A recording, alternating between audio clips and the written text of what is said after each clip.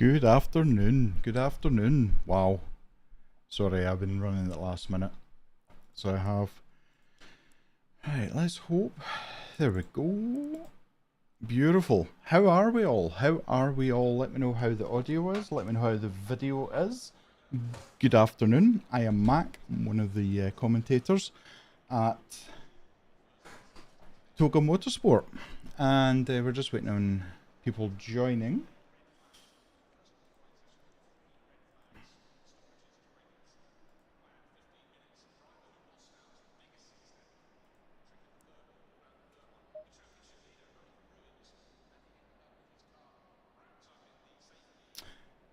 Yeah, so, no, hopefully that's not for me. Welcome to the live coverage of TOGA Motorsport Endurance League. I'm going to run through the standings with you just before we get started. Let me just see, why is that not showing up?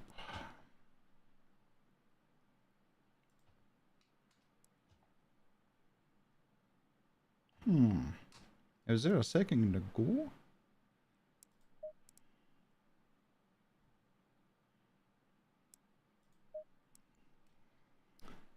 Let me know how everybody's doing. How's your weekend going so far?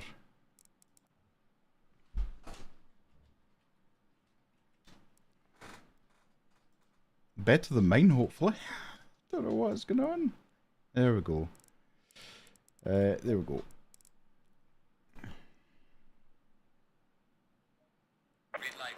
There we go. Right, so we've got free practice. We've got 15 minutes until we are off and running. This is 10 hours of Suzuka.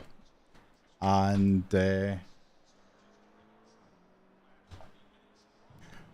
we are in for an absolute blast. So we are. Just get this all set up.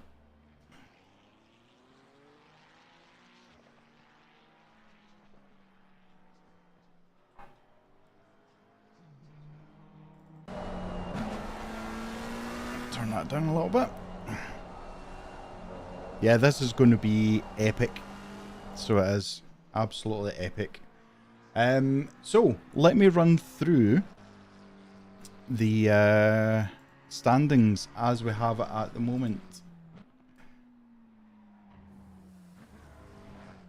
So, in first place with 197 points is the Cronjelands Esports with the BMW M4. Second place, we've got Stone Cold Racing. Oh, what a name. Also in the BMW with 173 points. P3 is Black Panthers, Team Alpha. P4, Wesset Racing. Number 5, we've got the Rolling Goat. Number 6, we've also got the Black Panthers. This is their Team Bravo. So, sorry, Black Panthers P3 is Team Alpha. Number 7, we've got the Yellow Submarine Squad. Oh, man, I remember them well. And also in P8 is the Yellow Submarine Squad. P9, we've got CM MSI Gaming in their Porsche with 130 points. And in 10th place, we've got the Yellow Submarine Squad again. So top 10, we've got 3 Yellow Submarine teams, which is amazing to see. Such a good turnout for this endurance event that we've got running, in fact. What I do want to do is just double check my facts before I say something silly. Let me just have a look. I believe... Yes, I'm right. So this is the last race. We've had 4 races previously. We've had 12 hours of Bathurst, 9 hours of Kyalami, 24 hours of Spa, and 8 hours of Indy. 10 hours today of racing. This is going to be good. So it is. I hope you are buckled in. I hope you are ready for what can only be described as a great way to spend a Saturday. So as I say, I'm Lantern Mac, mainly known as Mac on TOGA Motorsport. I'm one of 4 commentators in the team. I will be with you right up until about 4:30 today. And at that point, I will leave. I will have ran out of voice. I probably ran out of everything else. And my good friend and colleague, Ollie, will be taking up the reins from 4:30 until the finish tonight. So this is, I'm really excited for this. This is really, endurance racing is something that I think anyone who's a sim racer or anyone who's into real life racing, GT3, GT4s, endurance racing is where it's at. So it is. Now I have updated, I literally updated the liveries before I went live, so about 10 minutes ago, but unfortunately for some reason Yellow Submarine Squad doesn't look like it has loaded for some reason. Not much I can do about it now, unfortunately. It is what it is. But yeah, so let me know if you're rooting for a particular team or a particular driver, or if you're in part of the team and you're watching. Welcome in, welcome everybody. Please don't forget to hit that like button. Please don't forget to subscribe. And please, you can always become a channel member for £2.99 British pounds. And I think what we will do is we will start, if I can find it again, bear with me a second.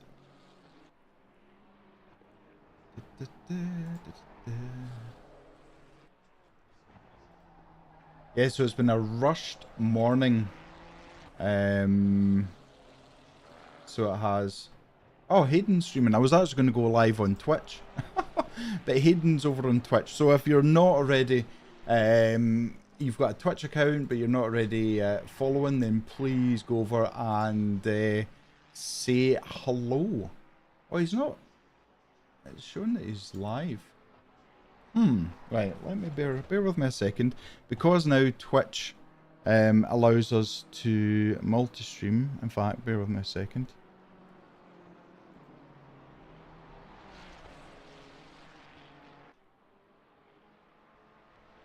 Oh, this is so bizarre. When you think you have everything set up and it turns out you don't. Let's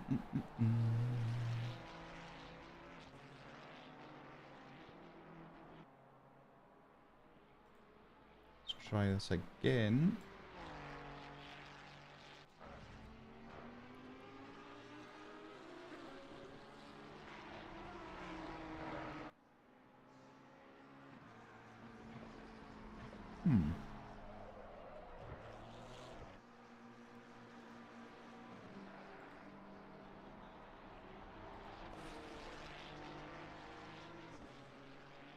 Yep, doesn't seem to be working for whatever reason. Anyway, so if you are a member of one of the teams and you're watching, please feel free to let me know. You can always pop into Discord for a chat and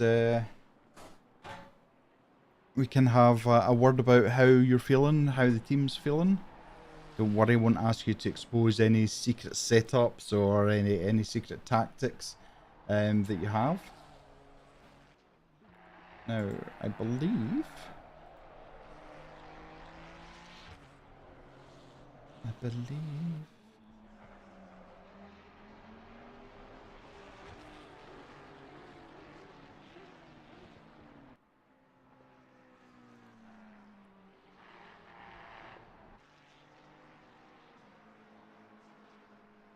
I am sorry, I'm just looking for the qualifying results. Let me see.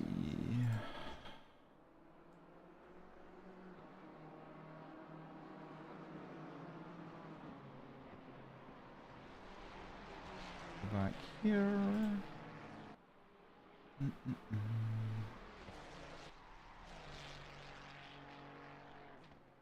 You've got to love the sound of the Ferrari 296. Just beautiful. Right, okay, I still don't see... I don't know if Hayden or anyone's in chat that can have a little look for me and see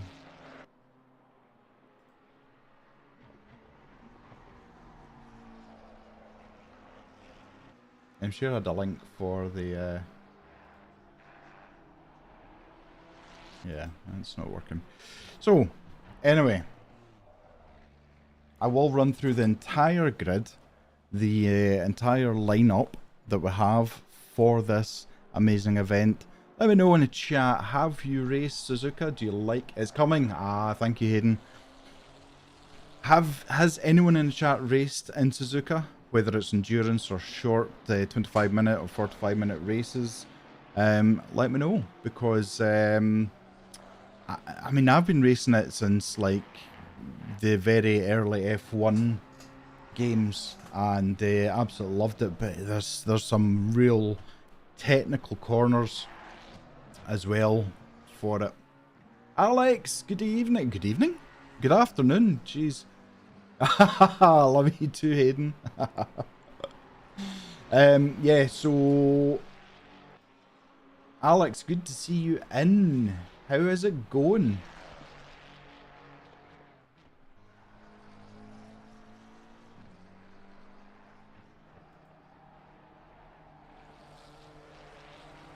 So,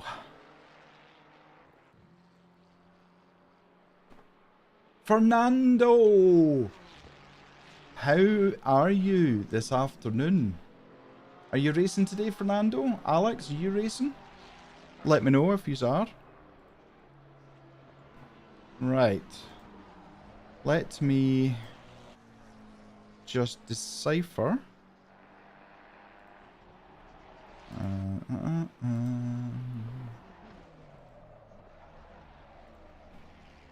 We've got the results here. I just need to go through each number.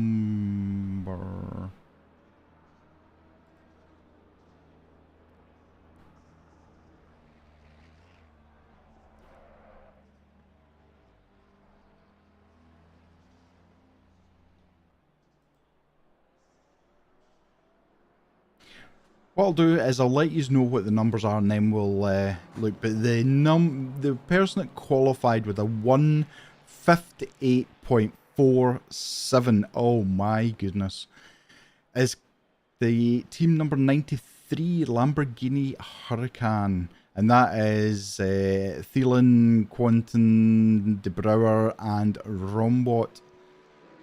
Number 2, who qualified in P2, the BMW M4, is Edvardson, Lindrup, Weiss, and Dittlefson.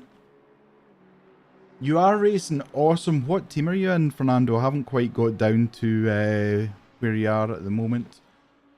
Leo, good evening. Why am I saying good evening? I'm so used to streaming TOGA in the evening. Good evening just comes out. Apologies, Leo. How are you? Go the Black Panthers.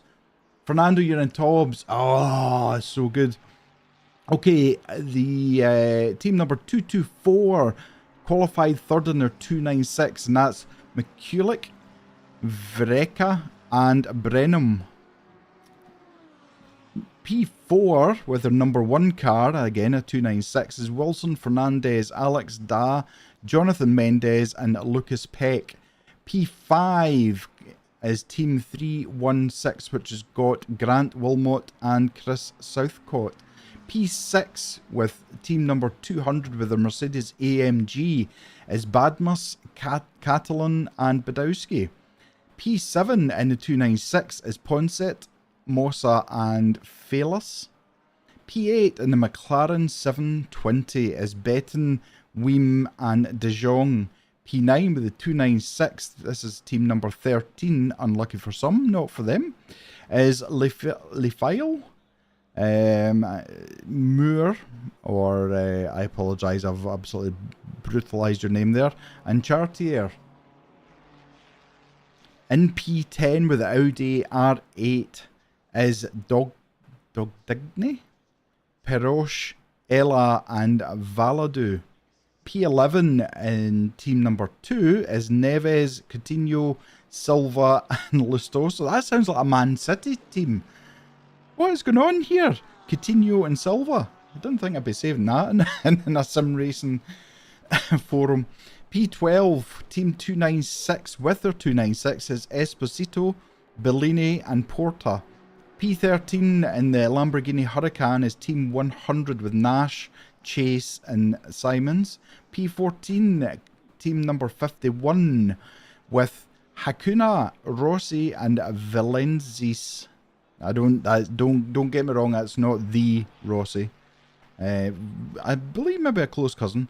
P15 is Team 43 with their McLaren, which is Tobbs, which is Kieran Chef, Daniel Stratton, and Elias Fernando. That's a good qualifying. P16 in the BMW is the 534 team with Lintvar and Baptiste. P17, no, quite convenient, is Team 17 with Henninger, Herzig, Kuss and Kubizil. P18 in the Porsche 992 is Team 319 with DeMarco and Comazetto.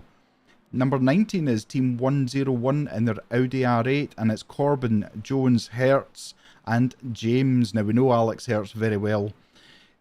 And P20 is a 532 team in their McLaren 720, and it's Hunade and Westera.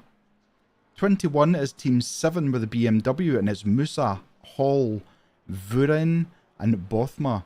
22 is Team 5, and they're Hennick, Landsberg, Farmer, LTR, Mouton and Smith. And 23rd is Team 787, which is Polemini, Fabrizio and Melia. Number 24 is Team 126, and they are Brown, Hopkins, Hall and Lenartis. 25 is Team 463, that's Burakovsky, Sven, Saka, Wright, and oh, I'm so sorry, I don't even know how to say your last name there. Odsisteyev, oh my goodness. Team 26 is treble 1 team is in 26 with the Aston Martin, Venter, Neville and Bullion.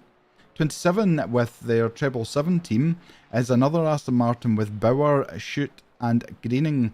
28th is Team 123, and that's McNair, Wilson, Smart and Rios. Team 95 is in 29th place with the McLaren 720, and that's Peters, Waltneil and Brussel. Team number 94 are in 30th, and that is Dendau, Samin, Stefan and Spines. 31 position is 533 team in their M4 GT3, and that is Dvorak and Gajdan. Wow, that was actually quite good timing. I'm actually quite surprised. So I'm sorry if I murdered your names there, but yeah, I tried my best. So I did. So let me quickly run through your starting drivers as well. I'm going to see if I can get a better view. So De Brouwer is in P1, Edvardson P2, McCulloch in P3, Fernandez P4, Willamot in P5, Badmus P6, Ponset P7, Beton in P8, Moyer in P9, Dogdigney in P10, Coutinho P11, Nash P12, Porta P13, Valensis in P14, Chef in P15, Lintvar in 16th, 17th place is Herzig, DeMarco in 18th with the Porsche, Corbin in P19 with the Audi, Hunade in P20, Musa P21, Heineck in P22, Polemini in P23, Lenartas in P24, Burakovsky in P25, Bauer in 26th, McNair 27th, Peters 28th, Dendo in 29th, Dvorak in 30th, Starkey in 31, Dismusk in 32, Eva 33, and Comazetto in 34. Now, if that doesn't deserve a like, I don't know what is. I genuinely don't know what is. Right, I am going to go grab a quick drink and I will be with you. We will have a formation lap and then we will be green lights. I will explain the red flag when I come back, but I do need a drink. So bear with me one moment, please.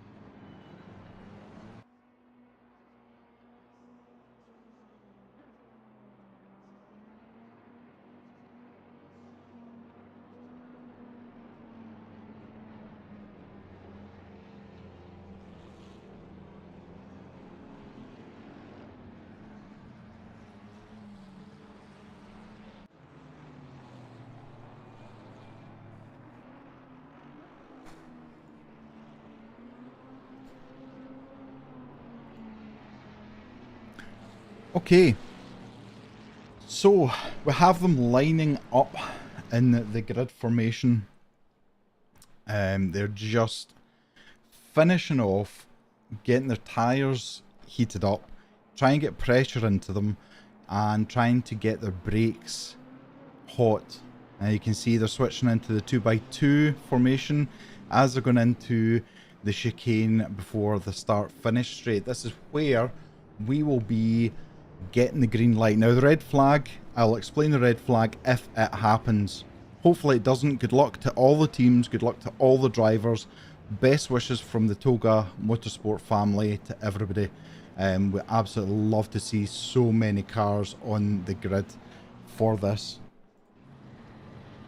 Now you can see just as they're lining up, they need to adhere to the 70 km/h speed limit, and they need to keep to the right and to the left as the starting grid shows. The lights are way down at the bottom. It just feels like an eternity driving down here, but we are on board with the Brouwer, who qualified P1, and we see the red lights. We're just waiting on them turning green, and we will be racing on. We are off. Great start there for the Brouwer, absolutely tremendous.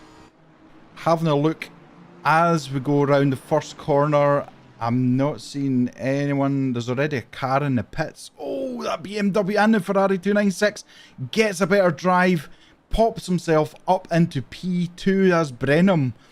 Beautifully snatched, and we see the Mercedes and the Ferrari beside each other as they're going round this section of circuit. Now that's beautifully done from Brenham to get up into P2. Better traction now. I don't know if his tyres are warmer. I don't know if he just got a better drive out the corner. And yeah, it's a good start. These two are still battling. Oh, both getting a little bit. Oh, no, there is contact. Contact between the two 296s there. And look at this. It's a battle going up into the slight right hand. Oh! Oh, no. Oh, no. It's absolute carnage. So it is. And there are just people falling down the... oh, my goodness. There's people driving into each other and everything. That's... look how close Brenham can get with his 296, but that Lamborghini hot out of the exit there, and a great drive down the straight. These three, a slight gap to P4 Mendes, and you can see they're just settling themselves down. No one is going to win in the first lap or the first corner, so you can see the 296 looking a bit... I think that was partly being aggressive and partly being defensive, both at the same time. But look at the drive they've got out of here now. Brenham all over the back of the Lamborghini. Can he get a decent tow down the start-finish straight? That Lamborghini is looking mighty powerful. But you can see he's starting to get the tow now, but it's not going to be enough. And he backs out of that just as we look back from Edvarson's point of view. Now Edvarson, I don't know, he doesn't seem to be getting as good a drive out as he seems to be. The cameraman, I don't know what's going on with the cameraman. I might need to sack him or something. I don't know what's going on here. Look how close that 296. And Edvarson's coming under pressure from Mendes in the 296 as well. So a two-way battle going on here at the moment. The top six are just over a second split between them. As we come down, everybody clean through there. It certainly is bunched up. Like I say, the top six are just off and running. Hayden, I don't know, is pit wall available? I think Wilson's looking for it. Again, look, the 296 and the Lamborghini. I don't know, I mean, there's two BMWs there, so it's not as if the BMWs are at a disadvantage or anything, but certainly they're not getting away as fast as certainly the Lamborghini and the 296s are doing at the moment. We have got 1, 2, 3. We've got 4 manufacturers in the top 6, which is mighty good.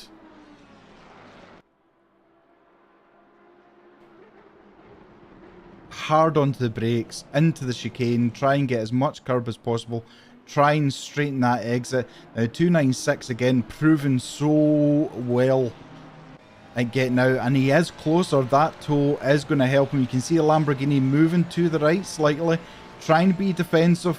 296 moves out, and they're side by side almost, but it's not quite enough. But certainly Brenham at the moment is signalling that he really wants to get past that Lamborghini.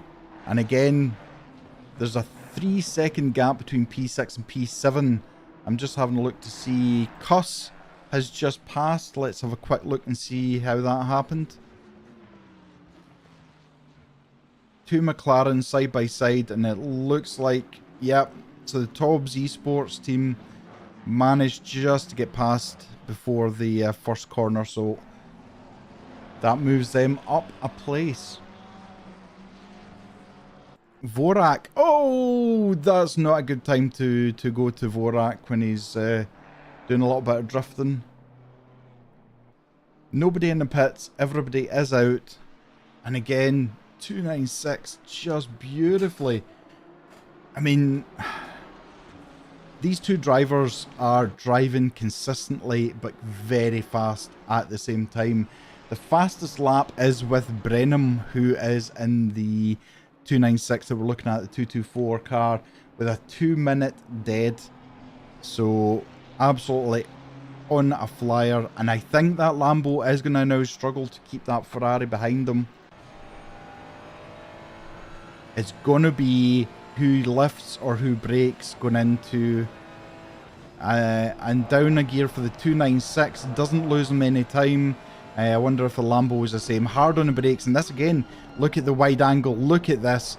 This is the racing line to take because of the absolute drive that they get out of here. Still so very close to Lambo, and again looking for that toe up the start finish straight. Lambo going very defensive just now. De Brouwer trying to make sure he's still first in there. Oh, that is so mighty close, and they're almost peeking up the inside there.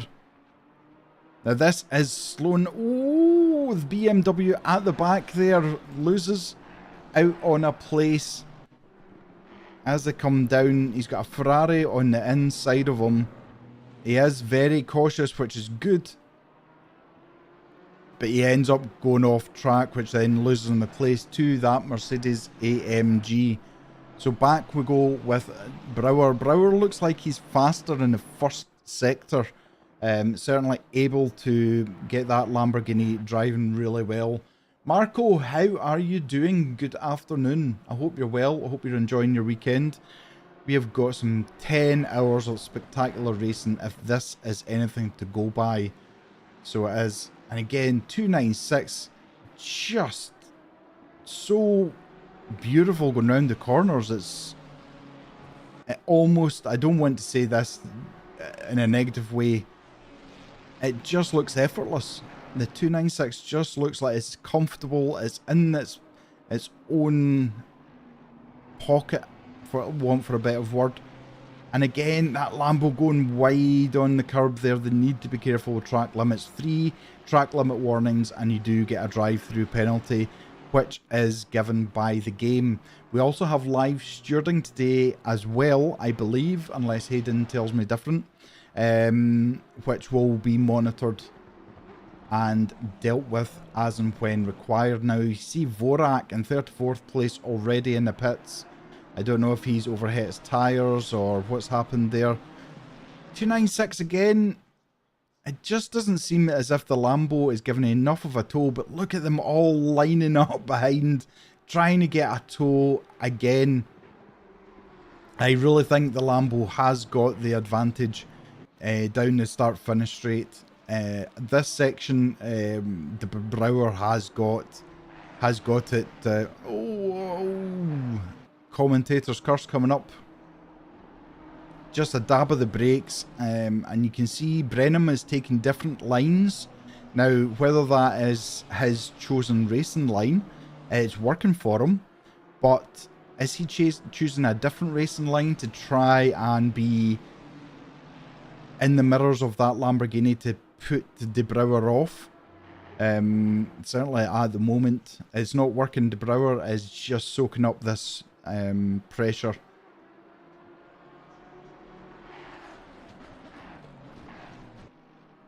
Looking further down, Hunedi has lost a place by the looks of it. Oh, okay. So side by side with the 296, but again, 296 then switches back with the racing line and the inside line, and just enough to get past. But he then loses on second place to the 296. So Hunedi having a bit of an issue, not losing just one place, but two places. Please remember, if you are watching, smash that like button for me. It really does help me. It helps the TOGA channel. It just helps out so much. So please smash that like button. It's much appreciated. I think... Oh no, Vorak is back out. Sorry, I was going to say I thought he'd maybe lost connection. Again, 296. That is a beautiful line he takes through there. It goes in wider to the right-hander, which then gives him such a better drive out for the left-hander. And again, these six cars absolutely staying in behind each other, try and get as much aerodynamic tow going down. And you can see there's a slight gap opening up between Brenham and Edvardsen at the moment. Edvardsen coming under a little bit of pressure from Mendes. Mendes has set the fastest lap with a 159.7. One of only two drivers to now dip into the 159s. The other driver is Moore in P7 with car 13. This is really great to watch, but you can see that the gap... So these two are fighting, but also pulling away. Now, I wonder if Edvardsen's attention's more drawn behind him now. Look at the 296 of Mendes there, sliding all over the place as it's coming through that right-hander. Again, Brenham taking such a wide line in there and getting a better drive out, but it looks like that was a slower entrance and exit. He's now fallen into the path of Edvardsen. Edvardsen all over the back of Brenham's 296. And he's looking, but he's, I think that's more a look to make sure Brenham knows he is there. This is tremendous driving. Oh, and Brouwer very wide. He goes wide every single lap. Again, he needs to be careful with these track limits. So he does. You just see that BMW popping out just to fill the mirrors, just to try and distract Brenham. And now Brenham's went from attacking to now defending, and you can see the BMW again. Brenham going quite narrow with that one. That's not the racing line. And again, he's wide there. He's going to lose traction. That is going to put him back more into the defensive line than into attacking for P1. That Mercedes AMG popping out for a look again behind Mendes. Badmus just making sure that Mendes is fully aware that Mercedes would love to get past. Now, again, endurance is all about being consistent, but it's also about looking after your tyres. There's a maximum driver stint of 65 minutes, unless that rule has changed. I'm sure I'll be updated if it has been. So, in theory, you can drive for a maximum of 65 minutes per stint, which means you don't want to be pitting in between the start and end of your stint, so you need to take care of the tyres. But if you're fighting like these top six are, your tyres are going to be overheating. They're going to be... pressures will be all over the place. Now, the Brenham has got a better drive out this time. I don't know if it was maybe a slip of concentration, but he just seemed very wide going into the hairpin and then slow coming out, which pushed him into Edvardsen. You now see Edvardsen is 7/10 behind Brenham, which gives him a little bit of breathing space. Now let's see how De Brouwer takes this exit, and if he He seems to struggle a little bit. I don't know if he's struggling with power oversteer, but he's very, very defensive now. Just moving over and then moving back for that racing line. Now this is where Brenham really shines with this chicane. This is his, I guess, that isn't the line he's been taking, so it's worked for him at the moment. He is right up in that.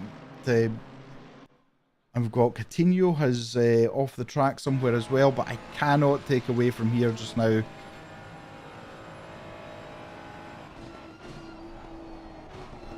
Closing up under braking as well. Little touch of throttle just to settle the car, and beautiful exit. Again, these two are starting to pull away slightly from Edverson in that BMW. Mendes is still struggling to get past Edverson, and it actually looks like Badmus has fallen into the path of Willamot in the BMW. So those two are now falling behind because they're scrapping for that P5 spot. Drop of the gear, let the car rotate, hard on the brakes, let it flow through, and look how close he is now. This is so very close, going up to the hairpin. Enough room left by both drivers. Oh, and De Brouwer it's a three-way battle. De Brouwer absolutely outbraked himself going into the hairpin, but that Lamborghini just enough power to stay ahead. A little bit of paint transfer there, but Edverson now smelling a chance. Edverson almost went from P3 to P1 in one fell swoop, and Brenham just poking his nose up the inside of that Lamborghini. He needs to be careful now because that BMW M4 is all over the back, and he goes side by side going in here now. Is this going to spell trouble? Oh, touch the brakes. Oh! And Mendes really had to get out of the way there, and that's actually lost him 2 places. He saw that Edverson had to brake, so there was no contact made. And look at the gap that De Brouwer has now got from Brenham. Brenham is now concentrating on his rear view mirrors and rear facing camera instead of forward. And Mendes, absolute nightmare for him. There was nothing he could do. He had to brake to get out of there, and yeah, he ended up going off and into the gravel, which then lost the places. So we went from 6 cars to 5 cars battling at the moment for this. Leo Silicotino, Ches, good afternoon, how are you? How's it going so far? Look, quite a good qualifying. Again, 2-car battle for P1 and P2 at the moment.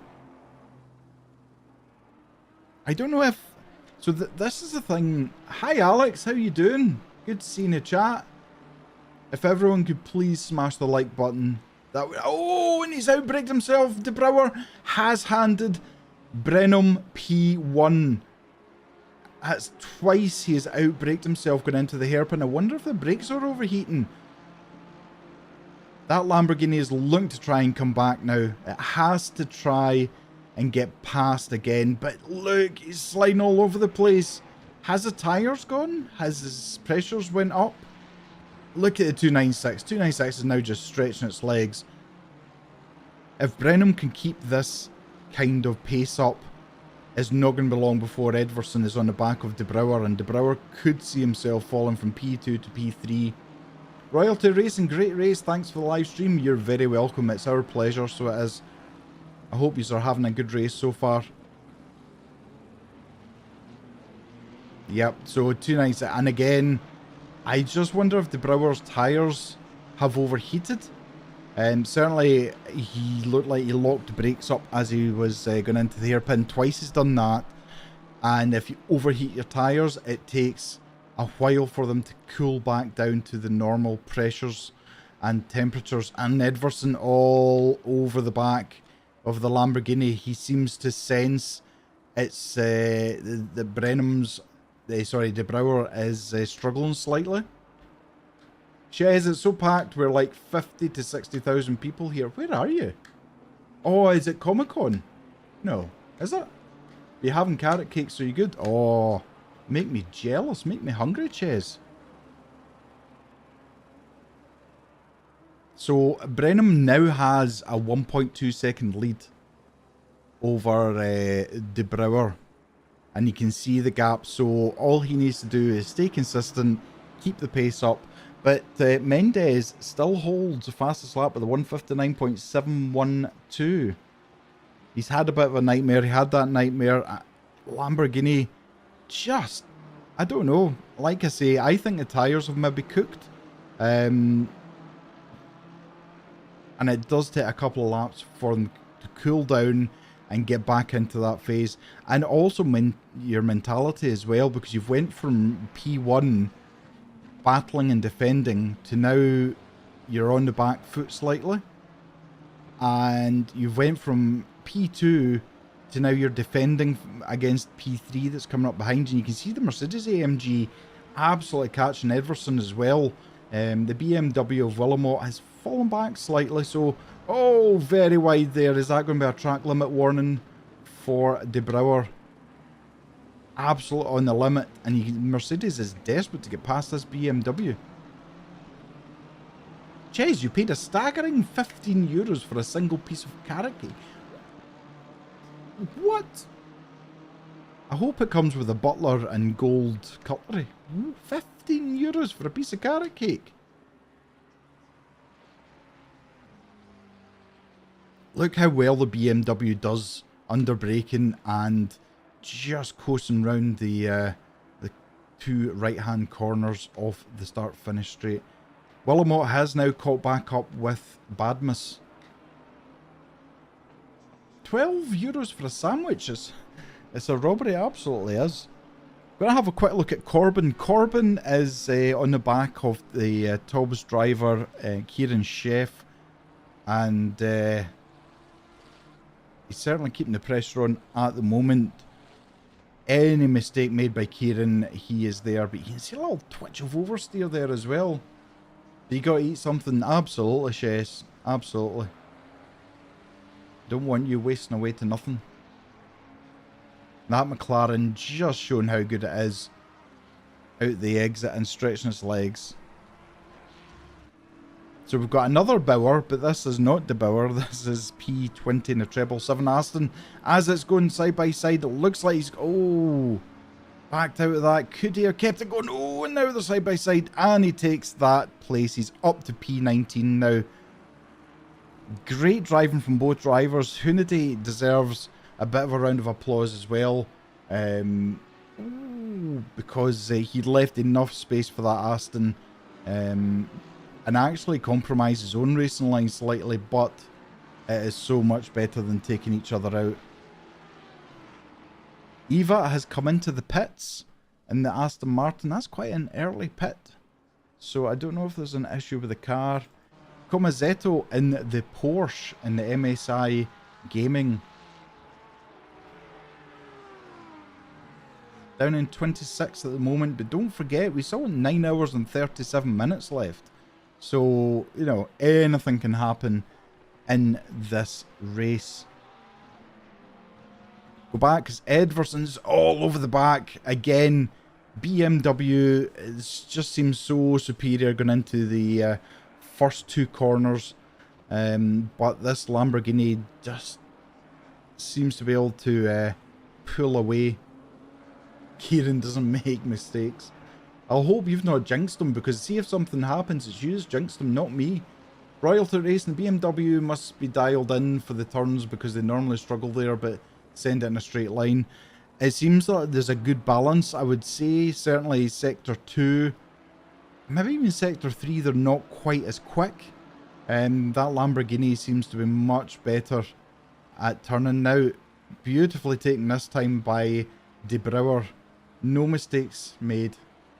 Ches, you always jinx him, he's used to it. You can see the gap, but that gap will close down again. It looks like De Brouwer's maybe got his his mind back to the job in hand. Now he's 3.1 seconds behind Brenham. Again, it's a long race, so it's not a case. This is not a 25-minute sprint where you have to be on your full power, your ultimate racing line every single second. As long as you're consistent, the consistency is what counts. Ches, you're going to head out to the convention again. Good luck all. Thanks, Ches. You enjoy the convention. Take care.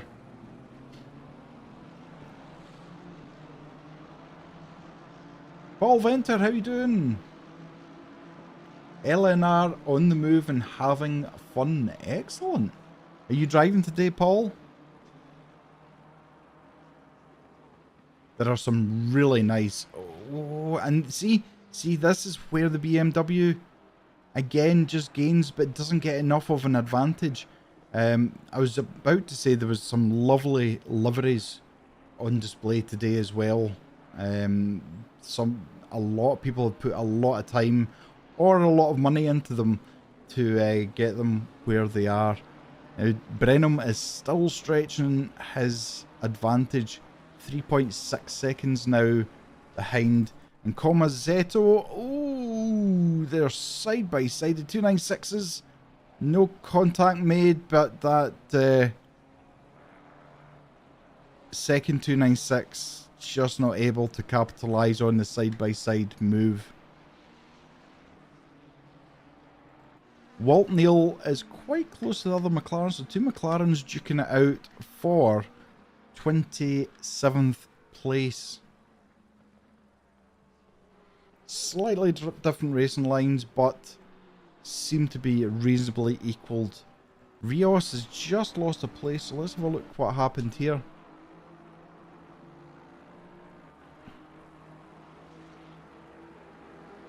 Two BMWs.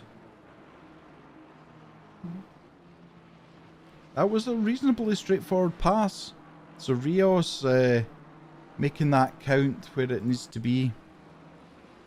Still, I'm going to have to speak to the pilot of the helicopter for that camera. It's shocking. Hard on the brakes, and you can see how much punishment the suspension is taking from all of the cars for those sausage curbs. Mercedes just able to hang on to the back of that BMW, but not quite enough to get alongside.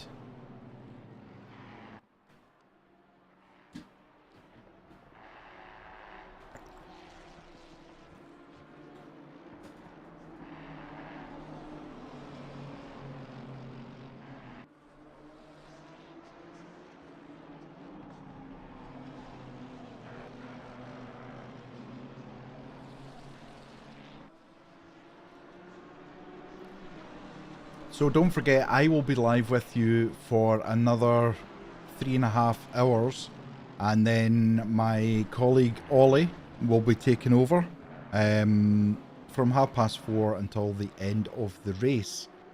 If you have any questions for me about anything really, but about TOGA or about myself, please throw a question into the chat. I'm happy to answer them.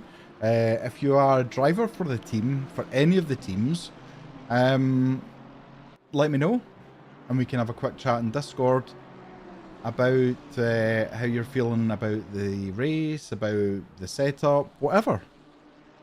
It'd be good to chat. And again, the Lambo using every part of that, trying not to get... Look how he's oversteer going out there. That is not the best way to get the best drive out of the corners.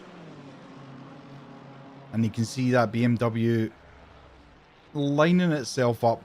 He needs to be careful though. He's got Badmus directly behind him. Ooh, he's getting a little bit squirrely on the curb there. Great, but the Mercedes pulling up well through the chicane. Look how evenly matched these cars are. And again, De Brouwer now having to go ultra defensive, which means everyone else is having to go to the same racing line to get the toe advantage. But look, oh, this is so close. De Brouwer goes, Edverson goes from attacking to defending within split seconds in that BMW.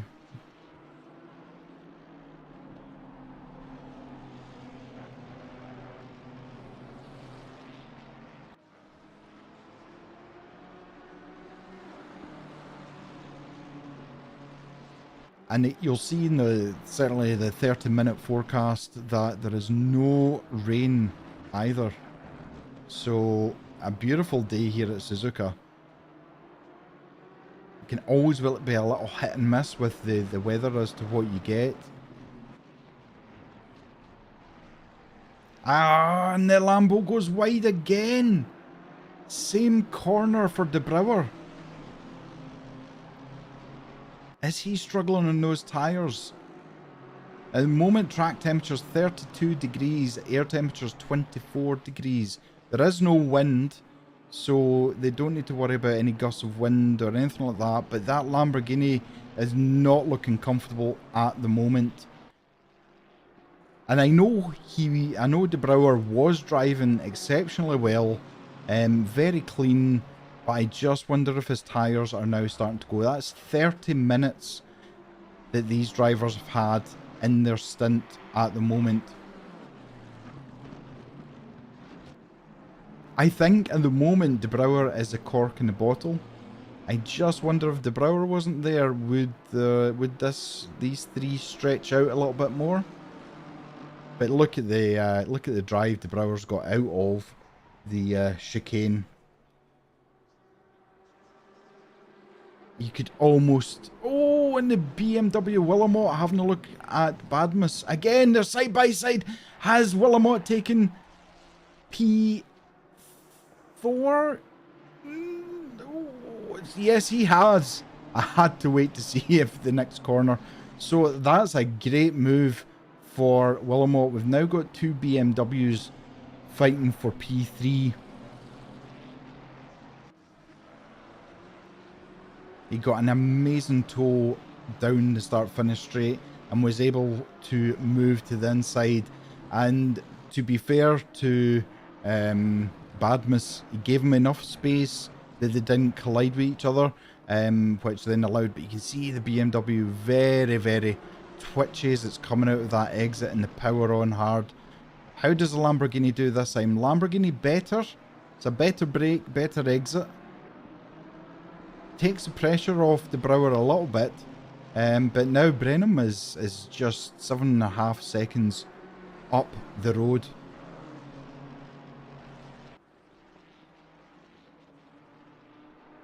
Badmus really coming back here. How much of a good exit can he get with that AMG? And I think we've seen, I mean, we're not using a custom BOP for the server, but our Winter Championship will have the LFM custom BOP on the server, so that is going to be really interesting. That starts tomorrow night as the first race of the Winter Championship, and it's a full grid that we have also.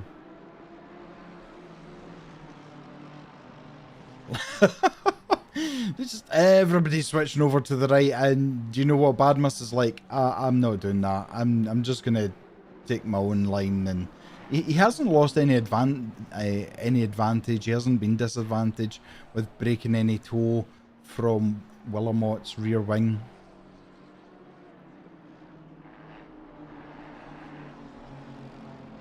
Brenham now 8.3 seconds ahead. Fearless in that 296 is again looking to try and get past Nash for P9 to get up into that illustrious single digit grid spot. Again, the Lambos are looking quite strong, I have to say. And we have a place been swapped here. Let's have a look here. McLaren and Audi. Oh, McLaren just a little bit deep on the braking. He will have the inside line, but it's not enough. The Audi of Dogney or Doggedy?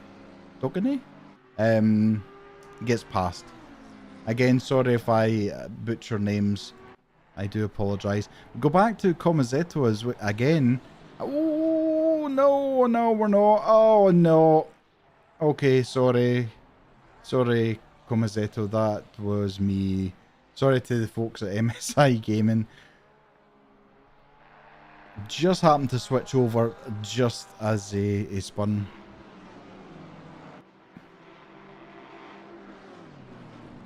Again, BMW closing up, but just not quite enough. What kind of drive can you get out now? Looks a bit better. Yep, that is a better drive out. A little bit of oversteer again, which you seem to get a lot in most cars. And again, De Brouwer having to try and break that toe. And, oh, there's a little bit of back and forward going on there. Able to close up again, but De Brouwer probably is quite confident that the Lambo can stay ahead. Certainly from here to near the end to the... Oh... Saying that, maybe not this time. And again, this has bunched everybody up. Moore, who was in P6, or who is in P6 in the car number 13, was a bit of a distance back, but he's now caught this pack as well. And Willamot really having a look this time, trying to force an error. Knowing that at the moment he is on the attack for P3. How does De Brouwer do? And De Brouwer this time? Yeah. Nicely round. So I don't know if the tyres have calmed down or what's going on, but he certainly seems a lot bit more confident, a bit more comfortable in the hairpin.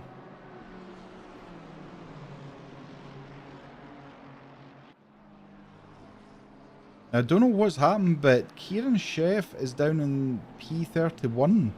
I don't know if there's been an issue or there's been an incident. And we have Coutinho, who's in P12, all over the back of the BMW with that 296. Is he going to try and get it done? No, he has a look. Fills the mirrors. Linkvar just able, but coming down here, look at how close they are.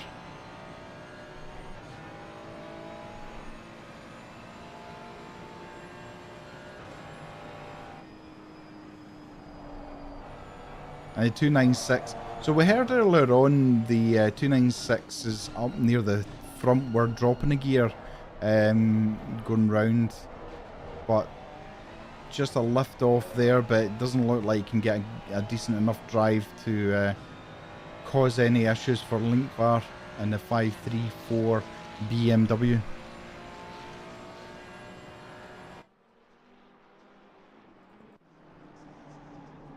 And again, no change at the front.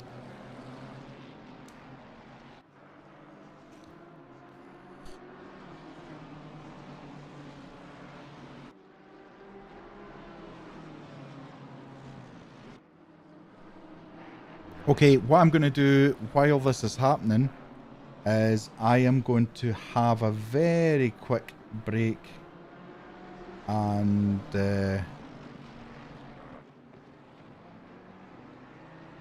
see. Sorry, I was just looking for. Ah, there we go. So what I've done is I've set the camera to automatically go to whatever battles is going on at the moment. So I'm going to go for a very quick break, a 5-10 minute break, just stretch my legs, my back, and I will be back very, very soon. Don't go anywhere. Yes, absolutely, B3 simulation.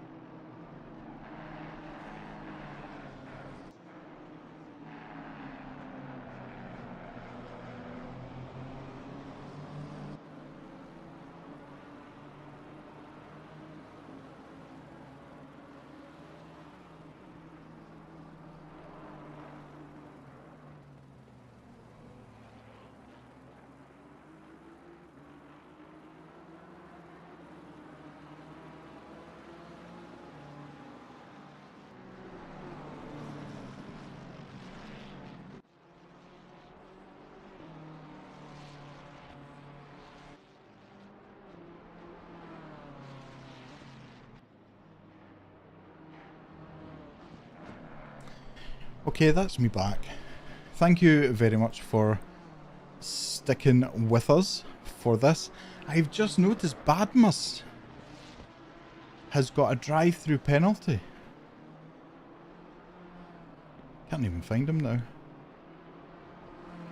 Badmus has got a drive-through penalty. That must be for track limits. He will be devastated by that. Suzuka, although it's not the longest pit straight, it's not the shortest either, so this is really going to hurt the Wesset Racing.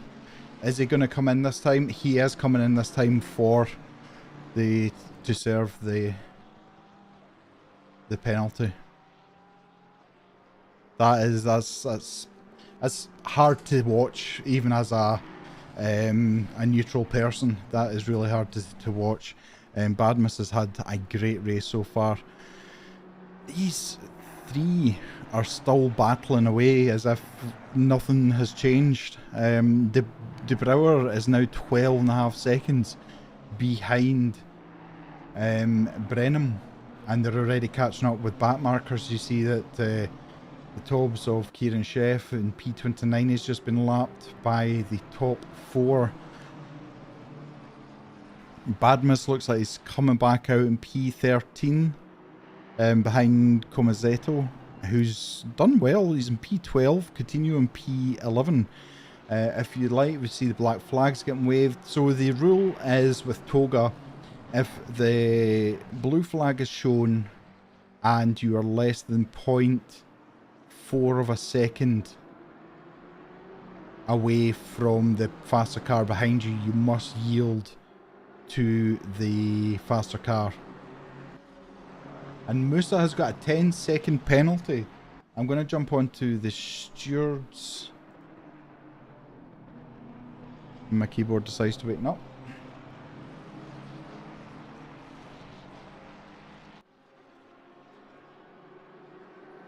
He's got a 10-second penalty, so I'll have a look at the stewards and find out what that was for.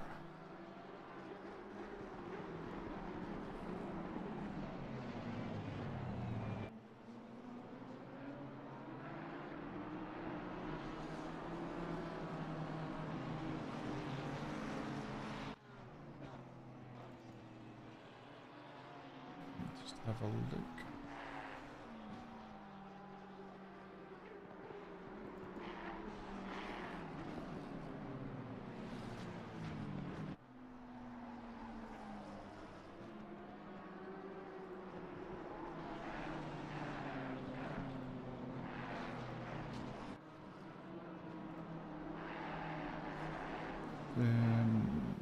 Steward spreadsheets. Stewarding. Endurance. 10-hour Suzuka. Okay, so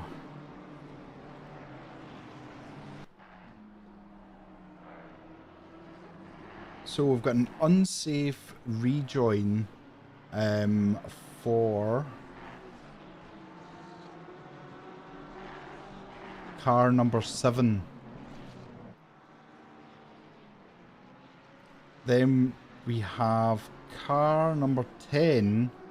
Doesn't leave space for car 531, goes off track, then collides with 277, unsafe rejoin. So it's a 10-second penalty.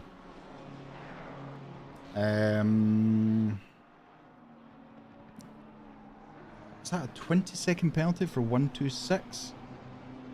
Let me have a look at 126. They must have served it, possibly.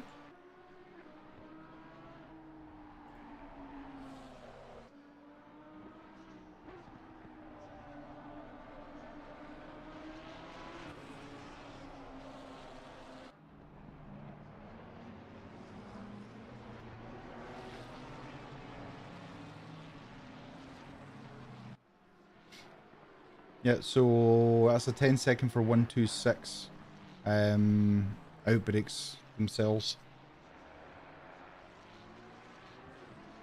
And you can see Musa has got a penalty as well, 10-second penalty also. So as I say, we've got live stewarding who look after the events, and they do an absolute thankless task. So I have to say a big thank you to the stewards.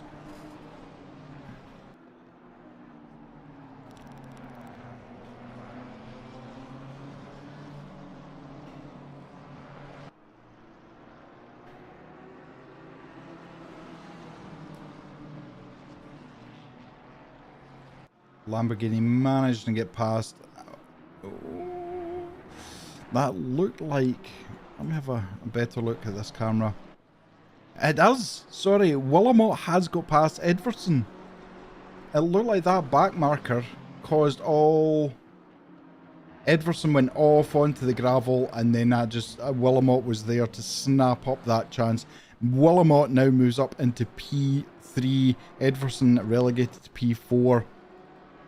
Willamot and the Stone Cold Racing. Now, don't forget this team is in the championship running, so that will help them absolutely no end at all. But Edvardsen, yeah, the back marker, it wasn't the best place in the world to meet a back marker, but the back marker stayed out of their way. It just Edvardsen ever so slightly onto the gravel, slowed him down enough that Willamot was then able just to slot in. Moore has got a 20-second penalty in P5.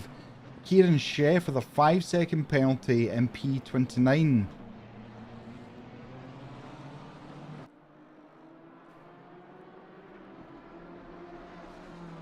So Moore is car 13. Okay, so right, okay, so there was a coming together which then caused another car to lose places.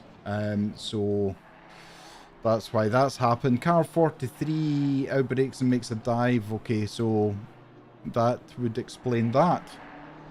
So this Mendes, I mean, Mendes must be quite thankful, because that's basically a free place that he's gained just from that alone.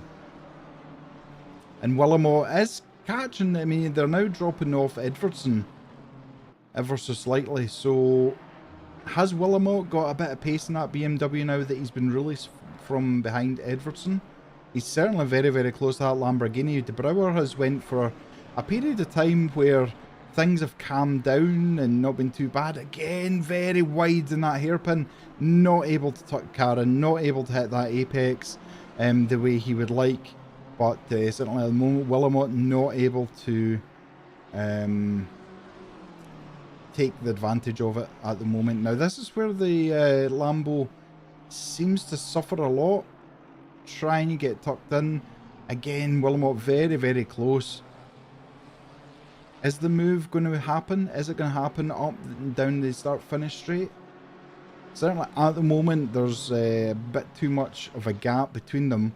But you can see he's just tucking in. That Lambo is so small in comparison to the M4 in height. You just wonder how much of a tow you can get from the Lambo when you have a bigger car like that. Oh, Willamot a little bit heavy on the curb there, but it doesn't hamper him. Looking just to slot in there, and Edvardsen's certainly looking to try and stay behind him as well. Very, very close. Willamot, oh, he went to looking inside, and the Lambo just had the door closed a little bit more, squeezed him, and they had to go to the outside of the track again. So the Lambo really under pressure now. De Brouwer has had his battle so far, and we're only the first hour into the endurance race.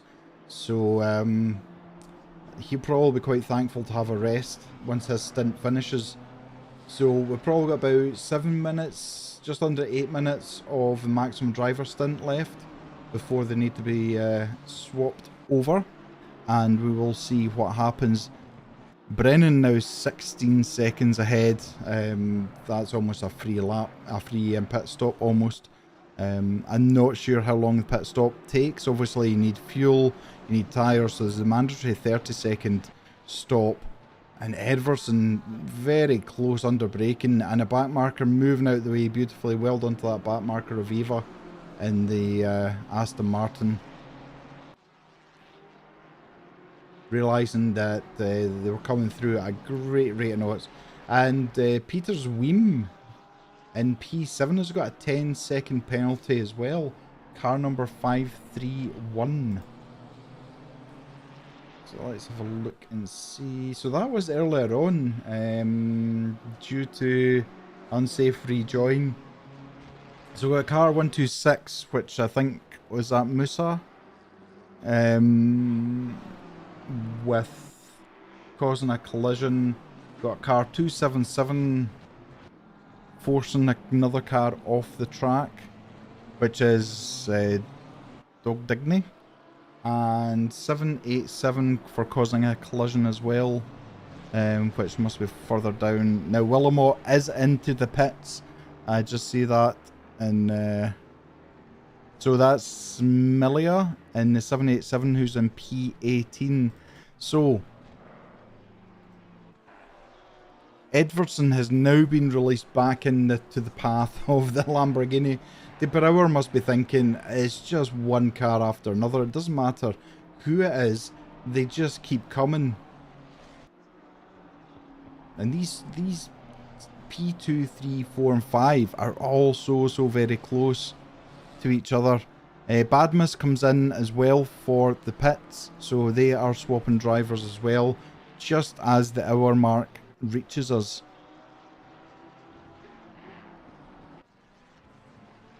No sign of Brenham pitting at the moment. Mendes still with fastest lap with the 159.712. And don't forget, when your driver stint's finished, you basically, again, the Lambo's so wide coming out that exit of the hairpin. But yeah, so when your driver stint's finished, you obviously hand the car over to your next driver, who then has an absolute tank full of fuel. So there's Fearless with a 10-second penalty in car number 10 as well. So Fearless in the number 10 and 531 car of Weem, Peter's Weem, both getting 5 seconds penalty each. So that is all the contacts at the moment that have been noted by the game and by the stewards. Very evenly matched. There we go, and Edverson into the pits now as well. That now releases Moore into P3, who's got the 20-second penalty. Now that is going to put them quite a distance down. That's given them a 50-second pit, not including going into the pits and exiting the pits. So it's going to be well over a minute of a pit stop for that. So Edverson just dropping down the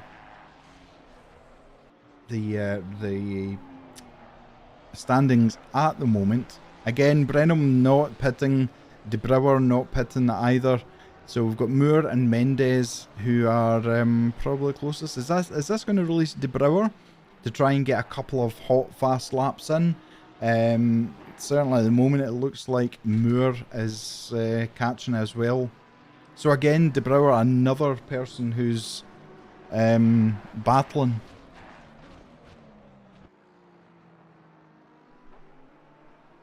So he must just be sick of seeing cars coming up behind him. I mean, if it's not a BMW, it's a 296. If it's not a 296, it's a different BMW. It's just, he's done so well. He's soaked up all the pressure and just continued. And you can see Colmazetto is going to be, twitchy by the 296 of Moore. Now, where are they going to come up to Colmazetto? Is it going to be the hairpin?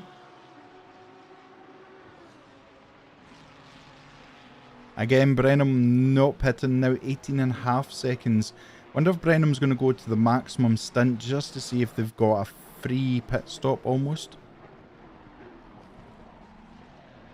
Yeah, Colmazetto is still a bit of a distance away, so Mendes must be looking at that, being quite happy knowing that technically they've got a free gap, a free place that they've just gained. And the Audi just coming out behind, so that's Corbin in P23 just coming out the pits and making sure he stays right to allow the faster cars through. Some great driving there. So we've got Westra, Dindau, Heineck and Dismukes in the pits at the moment. So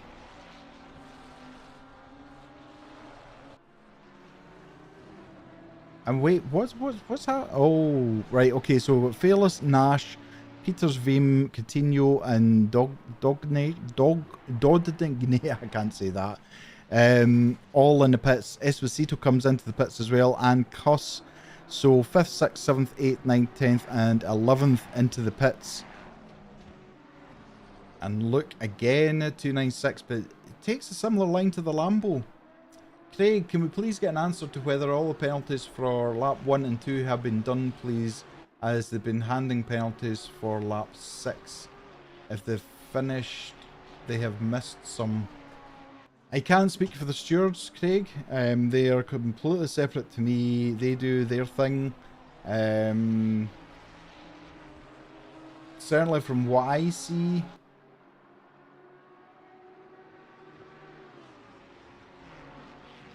the first 15 minutes, no one is responding.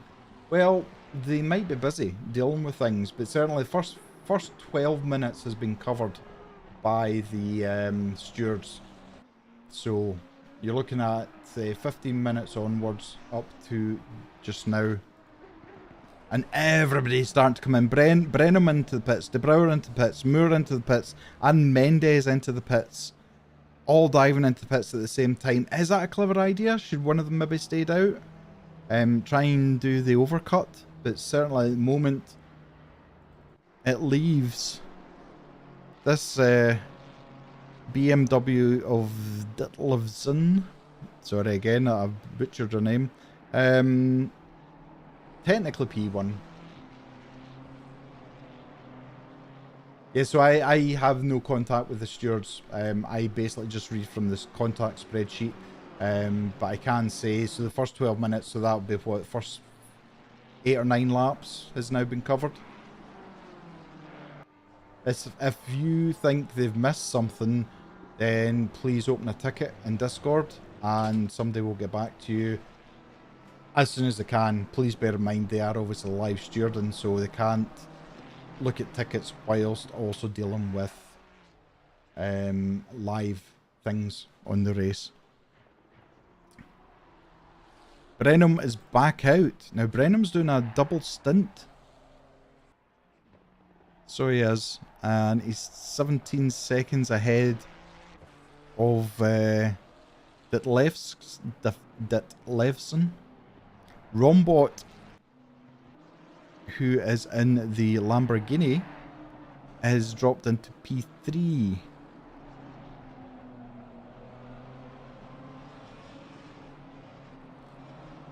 Now,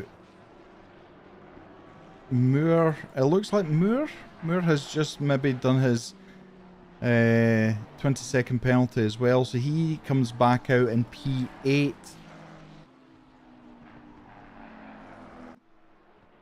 A little cluster of cars coming up here.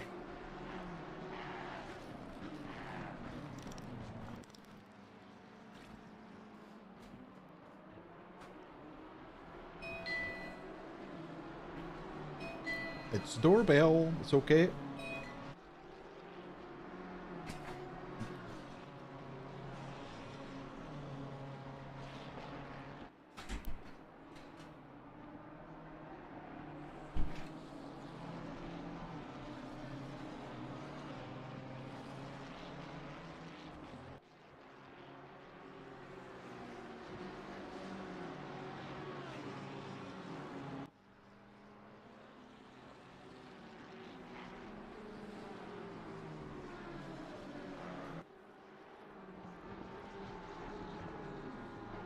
In fact, it's actually changed. So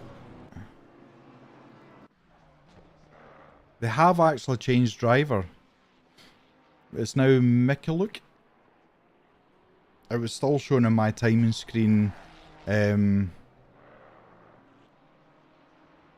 of Denim, so my apologies for that. But still 18 seconds between them. Look at this squabble of cars. Some of these are back markers and some of these are not back markers, so yeah, you see the 296 just moving out the way, just allowing Southcote and Peck all to get past. Now, different drivers, same cars. Do we see any difference in driving styles, or because this is the thing about endurance racing, you have to have a setup that meets everybody's criteria or everybody's driving style as best you can.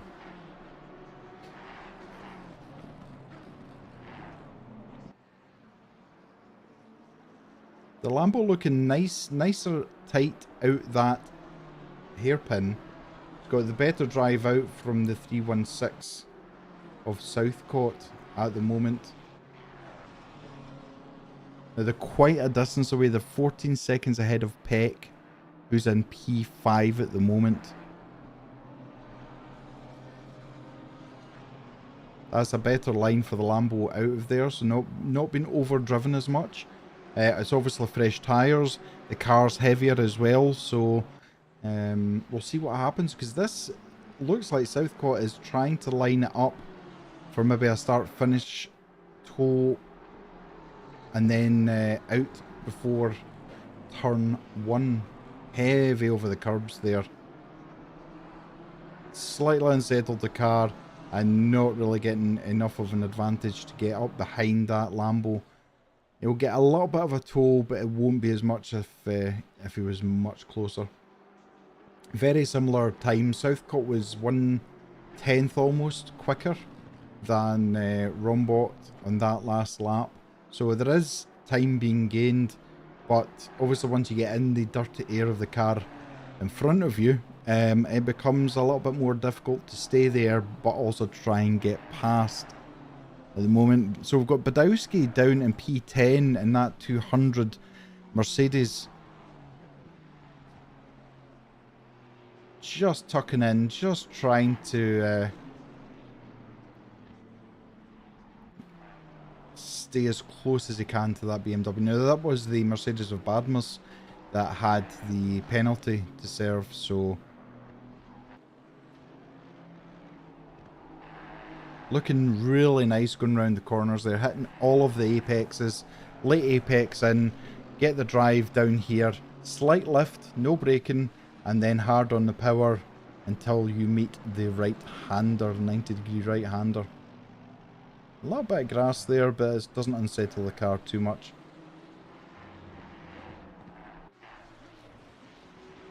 Not really catching as much as he could. Down in 27th, we've got Moffat in the Aston Martin, who is very, very close to Samin of the 296 and 94 car. So Sim Seniors Endurance Racing. There you go. That's an amazing name.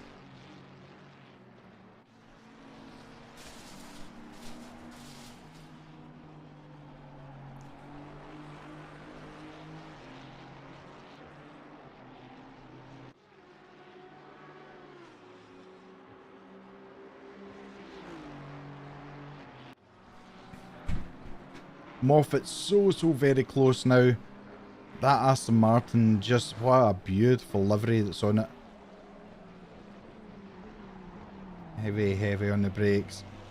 Tight in, and it actually looks like they've got the sister car behind them as well, of Brown, who's very, very close as well. Now, is there any tactics going to be used, team tactics here, to try and get past 94 car?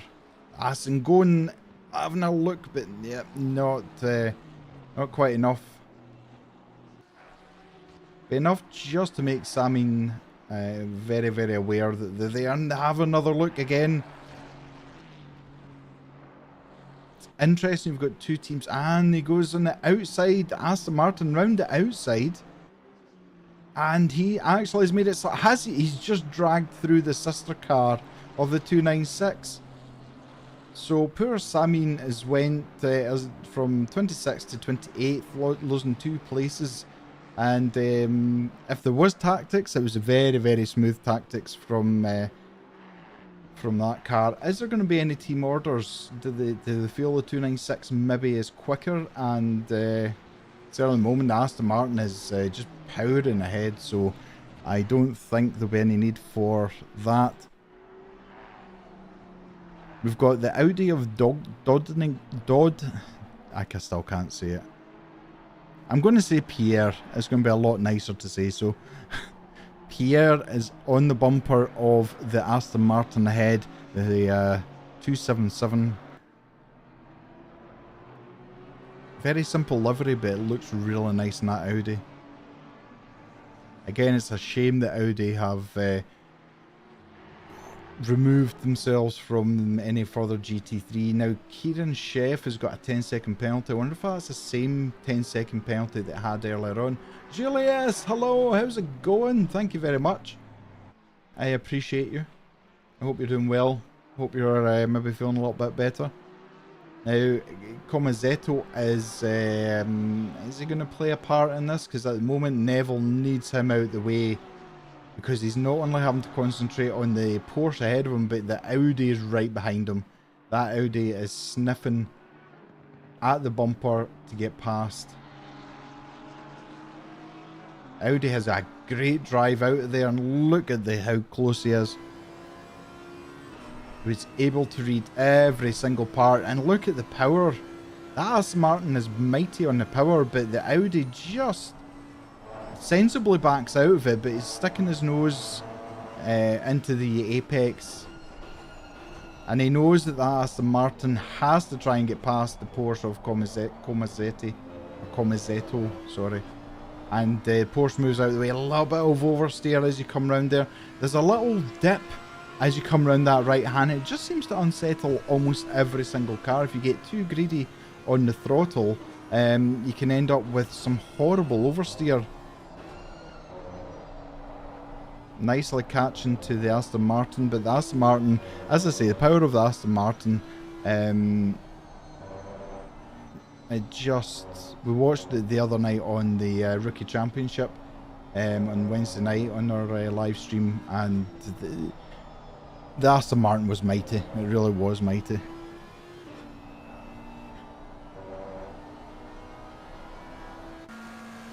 So we're on board with Pateron now, who is quite close to Peck. He's about 5/10 away from Peck at the moment in that fastest 296. That car still holds the fastest lap of the 159.712. The only valid lap that is under the 2-minute mark at the moment. Still no change in the weather, and the temperatures actually went up slightly. The track temperature is now 33 degrees. So obviously that needs to get factored in when the drivers are sorting out the tyre pressures for the next driver in the driver stint. And obviously once it gets past midday in the afternoon, it's going to start cooling down again. So that again needs to be factored in also. So it looks like Moore is doing a double stint in the car. It looks like at the moment they're about the only one doing a double stint in the top 10.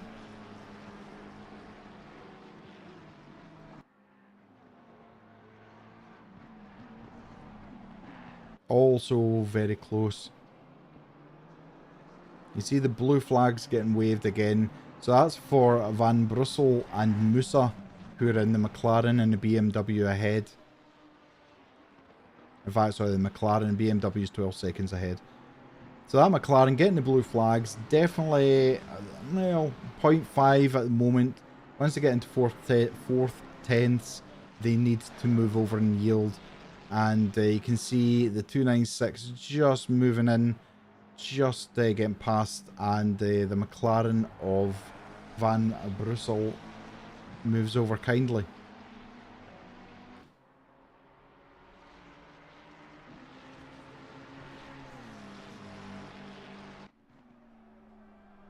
everything has kind of settled down at the moment. Mikuluk is 19 seconds, so again stretching their legs over the BMW. That team seems to be doing it really well at being able to pace themselves and continue to increase. And again, the more they increase, don't forget 10 hours, so we've got 8 hours and 40 minutes left. The more they increase the gap, the more they end up with almost like a free pit stop, which is a huge advantage. And you can see the 296 going side by side with the McLaren. Both drivers leaving just enough room as they come round. Now the 296 is on the outside line. McLaren's got the inside line and tucks back in behind the McLaren. McLaren then, again, 296 try and go on the outside. Moore desperate to try and get past the McLaren. Very, very close. I'm probably just setting up for the drive out of the hairpin to try and get past.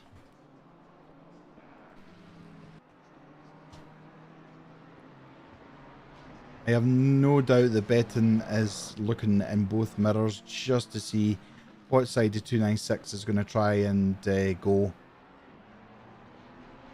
Again, the McLaren good on the exit, good drive out the exit, keeping enough of a gap that Pateron, if he is going to try and get past it, it's going to have to be an almighty dive. Again, blue flags getting way for Van Brussel, and the McLaren Nash coming up behind him in P8. 296 closer now, and is Moore going to try and get this done?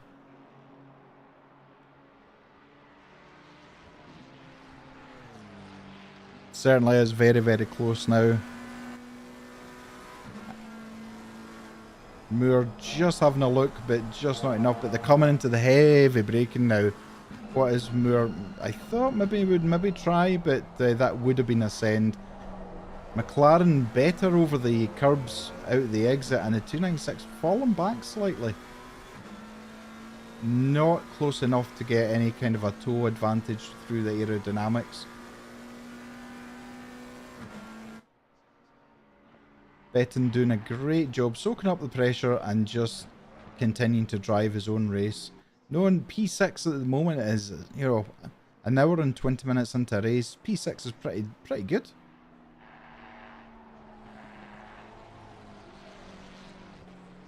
Got a battle further down in P28 for Ed Brown, who again is in the Sim Seniors Endurance Racing team.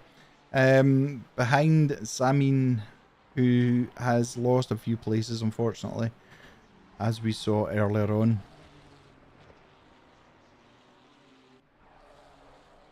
A bit of puff of grass and gravel there into the face of the 296 of Brown.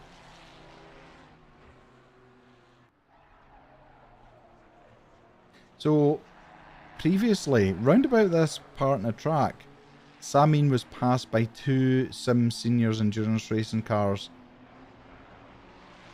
and is currently got another one on his outside and gets past. That was beautifully done, beautifully driven, and I have to say Samin was very aware and gave enough room. And that's what we like to see at TOGA. We want to see safe racing. We don't want to see dive bombs. We don't want to see people just moving under braking. Yeah, that's a beautiful move. Well done to Brown and to Samin as well. Got Kieran Chef here in the Tobbs McLaren behind the Aston Martin of Neville. Now, Kieran still has a 10-second penalty to serve, which will be served at the next pit stop, but very, very close to that 777 Aston Martin. But the McLaren, unfortunately, no match for that power and grunt and torque that the Aston Martin absolutely throws out of its exhausts.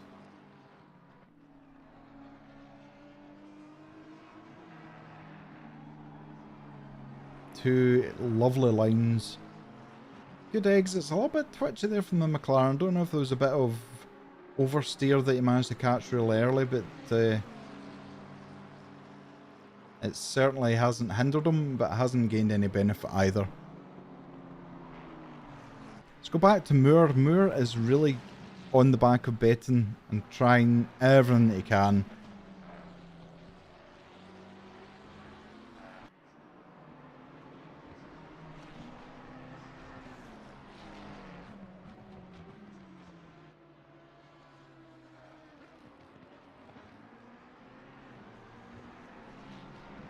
Rick, good afternoon. The Y is not pronounced as an I, but as an EI. Samin? Is that better? Samin? My apologies. Pass on my apologies to them. I'm not always great with names, so yes, I do apologise. Rombot in P3 at the moment. Now we did see that the BMW ahead of him had the advantage in the first couple of corners, but the Lambo was pretty good on the tight right lefts after that. So can they creep up on that BMW? Fighting at the moment for P2.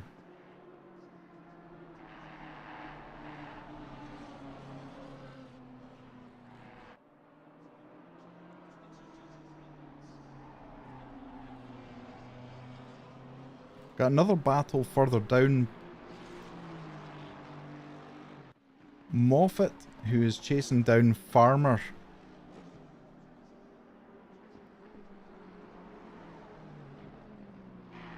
It's so good to see Aston Martins fighting the way they are.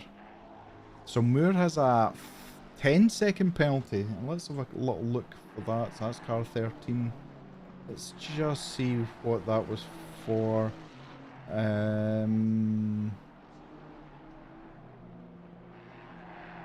Right, that was from earlier on.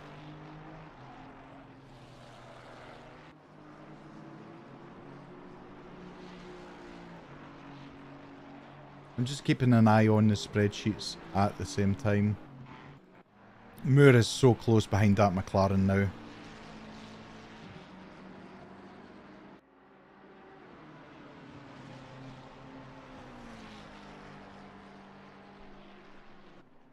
Now, if he just gets a good enough exit out of here, he could really be causing some issues to Betten on the start-finish straight.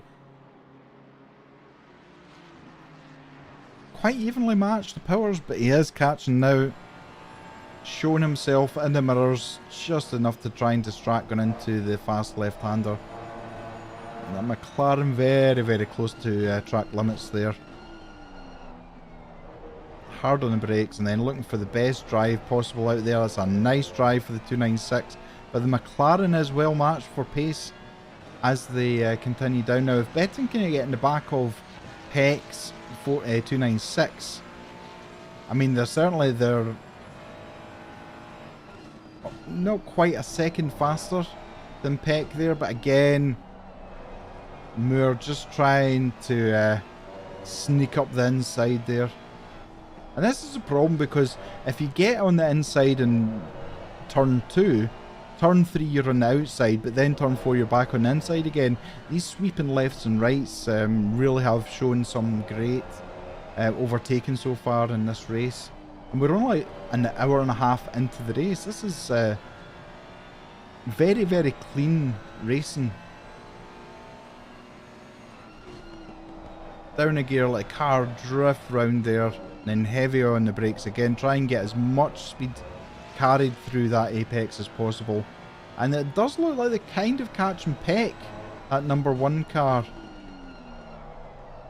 Just trying, yeah, that's a nice, it's still a little bit wide from the apex, but that's a nice racing line from Julian.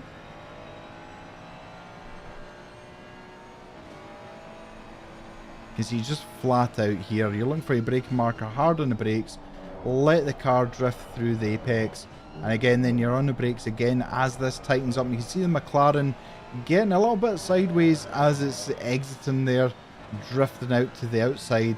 Now the 296 seems to be getting a toe. It needs... Are they going to make a move here? Are they going to make a move? Out to the outside, inside he goes, and it is made. Yes, he's got past. Moore up into P6. Trying to get as far ahead as possible so that 10-second penalty is nullified, really. But again, Betten is not going to have this lying down. He will want to try and come back on that. As we're talking, Rombot is really closed up to the BMW of Ditlevsen.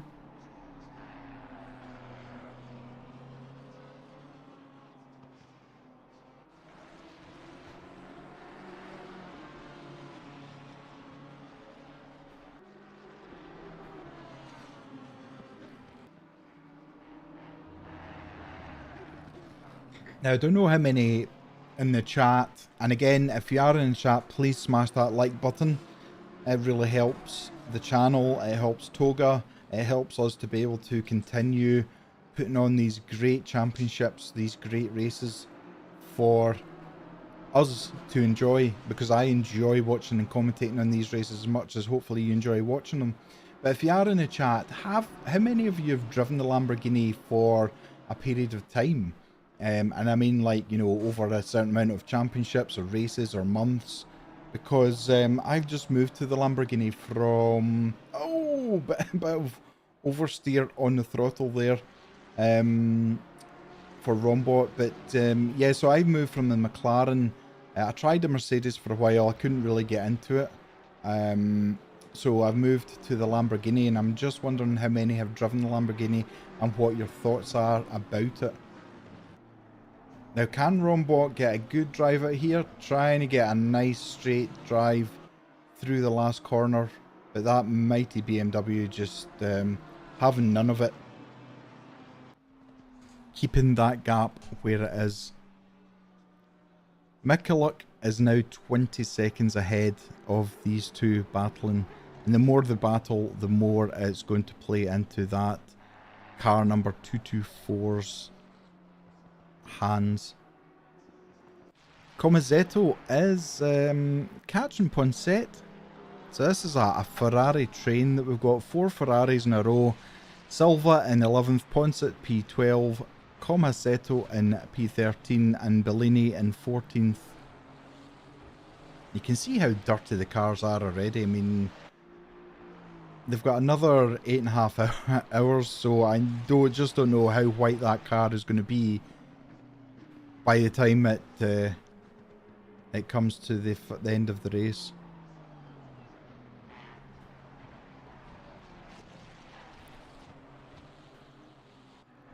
It's all a bit of a stalemate, the 296s. Obviously quite well balanced cars.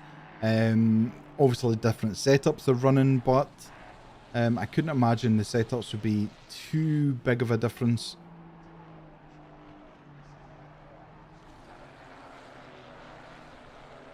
Rombot is right on the back now. He was literally... Look how close he is. Is it going to try and get this done before... Well, certainly... Very close. And I think that BMW gives better toe than what the Lambo does if you're behind it. Both beautifully through. And again, a little bit on the curb, but just within track limits. Oh, and he's going for it! They're side by side. This is not what you want. Both cars absolutely side by side as they go down the start finish straight. Now this is an out and out drag race between the BMW powered BMW and the Lamborghini. It looks like, has the Lambo got it? Oh my goodness, these two still fighting. Look at this. This is side by side. Now, this is where I was talking about how you go from the inside to the outside, but that Rombot car has now passed. Let's have a little look back here. We just missed the chicane there, but they were side by side. I thought it was a brave move under braking, but I have to hand it to Ditlevsen that he left just enough space. That looked closer. But obviously the camera angle makes it look even more close. But that was beautifully driven. Rombot trying to just get away from that BMW now. Try and make some headway into that 21.5-second gap to P1.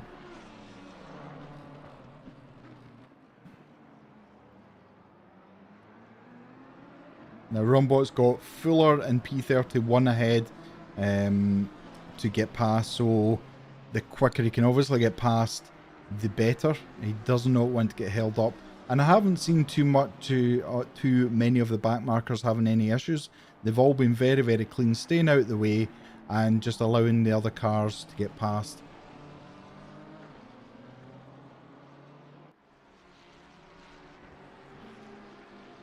And as I say that, beautifully done by Fuller, just to let them past.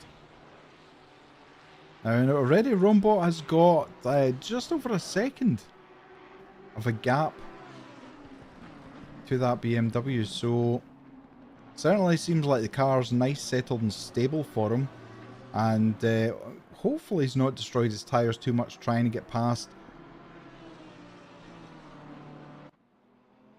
These cars, any car going down here looks as if it's doing like 20 kilometers an hour when they're actually full throttle and absolute full revs.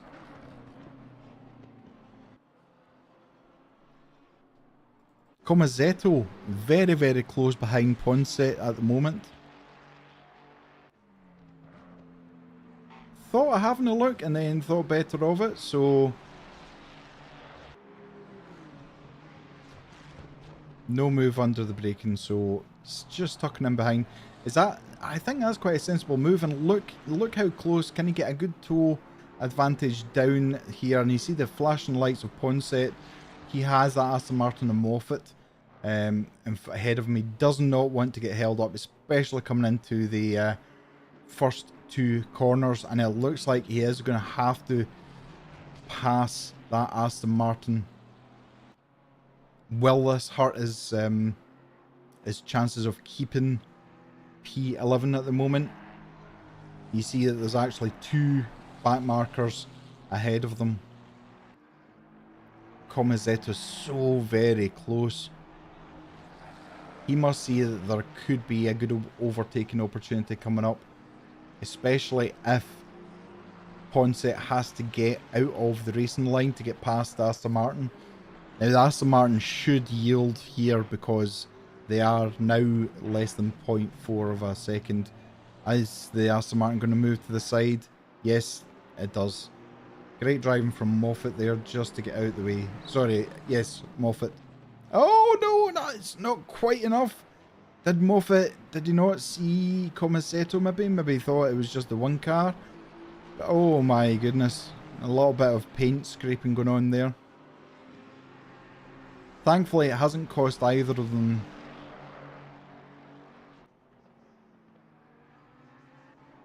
Gonna have a quick look at the stewards spreadsheet just to see. I'm sure Comazetto just got another penalty there. I could be wrong. I have known to be wrong in the past.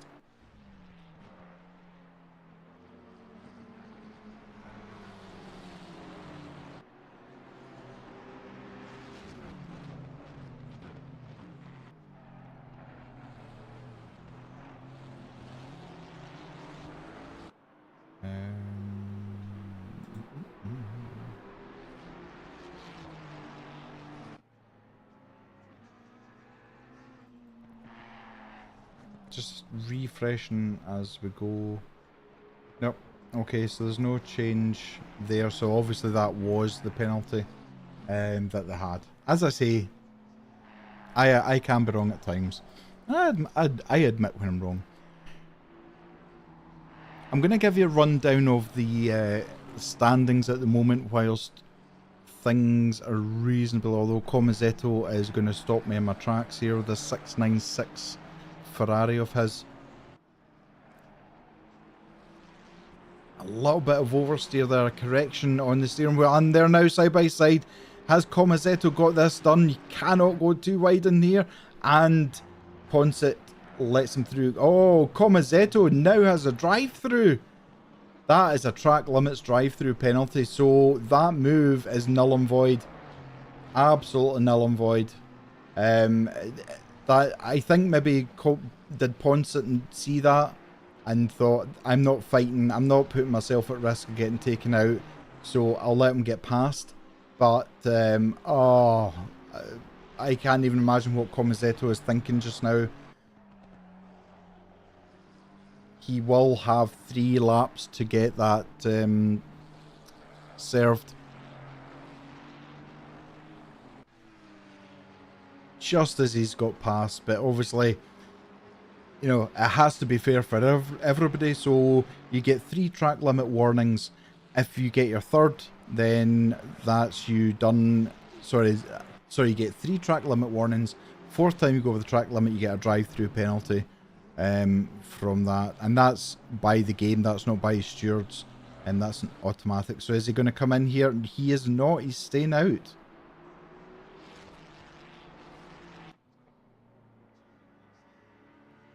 This does mean he's going to come back out into probably quite a lot of traffic. Let's have a look here at Jason Farmer in the Team LTR in that green Ferrari. Just having a look down the inside of the McLaren, but Van Brussel not having anything of that at all. That's a really nice livery for the LTR team. Now they have got they've got a faster car coming up of Silva in that purple Ferrari, so once Silva gets within 0.4 of a second, they will need to move out of the way. Now, is that going to harm Farmer's chances of getting past this McLaren? Because he's so very close.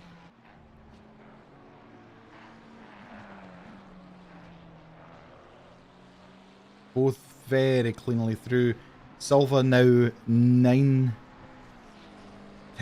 behind and catching very quickly now.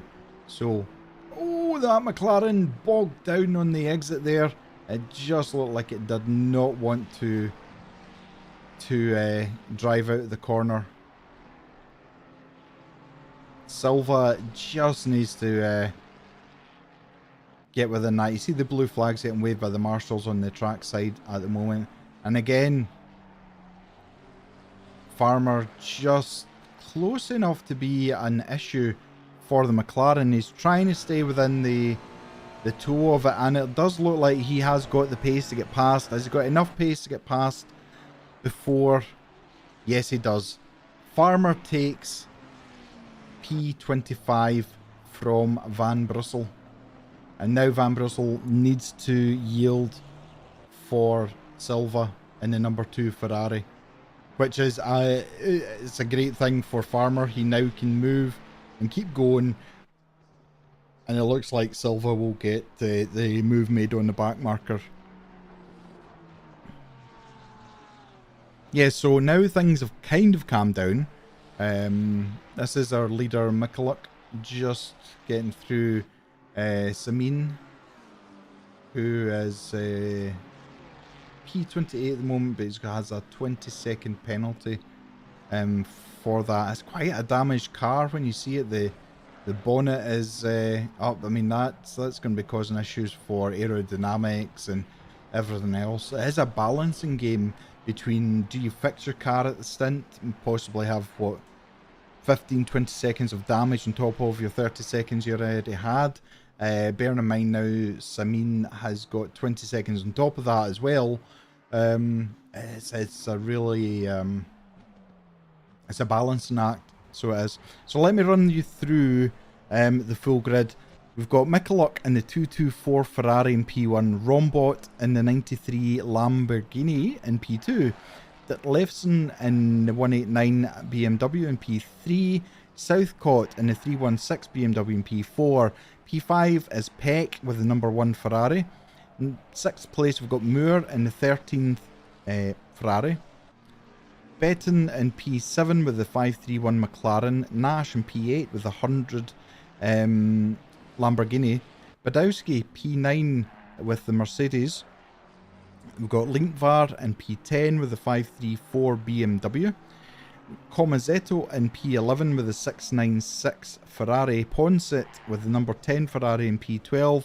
Bellini with the 296, if that makes sense, in P13. Silva in P14 with the number 2 Ferrari. Corbin with the Audi 101 Audi in P15. Herzig, in fact, Comazetto has come into the pits. That must be for the drive-through to serve.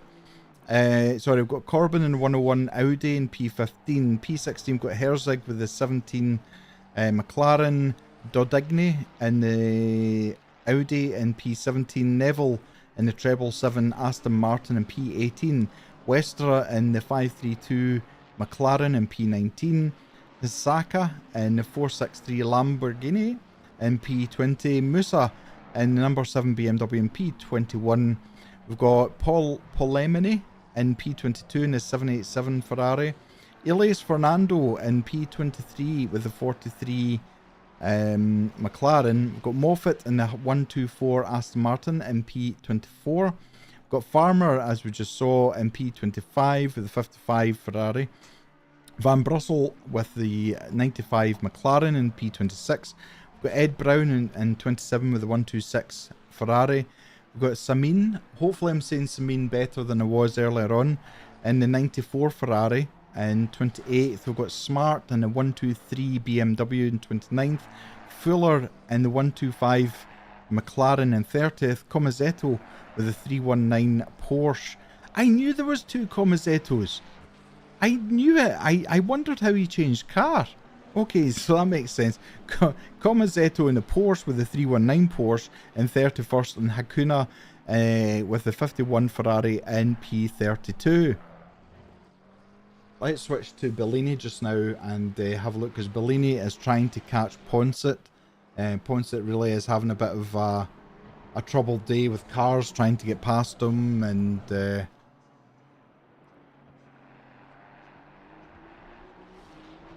I knew that. Do you know what? In my head, I'm going, I'm sure Comazetto was in a Porsche earlier on. Moffat with the 10-second penalty comes in to serve that. That might be the end of his driver stint. So serve the 10-second penalty and also swap drivers possibly. Bellini in a 296. Just trying to catch Ponset at the moment.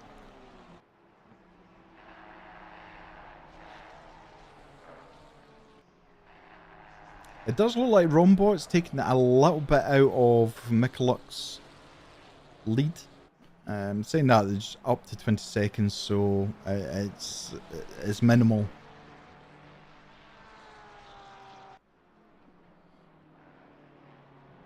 Getting closer now for Bellini. Is this going to be...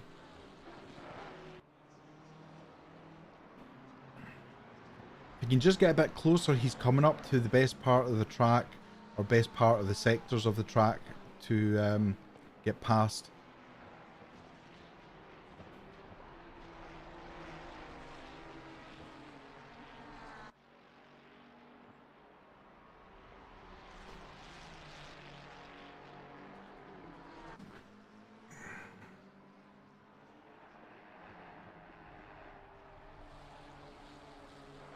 So the track and the air temperature have maintained the same.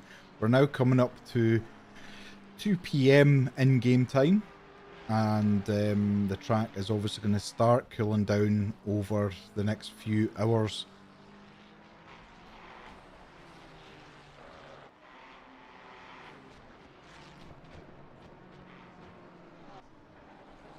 What I'm going to do, I'm going to have a quick break again, go and stretch my legs. And I will leave it on auto cam. Hopefully auto cam has been doing good for you, and I will just find the best parts of the racing and show you. So I'll be back in 5 or 10 minutes time.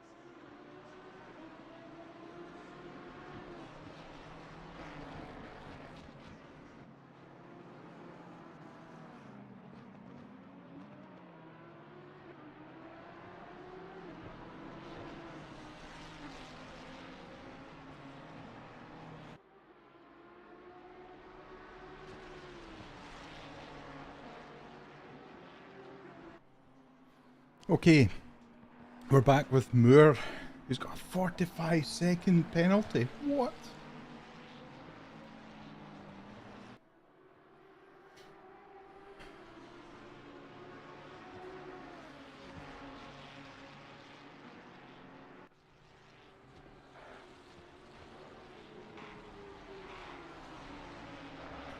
Just having a look to see if we can see what it's for.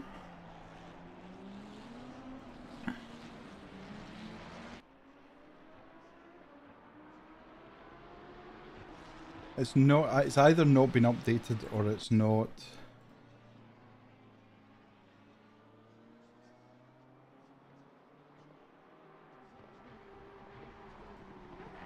It's not allowing me to update it for some reason.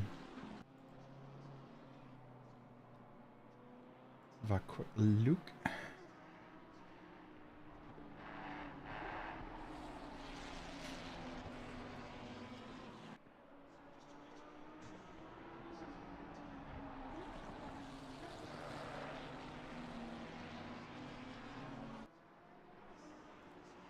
Right, okay, I don't know is the answer. I'll need to wait and see. Maybe one of the stewards or one of the mods can let me know. But it sounds like Julian Moore at the moment with 45-second penalty. The Rolling Goat team. Very close to Peck. Try and get that 4th place. And there's not much change. Mikuluk still in P1, Rombot P2, 20 seconds behind. Ditlevsen with P3, 3 seconds ahead, 3 seconds behind Rombot. Peck 9 seconds behind Ditlevsen, and Moore on his tail. Now, oh my goodness. Oh. I don't know what's happened here. I'm going to go back a full 60 seconds. My goodness, look at the damage that's on that car. So come down onto start finish straight. This is Silva. Not really seen much. What's happened? Ditlevsen is now in the pits. Oh, I think he's had a disconnect or... Oh. I don't know if his wheel's disconnected. Oh, the Porsche off as well. Somebody spilled oil. That was just a straight on. I don't know if his wheel disconnected or if there was a glitch with the sim, but look how badly damaged that Ferrari is. Oh my goodness. The Porsche won't be doing much better either behind it. So Rombot now slots into P2, Peck P3, Moore P4, Betten P5, Nash P6, Bellini, well, Ditlevsen is still P7 at the moment. Bellini, Ponset and Corbin are your top 10 at the moment. We've got the Audi of Dodiney. Just trying to catch Herzig at the moment, and he also, the Audi driver's a 15-second penalty. Badmus back into the Mercedes again, another driver swap. Corbin is also into the pits. That moves Ponset up to 8th, Lindrop into P9th, Willamot back into P10, Willamot back into the BMW again.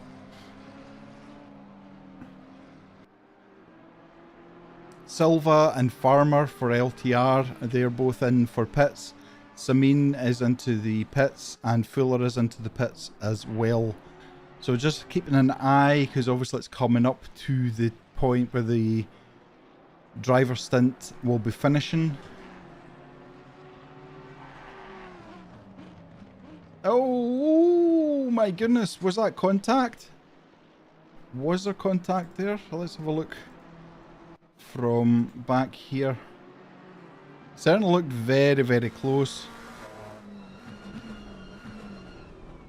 Yeah, there was a tiny tap onto the back bumper there. I don't know if the Audi just outbraked themselves, but certainly that was a little tap.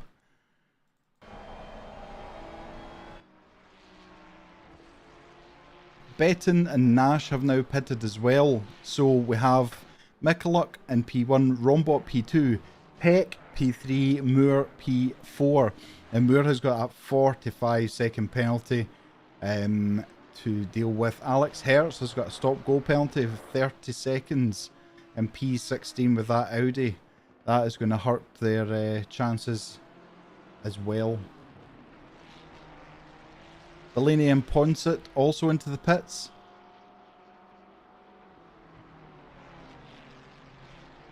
Musa is right behind that Lamborghini of Hisaka. The move surely has to be coming soon. It has to be a little drift to the left just to flash that BMW into its mirrors. Oh, the Lamborghini getting all kinds of sideways, and that BMW is just going to power past the Lamborghini. Oh, maybe not. Oh, and the Lamborghini goes wide. Hisaka has to hit the brakes. Oh, and there's not letting this go. This is going to battle down to the... Oh no, Hisaka is coming into the pits. Neville Herzig are also in the pits. Van Brussel in the pits.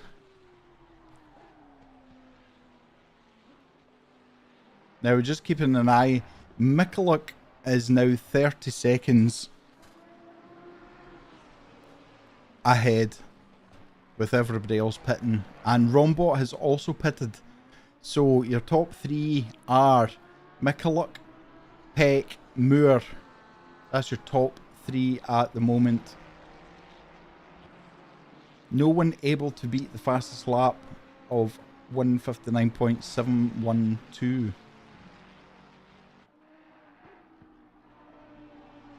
Now, is Mikuluk going to come in this lap?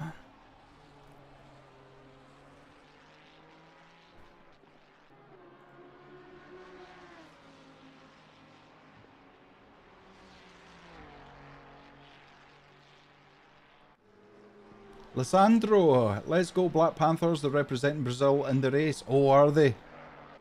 I hope the storms haven't caused too much damage.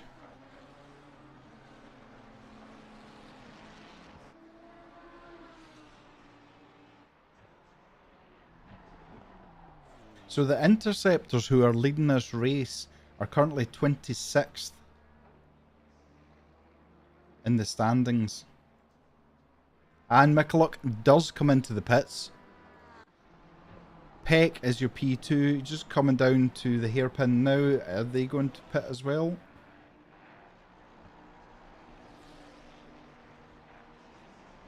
Yes, is the answer.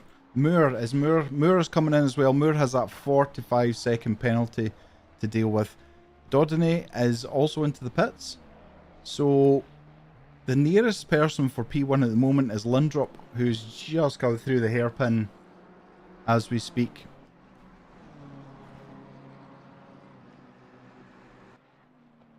Alex Hertz is into the pits also. So he comes in and he'll have that stop-go to deal with. Is Alex going to stay in the car, or is he going to come back out again to do a double stint? Ed Brown is into the pits, as well as Silva in the number 2 Ferrari. Mikuluk.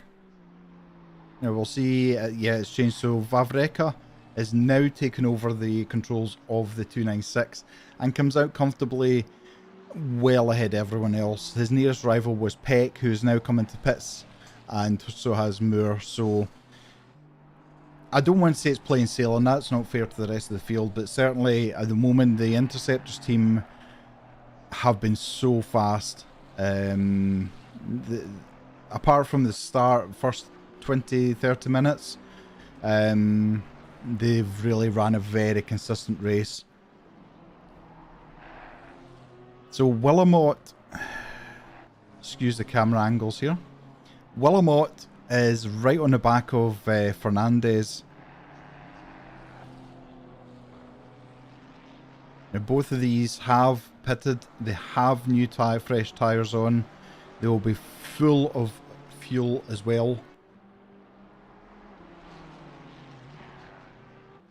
BMW driver keeping on to the back of that 296.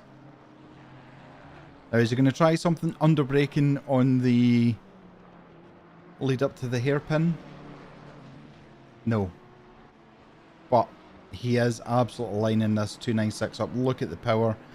296 gets a good drive. It was a different racing line going in and coming back out, but still gets a good drive out, leaving that BMW wanting a little bit for extra speed. They do have disputes in the 125 McLaren to deal with as well, so they'll be hoping they can get past. I mean, obviously Willamette will be quite happy if the McLaren holds up, not intentionally, but for whatever reason. You can see the McLaren still staying to the racing line, and Willamette just flashing its lights.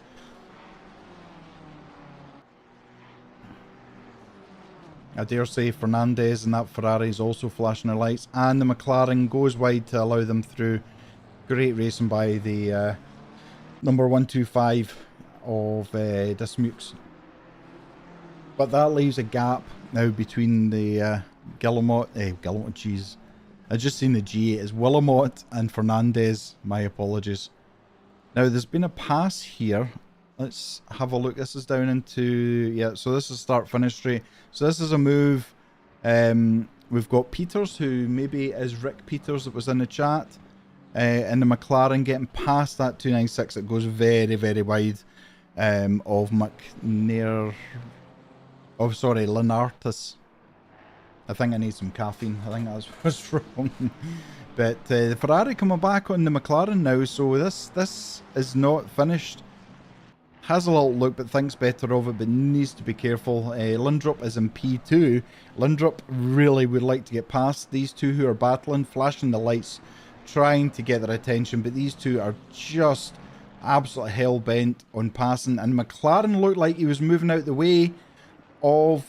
He was moving out the way of Lindrup, but has now opened the door for Lenartis to get past. Now that was a bit of a sneaky move because oh, the McLaren of Peters goes off. Oh,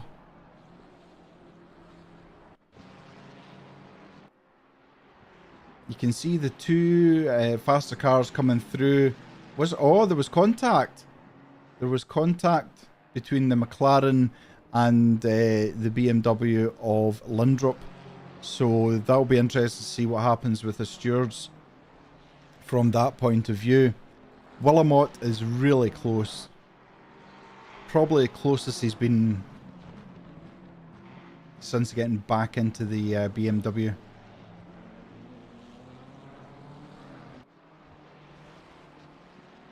Now these two, you can see flash of lights. I don't know if there's another back marker ahead. No, not really. They're quite a lot further down. In fact, it must have just been the lights. The way they went over the bumps, the lights flashed. Now, can Fernandez in the number 1 Ferrari hold on to his P3 position just now? They are catching Lenartis and Neves, who are actually swapping places as we speak.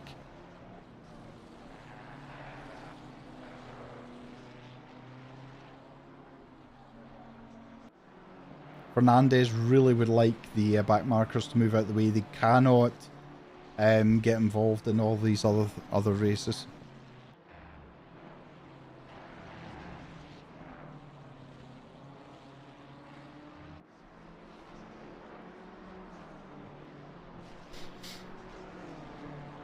So Neves is the Ferrari, number 2 Ferrari. Now that's obviously the same team, the Black Panthers. They, I dare say they'll be getting told to move out the way as quick as they can.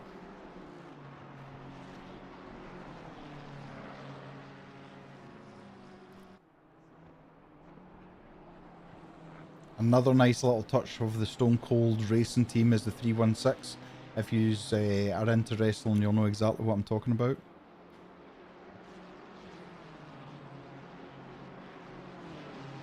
So there goes the other Black Panther car, moving out the way of both cars. Very nicely done. Making sure it's done before the 32R so that they don't get caught up in things. Allowing them just to keep going.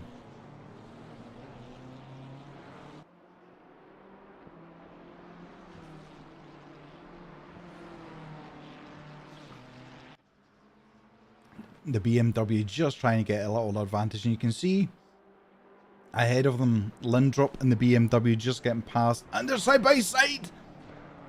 Willamot goes for it, squeezes his way through with that BMW to take P3.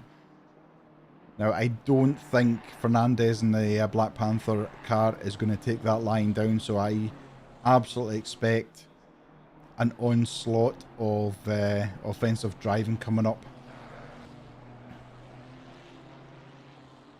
It was a nice move. Both drivers, again, very clean racing in terms of leaving gap enough of a car that if they do come alongside, you're not taking each other out as well. At the end of the day, these guys are fighting for the top 3 position, and they've got a car in front of them that needs to get out of the way. Yep, it does.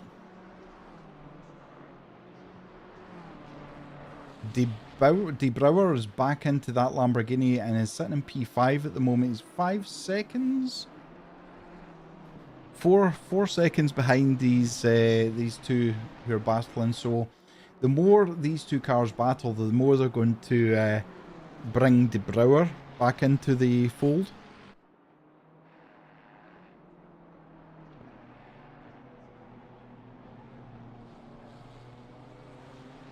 Excuse me, a sneezing fit just as Willamot gets all sideways coming out onto the straight. Going slightly defensive, I would have said, now switching over to the right hand side of the track for the sweeping. Very, very close to track limits, but again on the right side of track limits, you want to utilise every part of the track you can, which is legal and in the regulations. So great drive out onto the start finish straight. The car of Fernandez just trying to get any kind of advantage of the racing line there. Now they are coming up to... In fact, they're only 2 seconds behind Lindrop now, so this could become interesting. Lindrop is 23.5 seconds behind Vavreka, who's in P1 currently. Got a battle going on here between Peters Vim and Badmus. Now remember, Badmus had a bit of bad luck, could we say that, or you know, in terms of the penalty that they received, but good to see them back in P6. McLaren versus Mercedes Power. Remember, if you're watching the stream, smash that like button, it really does help. If you're not already subscribed to the channel, please consider subscribing. And if you'd like to become a member, oh, that McLaren getting a better drive. Mercedes just seemed to be sluggish coming out the corner there. But the Mercedes AMG powered engine is just powering away, so it is. So the McLaren really needs to take advantage in the corners. Yeah, if you want to become a member of the YouTube channel for £2.99 per month, you can just click that button and join up.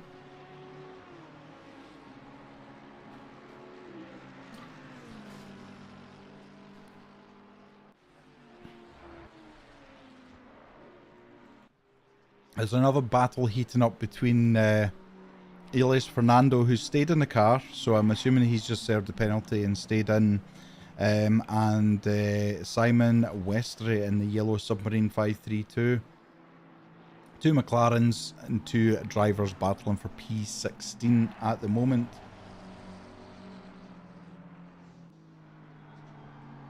Very, very close battling.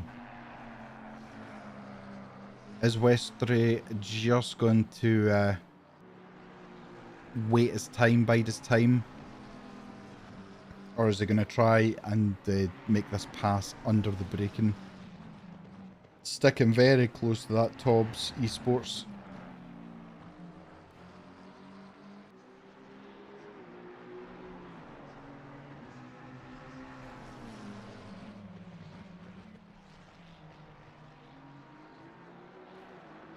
Like two very good liveries as well.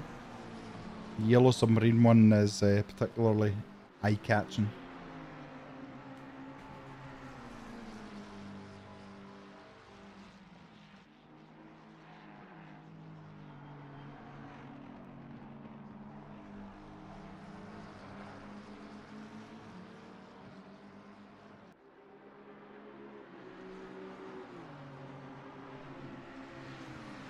Westray with a 10-second penalty, so even if he does get past Fernando, you know, he needs another 10 seconds on top of that just to cancel it out before they come to the pits, to the driver stints. 7.5 hours left in our 10-hour race. I don't know about you, but the first 2.5 hours has just flown past. So it has. Now, does that yellow submarine McLaren get a good enough tow?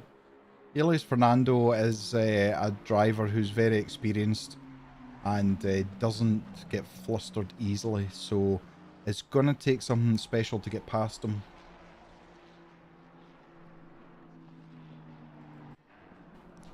Battle for P10 with another yellow submarine, but this time it's roles reversed as the yellow submarine BMW gets all kinds of sideways as they come out. So it's P9 of Batiste, but look at the 296 and it goes on the grass, but it still gets past. So Chartier has managed to get past up into P9.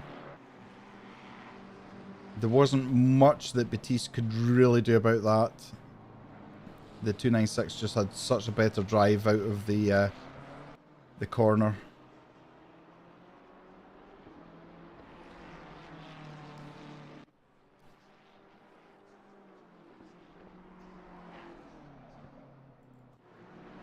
Fernandez, back with Fernandez again. Very, very close. Oh, so close. I don't know if there was a touch there or not, but if it was the smallest of touches possible. Willamot really coming under pressure now from the Black Panther 296.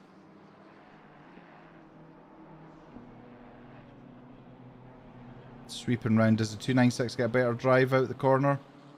I think it's pretty equal, but they've got Lindrup just up the road, but again, Lindrup just keeping a 2.5 second gap ahead, which means he's a little bit more comfortable. Flat out. Oh, the number one Ferrari just getting out of shape. That will cost him time. It might even be a track warning unless he's been able to slow down enough for the simulator not to issue a track warning. But you can see that that's allowed Willamot a second ahead now. And Willamot trying to catch Lindrup in the 189 BMW, which will be quite well equally powered. It really is a race. P1 Vavreca is just away in the distance just now. Come back to Peter's Veem at the moment, and he is so very close with that McLaren. Again, the Mercedes AMG under pressure. Badmus. Oh, there's a bit. Oh, I hate that when that happens. I hate driving behind a car that lags. That was a particular lag spike there. I actually thought he had some kind of disconnect from his hardware, But yeah, it just, for me, it unsettles me. And you just, if you're behind someone who's got a bad ping, it just, then you don't want to get too close because you could end up, you know, inside the other car. But McLaren trying to lay down all of the horsepower. But again, that Mercedes, it just is galloping away on the straights. So again, as I said earlier on, that yellow Submarine 531 car is going to have to try and find a different way of getting past. You can just see the Mercedes is just comfortable gliding around the corner, hitting the apex and just getting that power down without having any understeer or oversteer issues.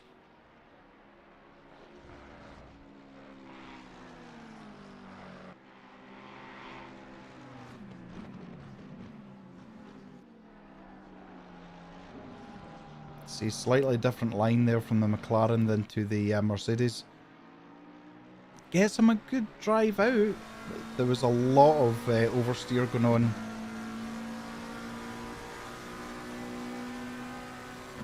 It's a little bit soul destroying when you see the car ahead of you catch on the corners just driving away. Oh, the Mercedes getting all kinds of oversteer in the corner there.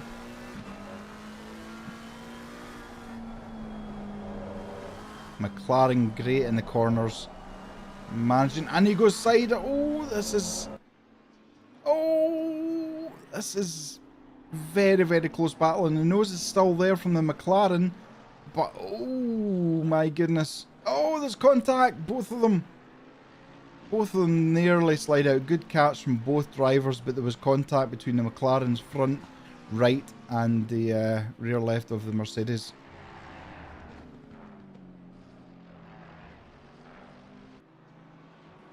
Still sticking with it, and you can actually see in the background, I think is that 27th place, number 2 Black Panther car. That Mercedes just sounds so good. Elias Fernando somehow has lost a position. Oh, Elias, it just looked like it was yeah, a little bit twitchy. Just under the brake, and the yellow Submarine car managed to get us past. Here we go, side by side. We've got Bothma in the number 7 BMW getting passed by Pateron, and it's already been done. Bit of damage on that BMW. Oh.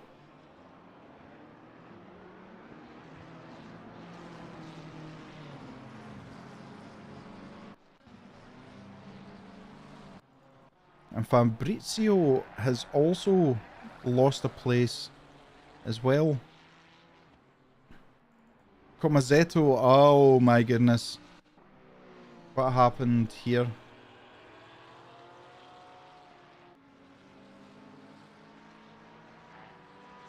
Oh, he gets onto the grass, try and get the power on.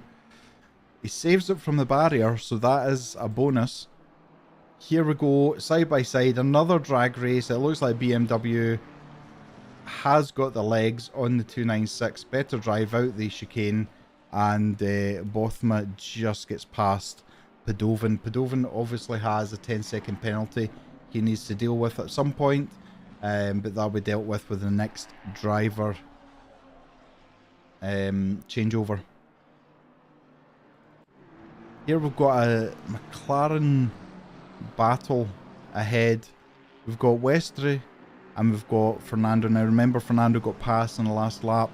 They're coming up behind Greening in the treble 7 Aston Martin. It just looks like Aston Martin a bit of understeer possibly, just missing the apex.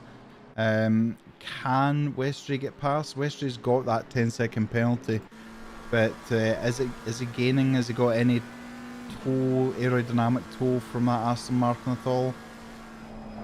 Possibly lining up. Oh, he goes wide again. Oh, needs to be very careful. That could be another track limit warning.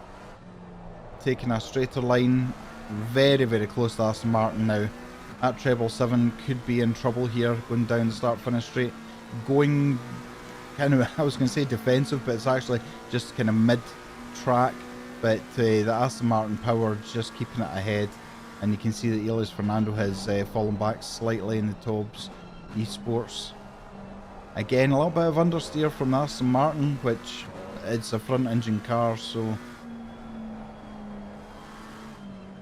you can just see how the McLaren glides through these corners effortlessly and very, very close to the back of that car, that Aston Martin.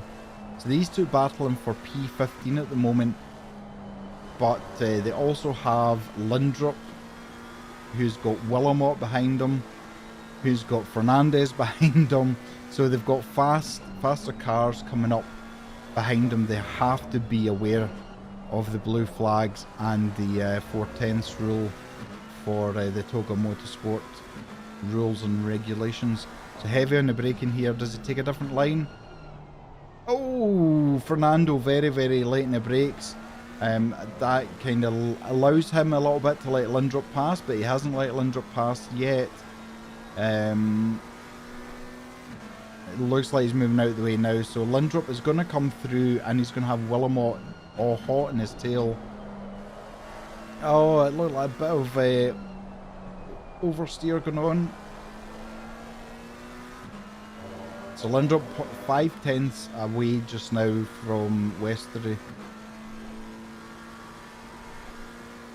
This is only part about the endurance, is when you start getting lapped and you're having to look ahead of you and behind you at the same time. Oh, that's twice in 2 laps that has happened. So Lindrup looking to try and get attention of Westery to try and get him to move out the way. This is the best time for him to try and get past. But Westery, a bit of oversteer again as they come round onto the start-finish straight. Westery hugging the left-hand line and just allowing Lindrup to get past. He needs to be careful because Willamot is not that far behind in that pink and white BMW. As you can see, he's catching him again. Oh, Lindrup getting all kinds of oversteer going on. And is this a chance for Westery to get past him? Ooh, that was close, but yeah, they've got Willamot now. Willamot is going to want to get past. He's got Fernandez hot in his tail. And as you can see, Westery does allow them past. They're side by side at the moment, actually. Westery needs to be careful. He allows Fernandez pass, but doesn't allow Fernando pass. So the Black Panther Ferrari gets past. Elias Fernando looking to try and sniff out an advantage there to get past. That's cost a little bit of time for Westery there. He really was on the back of that Aston Martin, and this is what happens when you have to allow faster cars past. You then lose any advantage you've got on the car ahead of you. So, but as you can see now, the Aston Martin's having to pull over and allow the faster cars past. Westery's back on the bumper. In fact, Westery is catching that 777 just with the way it's all happened. If you have to ease off on the straight, you're losing more speed and time than when if you're going into a corner or just coming out of a slow corner by allowing a faster car pass. So it wasn't the best place for Greening to get caught by Lindrup and Willamot and Fernandez, but they three are off and running.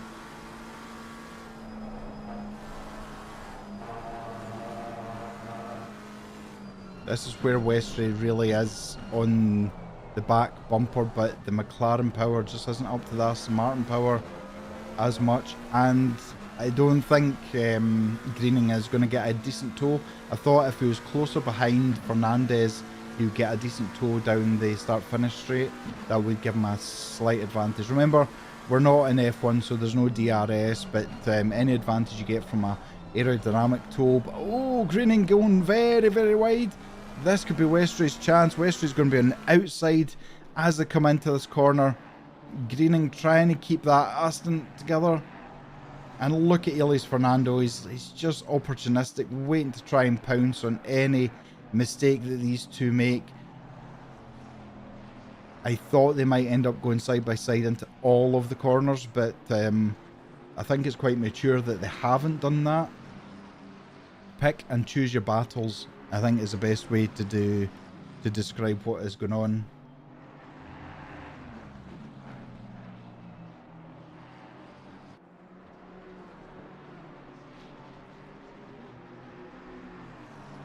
Is he going to pull it? And Aston Martin goes defensive. Greening has to go defensive. But look at this. It causes him issues with the racing line. He doesn't get as clean exit as he would if he was on the racing line. So Greening now has to play the defensive role as best he can in that Aston Martin. Make it as wide as possible without moving under braking or anything else that would be deemed as naughty. I think is the best way to describe it. Elias Fernando, though, is on the back of this. And Elias knows that Westri's got a 10-second penalty, so he's technically not really battling Westry. He's more looking at Greening, but Westry is physically in this battle just now. And Aston Martin, if Greening goes wide, that might be a track warning for him. Oh, and he goes wide. He has to cut the chicane. Oh, that was all kinds of wrong. You can see flashing the lights there as Westry's not happy how that happened. But yeah, there was... He couldn't stop the car in time to get through. He will have been given some kind of warning, whether it's one that no time has been gained or it is a track limit warning. Either way, I think Greening needs to drive very carefully.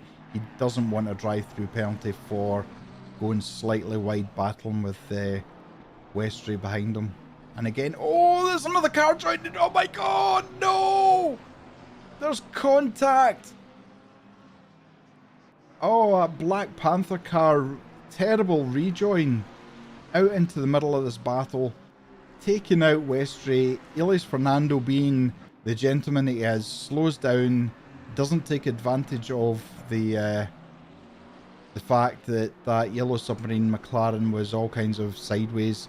That was not good. That was Fernandez in P4 who got things really wrong. Now, is there damage on that Ferrari? There's a little bit of damage. There doesn't seem to be too much aero damage, but Westry will not be happy about that. So he won't. There's a drive-through for Comazetto, sorry, who's in P26. That's a track limit, exceeded track limit warning. And here we go. Here we go. Westry is side by side, and he gets past Greening. Now, De Boer, who's in P5, is going to get past as well. Hello, Neo. How you doing? How's Orby?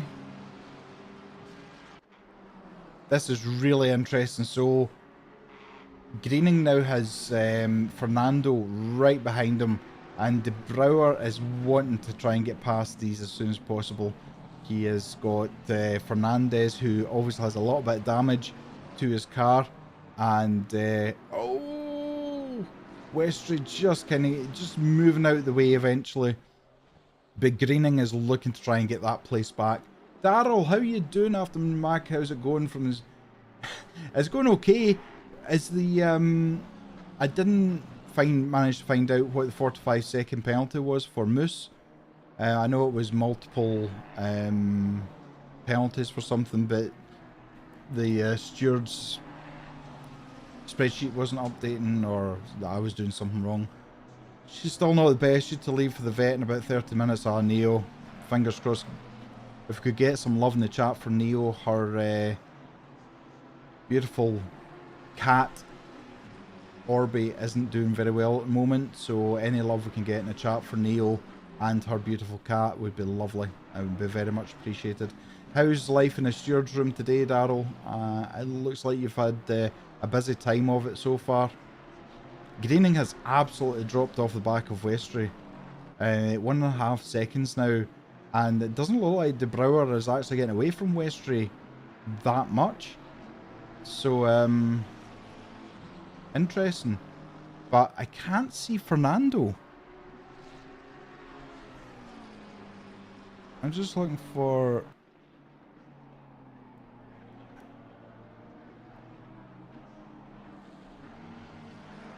Okay, I can't see Elias Fernando now. Has he had a disconnect?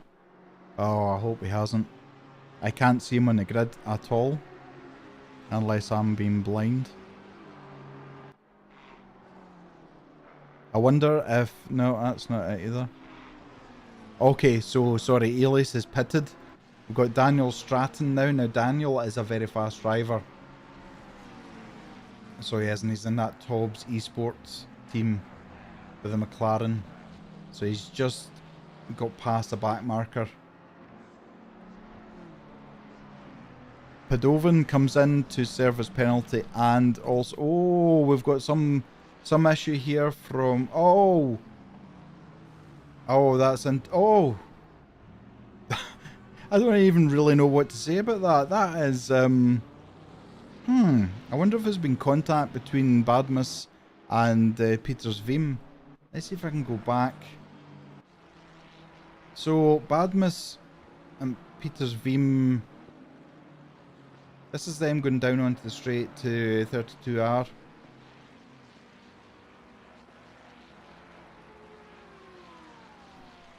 Now, it's at the chicane that whether there's been contact or both have just spun at the same time, I don't know. But let's have a look and see. Oh, the McLaren straight into the back of Badmus. Okay.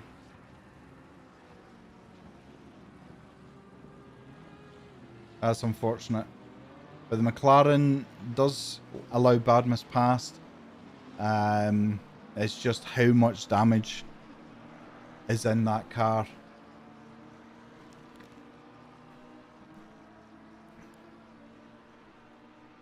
So we're just waiting on the top 10 really changing drivers again. Porta in P11 chasing down the BMW of the Yellow Submarine team.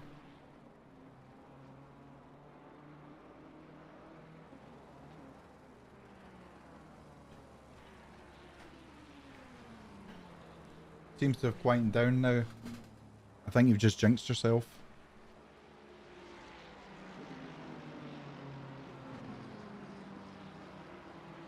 Right, I'm going to pop off for 5-10 minutes, and I will be back. I'll put autocam back on. I'll be back as soon as I can.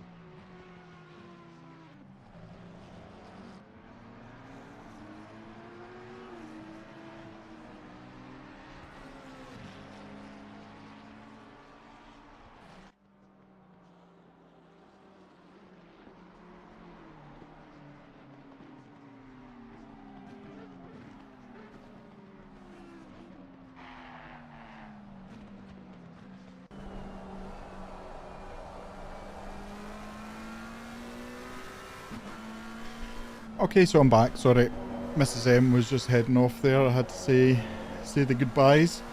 I just noticed Fernandez has got 10 seconds now. I wonder if that's to do with the rejoin that he had. Let me have a look at the...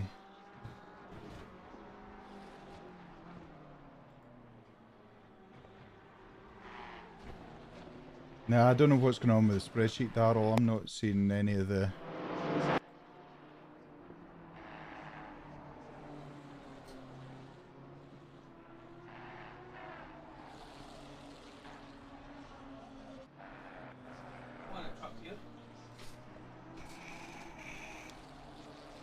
So, Fernandez in P3 has now got an issue with this 10-second penalty. Peters Veem in P7 is looking to try and close up against Lindrup here. Now they've got Greening, they've got Hall, they've got Westray all ahead of them to try and get past. But Dodney is back in that Audi and is on a charge. Absolutely trying to get past Cuss, who's in that McLaren.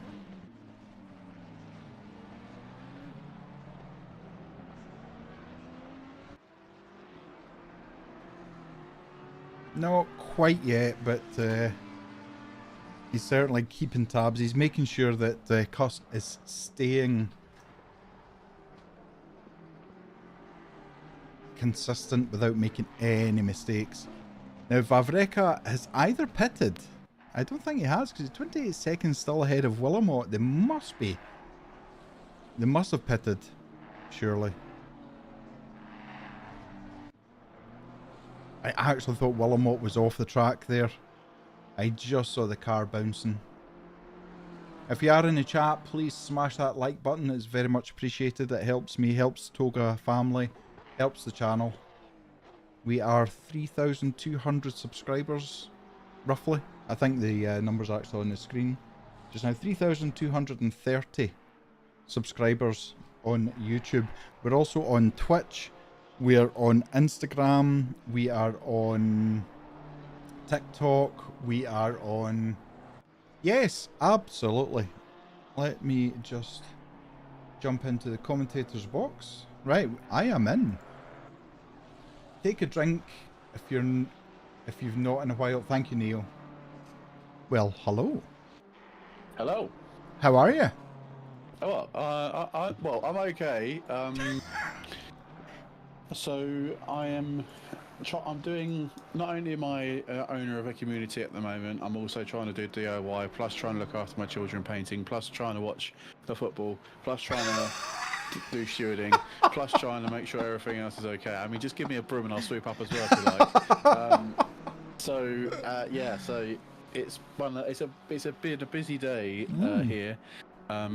Very much so. But I thought I'd just pop in. Like you've done a big slog, and I just wanted to say thank you more than anything else. It was just a big thank you from me, because effectively you've saved me a job as well. You've saved me another job, effectively streaming this event. So I just want to say, massive thank you for doing the first stint. I know Ollie's going to do the second stint. I'm not sure if there's going to be like a gap in the middle, just for him to get himself ready or whatever.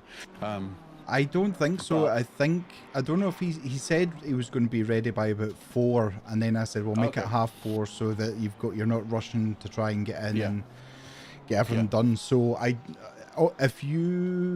fact, I can copy the stream key and send it to him, so that he's got it ready. I'm around for the next little bit. Okay. Also trying to get ready to go fireworks this evening. Oh, so it's just been an absolute nightmare of a day. Not a nightmare, because we've got racing. But thank you very much. Neo.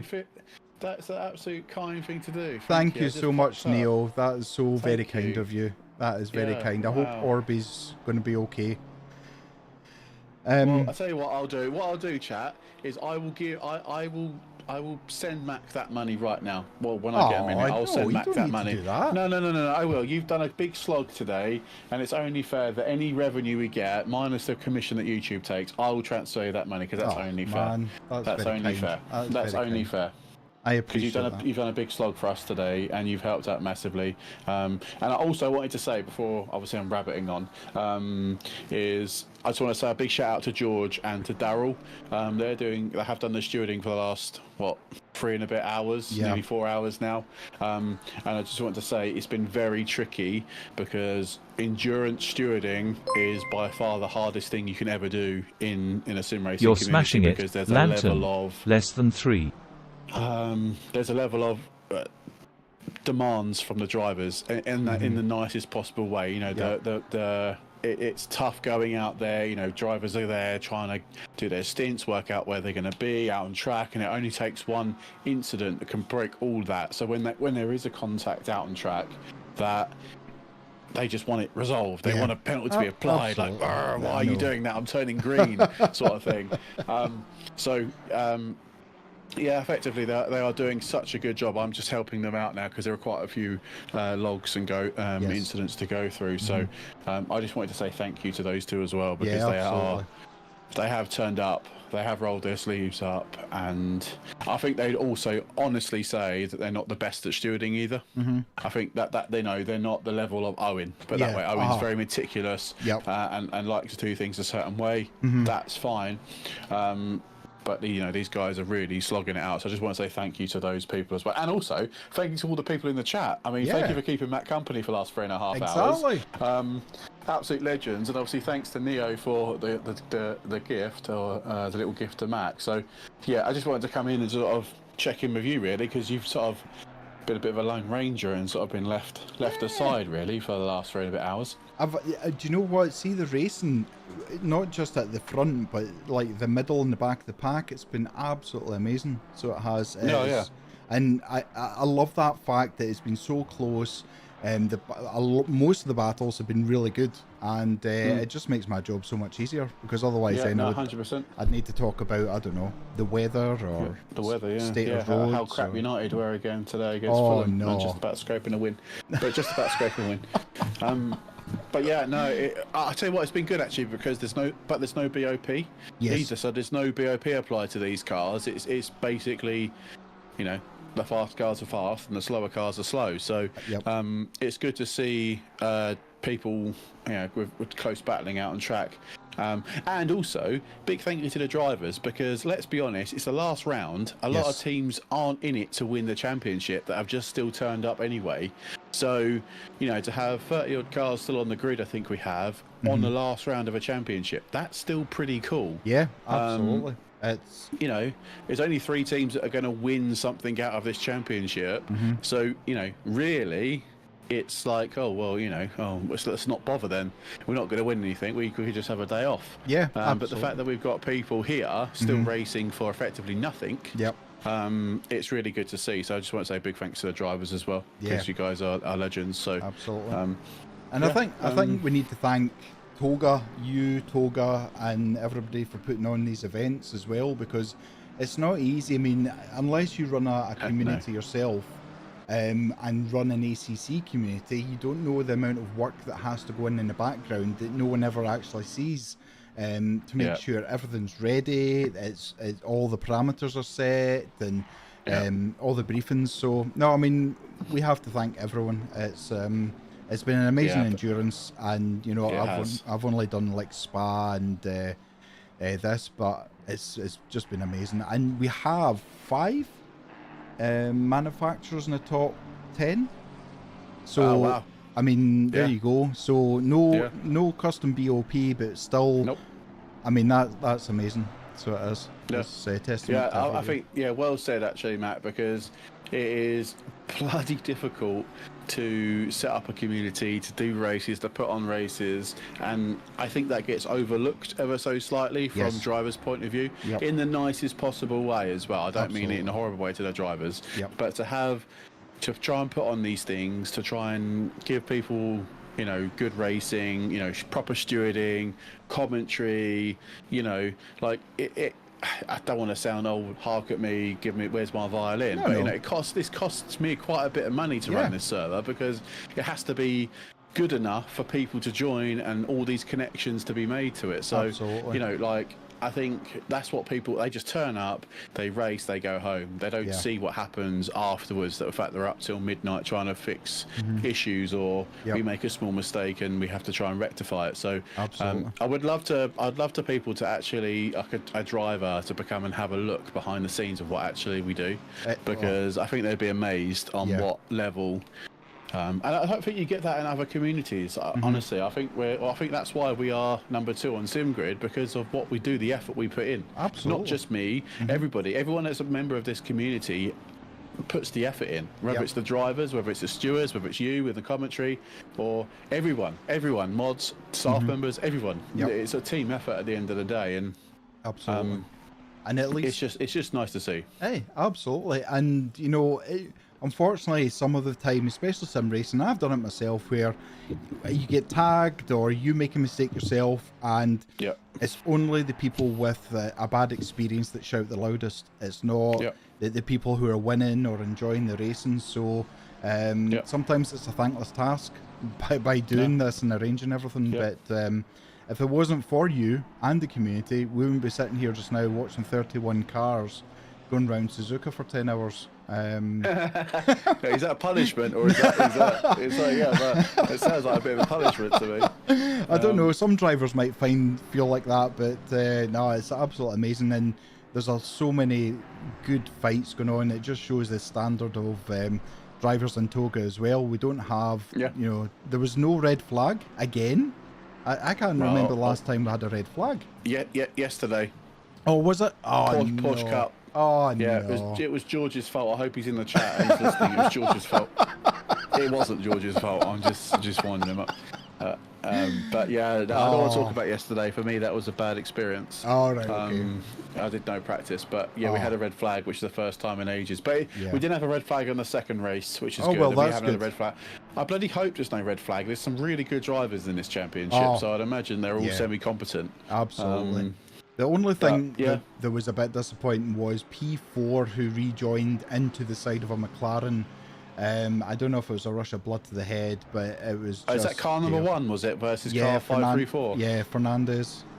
Yeah, I saw that. I dished out a penalty to him just a minute ago, if I'm being completely honest with you. So, I think it was a tricky one, because if you looked at the situation, 534 actually pulled out again on the Porsche to try and get past, but obviously at that split moment, the car number 1 didn't check his mirrors. Yeah. So obviously then all of a sudden, car number 1's pulled out, 534 is already halfway, or not, almost alongside the Porsche, and that's it. He's tagged him, and then that's effectively game over. So, I mean, I could have been harsher with the penalty, but I think 10 seconds is probably enough. You can probably gain that back in the race. It's not the end of the world, I don't think. Exactly.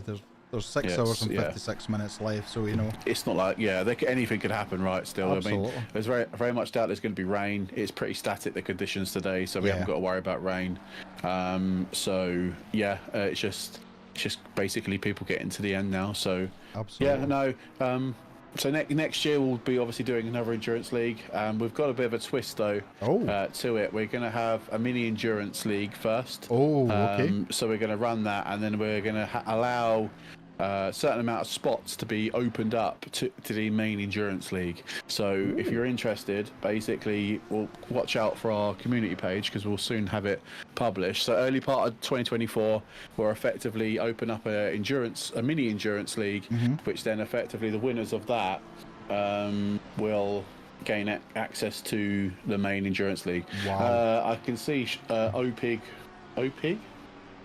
Shots has asked for the pit wall link. I can send that to him in about 30 seconds. Perfect. There was somebody else asking earlier on about it as well. I completely forgot, I'm not going to lie. No, it's okay. That's one of these things. You're doing 600 jobs at once, so you know. Yeah, plus the wife's obviously getting me to do loads of jobs as well today. Well, obviously punishment for spending lots of money on a new rig. Oh, please don't say that out loud.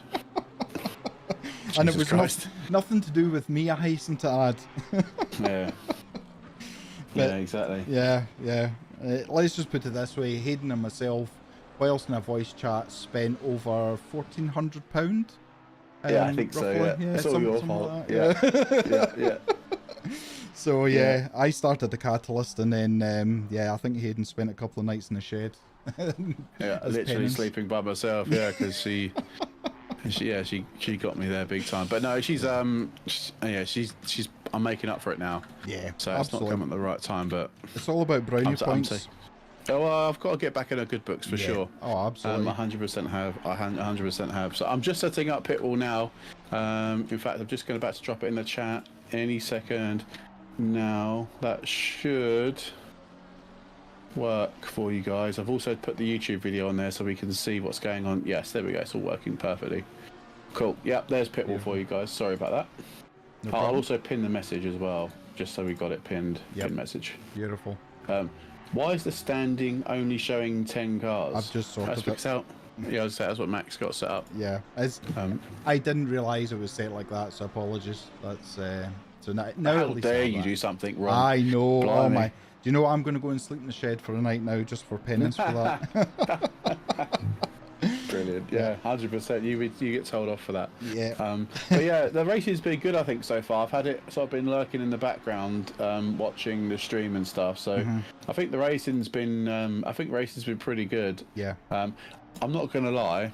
I'll be glad once the Endurance League finishes. I say that in the nicest possible way because, like I say, it's been very, very difficult to organise this. Extremely difficult to organise this.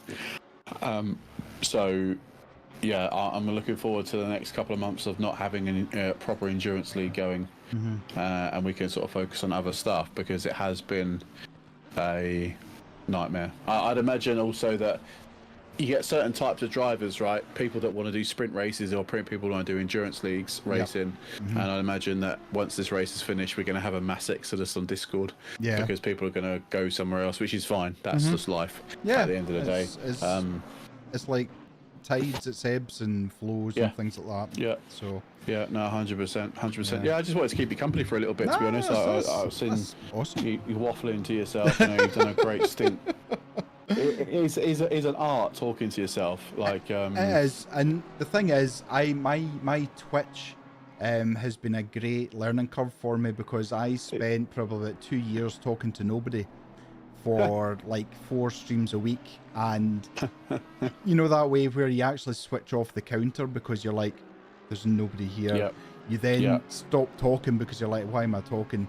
And then all of a sudden, you know, you get people coming in. So it is a bit. You get the regulars coming in, yeah.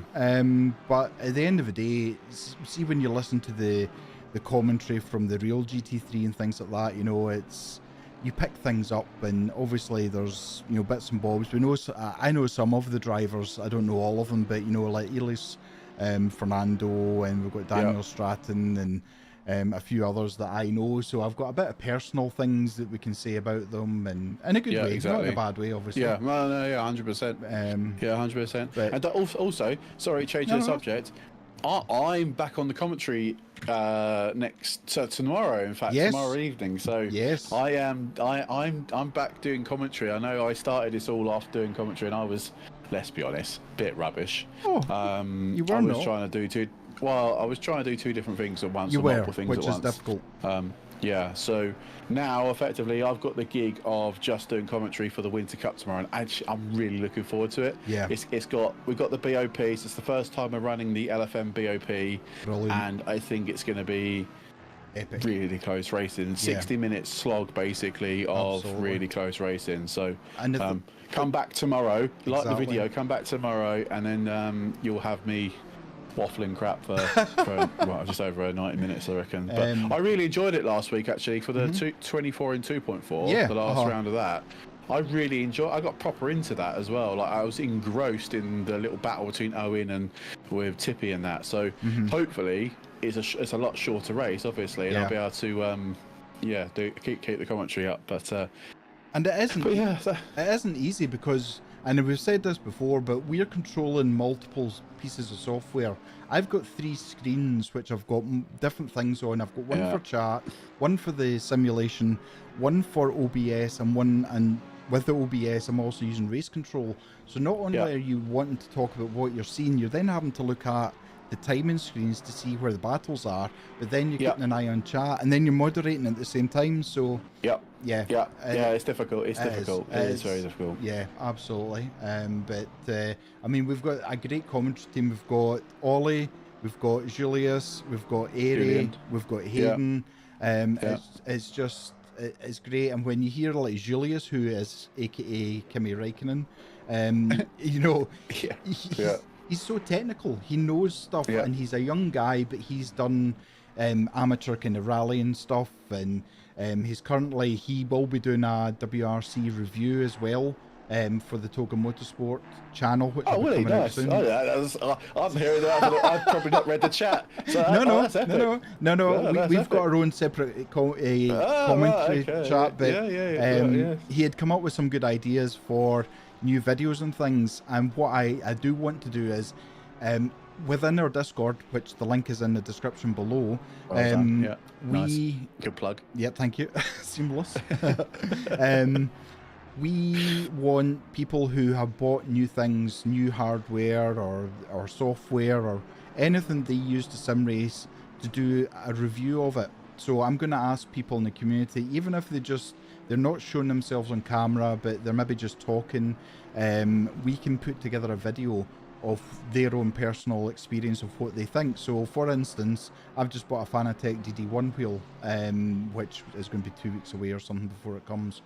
But even though there's 1,000 reviews of it, it's my first DD wheel. So it'll be my experience going from a Logitech G29 to a direct drive wheel. So things like that, we want the community to get involved, because if it wasn't for the community, there wouldn't be us here just now.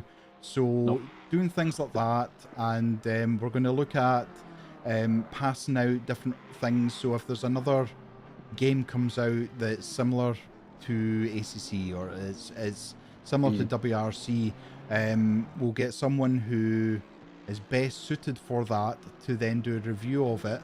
And little did I know, Julius did 3 years of media at college.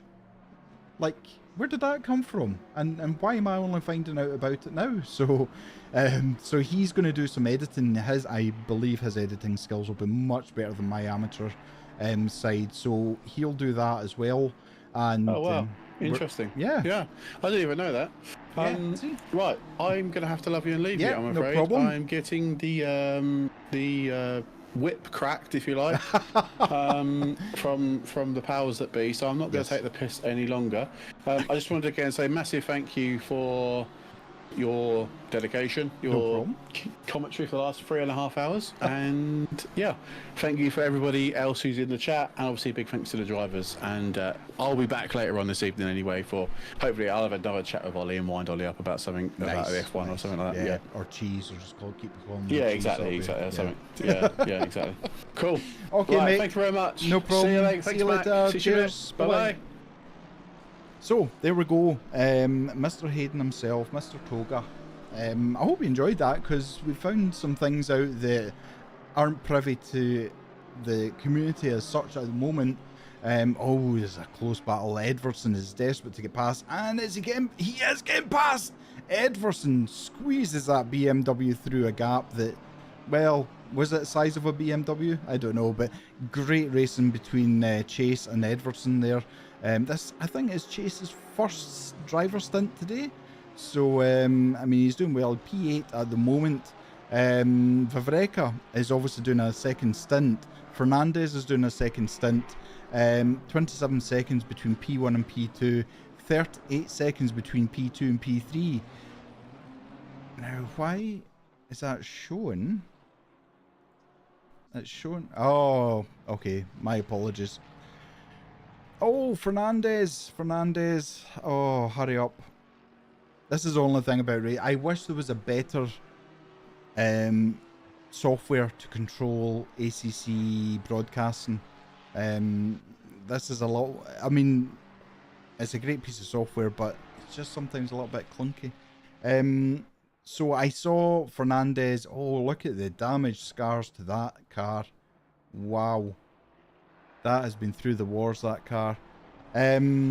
So I think Rombot has pitted. So Southcourt is 27 seconds behind P3.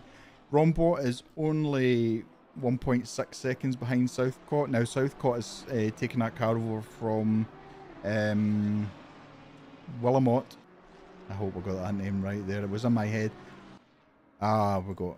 I saw another yellow flag, but it's Dogdigny. Apologies for butchering your name. In the pits for the driver swap over.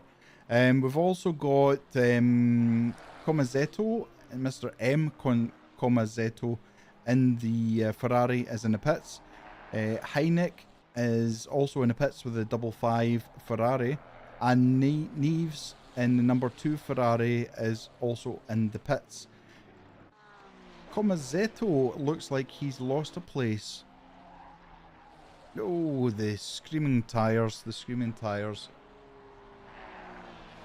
Yeah, Ches, you need to keep on me all the time about things like, because I didn't realise it was just showing the top 10, because I'm looking at the... Oh, no!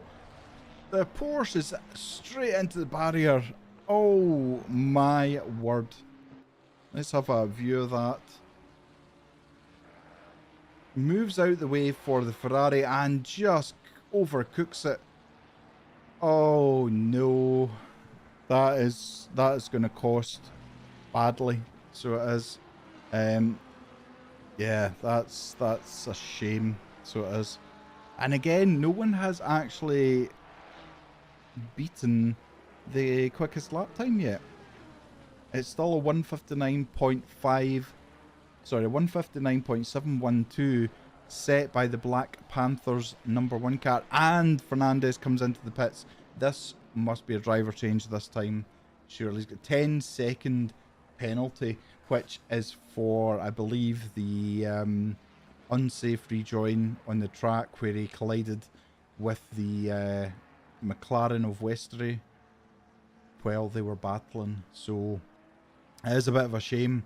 He's going to have that 10 seconds to serve, and then 30 seconds obviously for the tyres and the fuel, and then they'll be back out on the track.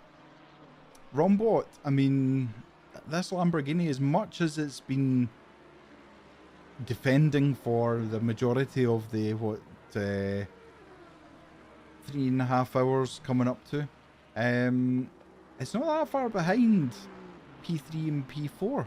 So, you know, this is, you can see Southcourt in the pink and white BMW ahead. The Ferrari in front of Rombot is a lapped car. But, you know, from earlier on, this Lamborghini has had to defend the majority of the race because of different things. Chartier is in the pits and Fernandez is still in the pits. So Rombot moves up to P3 at the moment.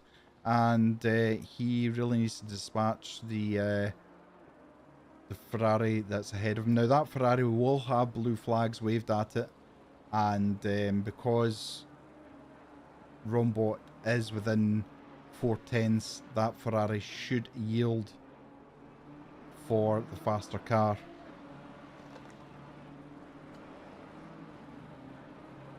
However, is not yielding at the moment.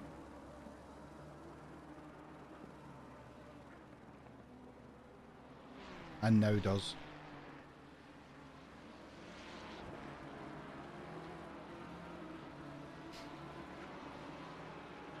So Mendes got a little bit. So sorry, it wasn't Rombot. It was Mendes. It's shown as Rombot on my screen. In fact, sorry, it is Rombot. Sorry, I was looking at the wrong one there. Getting all confused. But yeah, I mean, Rombot's only 1 second behind, as you can see. Like, visually, that must give him a boost to see the car ahead of him and think, I could actually catch this car and possibly even get past it. So, Definitely getting closer. Definitely. He's only 8 tenths now, so he's gained 2 tenths on the last couple of corners. Up to the heavy braking for the hairpin. Throw the car in over the curb. You can see how much the cars bounce on this. Now, what Hayden was saying is tomorrow night is the start of our winter championship, which is a full grid, but we are going to be using LFM custom BOP for it. If you're not sure what BOP is, it's balance over performance. So it works. This works in real life GT3, GT4 cars. If they go to a track and they find that one car is exceptionally quicker than other cars, a weight ballast is added to slow it down, so it makes it more even, more equal fighting. You can't make every car equal at all. There will still always be a little bit of a balance or imbalance in some way, shape and form. Kunos, who make this simulator, basically released the BOP to the world, basically. And what LFM, Low Fuel Motorsport, have done is they created a hot lap list, and they basically asked everybody who was willing to do hot laps, and they found what cars were faster on what tracks, and they created a custom BOP where they added or removed ballast from these cars in the simulator, and it makes it more equal and more balanced. Now, I don't know who has raced in LFM recently with a custom BOP, but the times are so much closer. You'll always have really fast drivers regardless, but other drivers, I think this move could get done very soon by Rombot. He's on the cusp of overtaking. Look how close he goes. Looking again, I think whether he may have had to come off the throttle slightly just as the switch was going on there, but very, very close again. Heavy on the braking.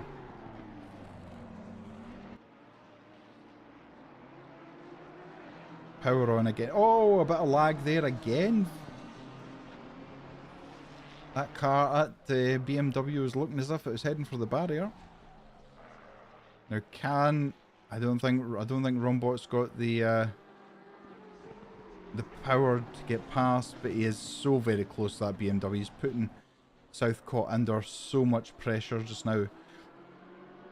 Pardon me. So yeah, so they add or remove ballast in the simulator on the servers, and it makes it closer to level pegging as much as you can for this. Now this is where you end up on the outside, but he's looking for the switch back here with the Lamborghini. They are side by side. He now has the racing line going into this corner, and it looks like he's made that stick. Rombot up into P2, passing Southcott. Oh, getting a little bit of oversteer as he comes out the exit there. He has a mighty 28 seconds to reach Brenham up in P1, but at the moment, look at that BMW. He's desperate to try and claw that position back. So that's what's going to happen with our winter competition, our winter championship, which starts tomorrow night. I believe 7:30. I could be wrong, but I think it's 7:30 on YouTube, possibly on Twitch as well, because now we're allowed to stream in multiple channels. So yeah, let's see what happens. But Rombot starting to pull away from BMW from that position. Mendes, who's in the number 1, going very wide in that Black Panther Ferrari. He's got Chase and 100 Lamborghini ahead of him, and the BMW in front of them is a back marker, and it's quite heavily damaged. There's a lot of aero damage to that car. That is not going to be easy or comfortable to drive, that's for sure.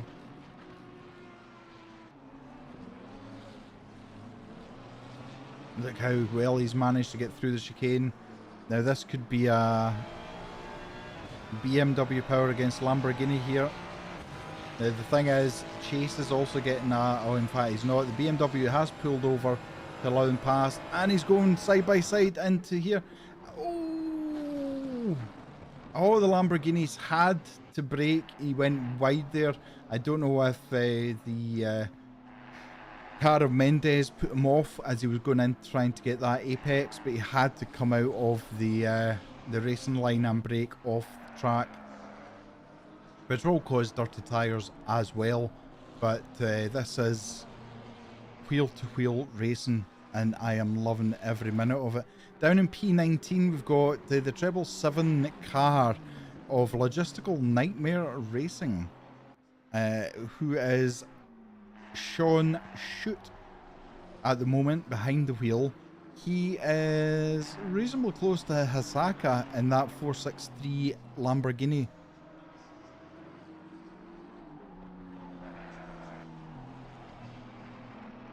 Everything else at the moment has leveled off just now, but at the moment that Aston Martin not able to get close enough to cause Hasaka any issues, so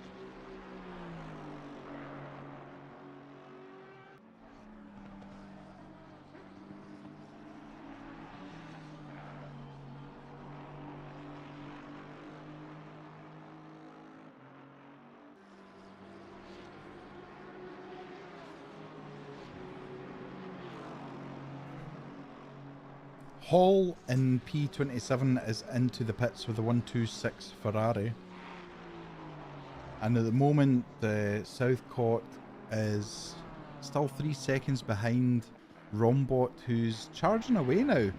I have to say, you can just see, oh, a little step out in the back end there.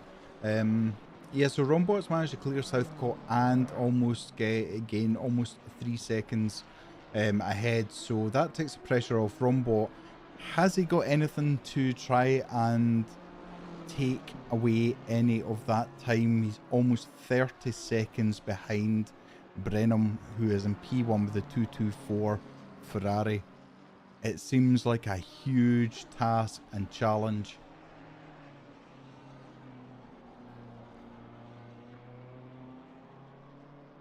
But certainly, as we said earlier on, this is not a custom BOP server, but we have 1, 2, 3, 4, 5 different cars manufacturers in the top 10. That for me is very, very impressive. Beforehand, you would see leagues, if you went into LFM on a certain track, it would just be a sea of Ferraris at the front or a sea of BMWs, but now it's so mixed up. It's great. Johan, good evening, go Brenham. Yeah, I mean, what can I say? Like, that car has just been driven beautifully by all of the drivers in that team, the Interceptor team. So, hats off to them. Absolutely amazing. Dries, go, go, go, Team SRB. And Hasaka has got a drive-through. That must be for track limits, which has been assigned by the simulator itself. So Hasaka must complete that drive-through within 3 laps. That is going to put them well down the pack. So it is. As I say, we haven't seen much of Brenham at all. Basically because they've been so far ahead. It would be like watching Formula 1. So there's, I wouldn't say there's no point, but it's yeah, all the battles are happening further behind as well. So look at this. Oh, there's the elbows are out again in that number 2 Black Panther Ferrari, and they're not finished yet. Oh, there's major contact. Oh, Walt Neal in the McLaren straight into the back of the Ferrari. Now that is going to cause damage to both cars.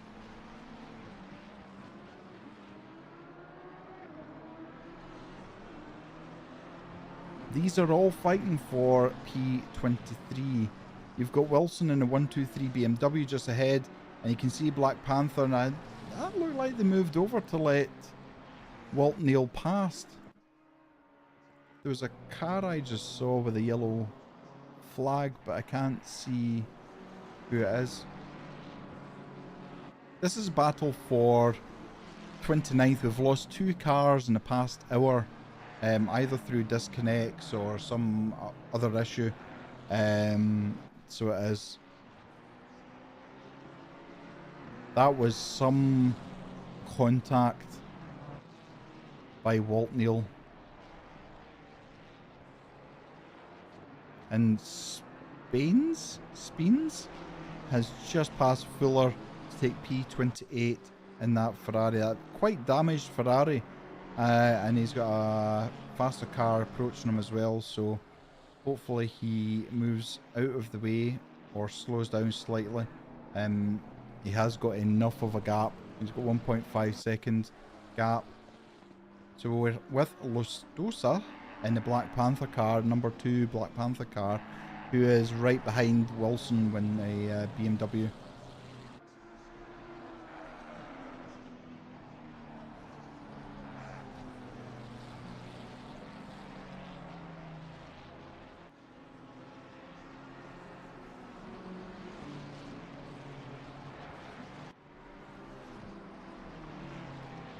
So very close now. Oh, the BMW goes wide. Wilson drifts off. And the Black Panther car again. Just allows... Oh, straight off the track. That is unfortunate. So Wilson is now clear, 2 seconds now ahead of that Black Panther Ferrari.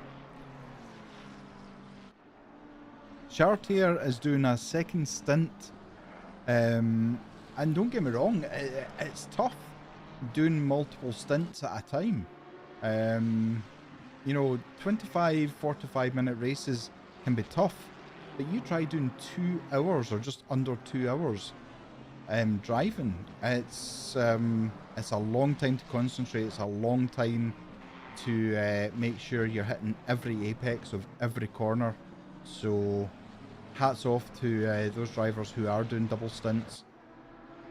And at the end of the day, there's no rule about it must alternate every time there's a pit stop. You can do double stints, multiple stints. If you've got a faster driver, you might want them to do double stints and then have a small break and then another double stint or whatever. Yeah, it can be mixed up as much. That's why esports teams have got team managers, team bosses, whatever you want to call them, who will look at the bigger picture. A driver basically gets in a car and drives as fast as they can consistently. The team boss has the bigger picture. So Hisaka has now come in to serve that drive-through, knocking him down to P19 at the moment. So yeah, the team boss, team manager has a bigger picture of how they want the team to run for a certain track. And some drivers might be better suited for, say, Suzuka, but they won't be as better suited for Kyalami. So it's all about playing to your strengths of the teams at the end of the day.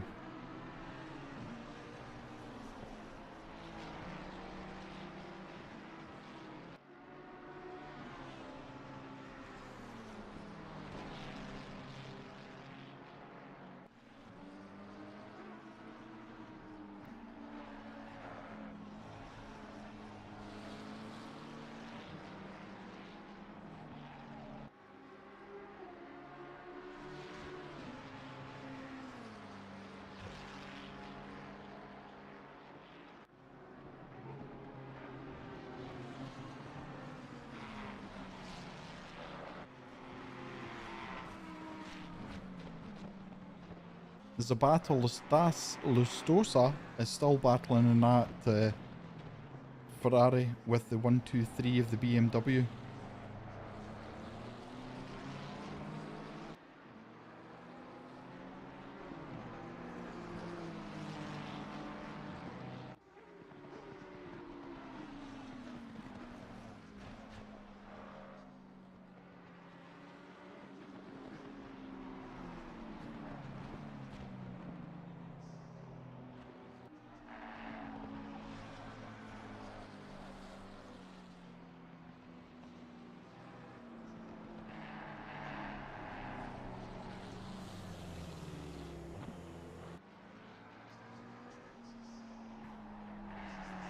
I'll run you through the top.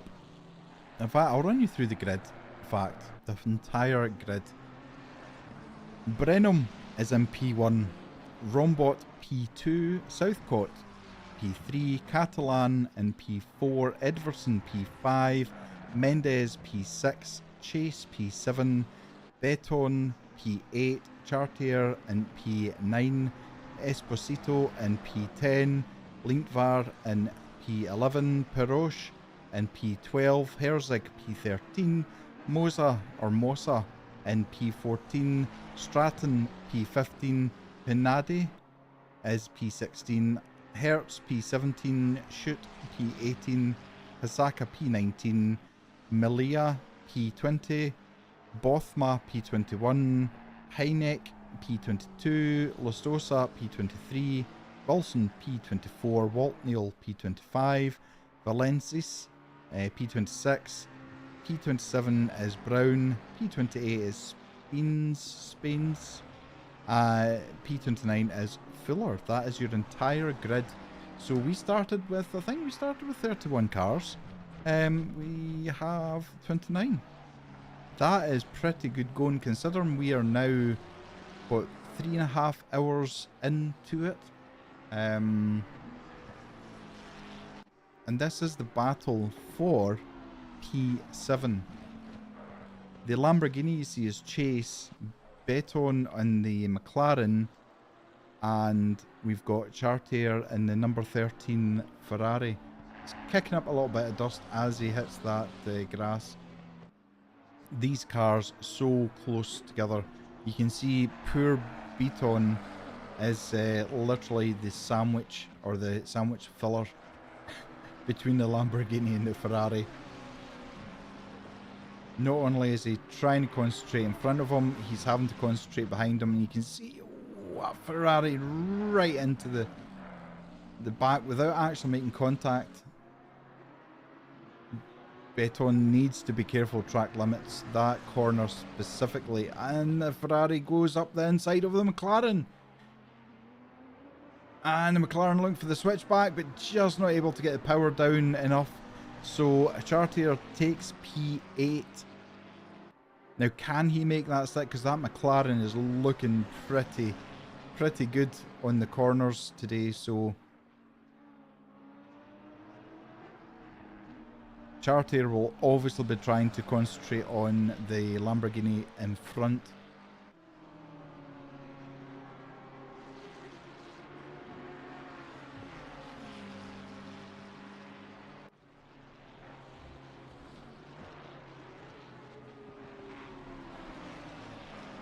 Now we're coming up to the heavy braking zone. Not looking at it just now, but has he got enough to get past on the start-finish straight? Very, very close to the Lamborghini ahead. But as we've seen all race so far, the Lamborghini's very strong in the straights with the power. You can hear the tyres absolutely squealing for mercy as he's going around the corners. He is pushing that car and the tyres to the limit. Absolutely up behind. He's putting the pressure on Chase now to see what Chase can do. He'll be analysing every part of what Chase is doing, when he's braking, where he's taking the corners, if he's taking the corners closer to the apex or is he understeering. And he'll be looking for a chink in the armour of Chase. And again, though, the McLaren of Beton not disappearing behind him that much. Very close coming up to the hairpin. Is he going to have a look up the inside? He does have a look, but it's... Oh, he does! The Lamborghini goes absolutely out wide and loses 2 places. Now it's coming back on the McLaren of Beton. So it looks like he's only lost that place. I think he saw the Ferrari coming on the inside and went wide to avoid it, but it looked like he went onto the grass there, and the McLaren gets past him as well. He has in fact lost 2 places. So Chartier 2 corners ago, just enough pressure on him that he went wide. Beton got up beside him on the inside but didn't have enough to get past him, but he then dipped his tyres onto the grass, and Beton got past him. So that is impressive driving from all 3, to put the pressure on, to keep the pressure going, and to also capitalise on any mistakes made. Hunadi has got... What happened here? Let's have a look. Oh, he took just too much there. Luckily just spun on the track and didn't end up in the grass or into the barriers. So good save from Hunadi, and manages to stay out of the way. Now he is right beside... That looks like a faster car that he's just been lapped, so I was just trying to work out there exactly what was going on. So Brenham is now 32.5 seconds in front of Rombot. Southcott is 8 seconds behind in P3, Catalan 5 seconds behind in P4, and Edverson 9.5 seconds behind in P5. Heineck is coming into the pits in that 55 Ferrari, and so does Speens as well in the 94 Ferrari. So both coming into the pits for driver change and or fuel, tyres, etc.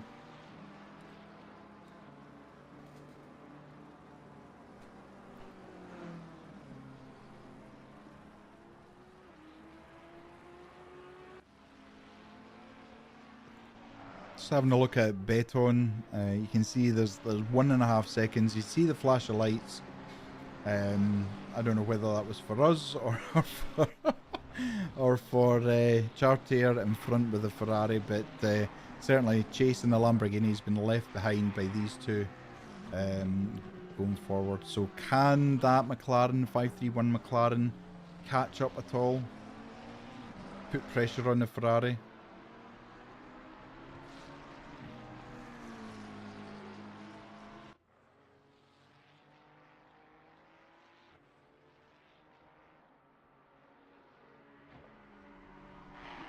We have just over 20 minutes left of part 1 of this stream.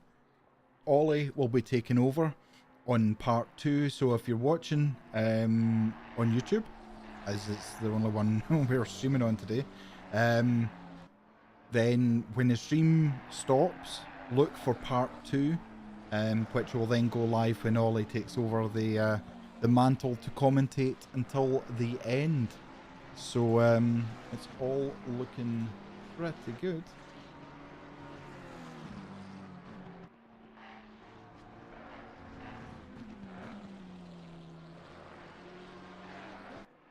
So I just have convinced myself that, and Ollie is going to be about an hour delayed, so you have me for another hour and a half for this stream. So I hope you don't mind me sticking around.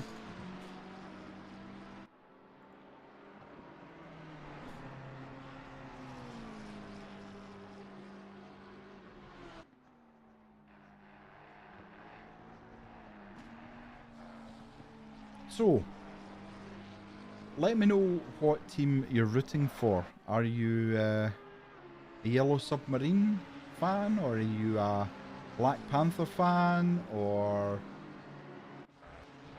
Let me know. And make sure you smash that like button. It helps us out greatly in the channel and in the algorithm and everything else. I would love this stream to be shown to more people on YouTube, so they can see how good the racing is at TOGA. I'm betting just getting oversteer coming out that corner. I always struggle with the oversteer at that corner as well. Got Hinadi, who's in the Yellow Submarine McLaren as well, right behind Alex Hertz in that Audi.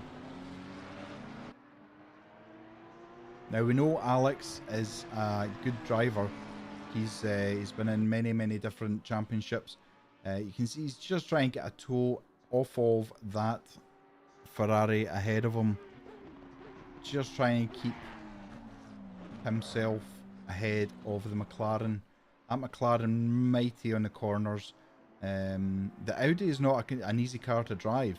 Anyone who's driven the Audi R8 in GT3 format on ACC will know exactly what I'm talking about. It's a tricky car to deal with, but Alex coming under pressure now. That McLaren all over the back camera of the Audi.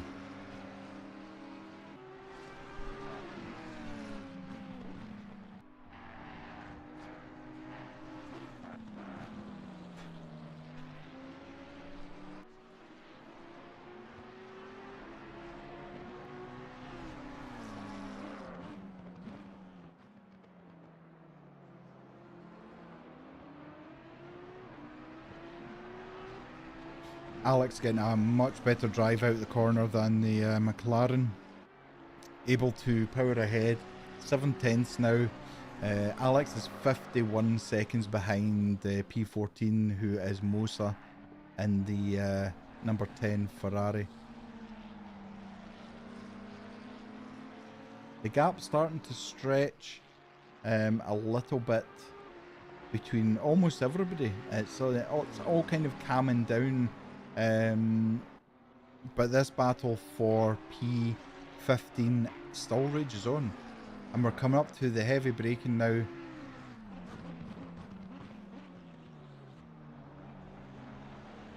Now the track temperature has gone down. It was 33 degrees, it's now 31 degrees, and the air temperature is 23 degrees. Now Hayden had said earlier on he believes that the weather is not changeable.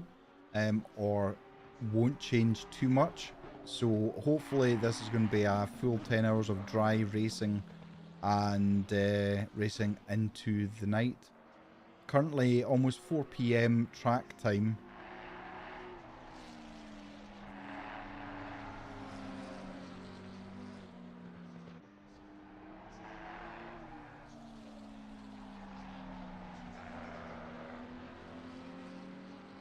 This is where Alex seems to come under the pressure the most.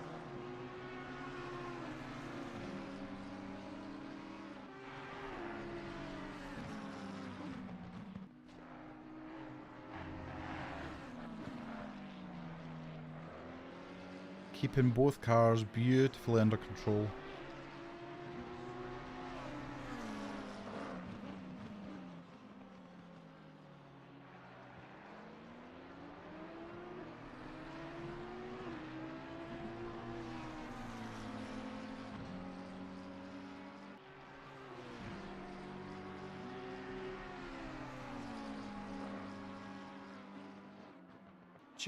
The McLaren just not able, I don't know if it's getting into the dirty air and just struggling to get past that dirty air part.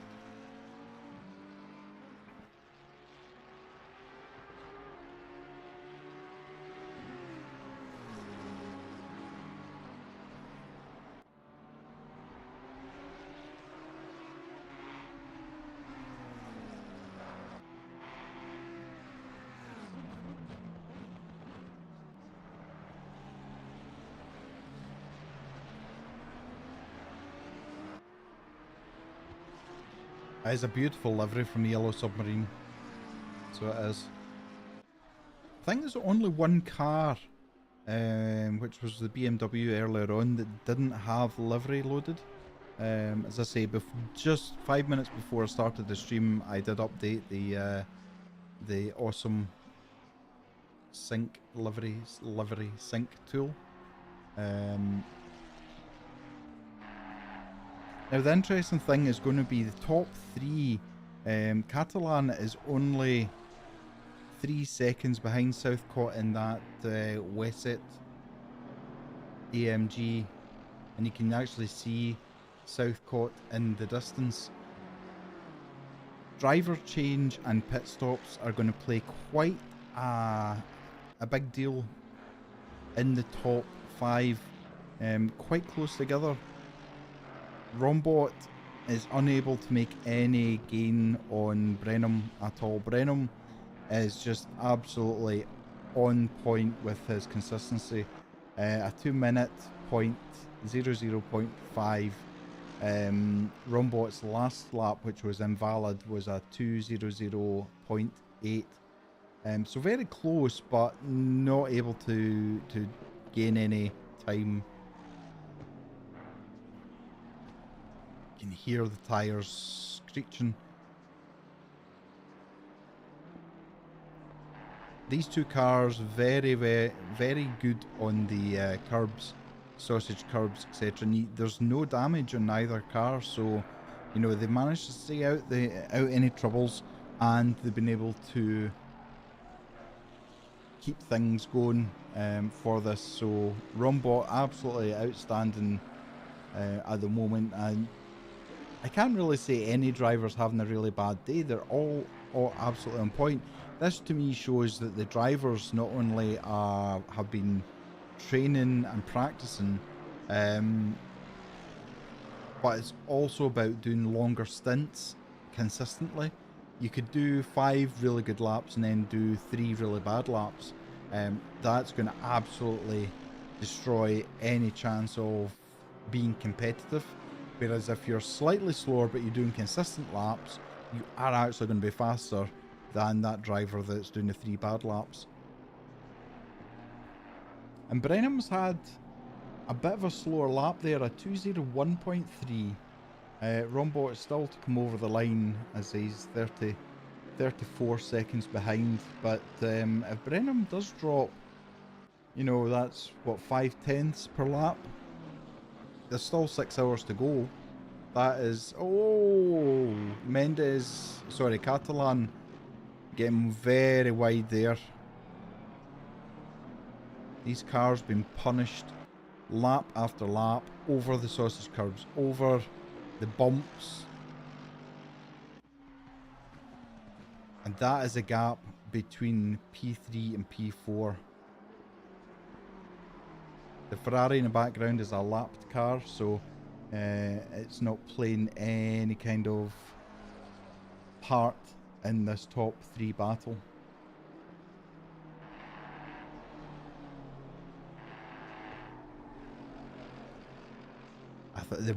All these cars sound amazing in their own way. The AMG with that throaty growl that it gives, and then you've got the Lambo, which is just sort of high pitched, along with the Porsche. It's just amazing. So it is.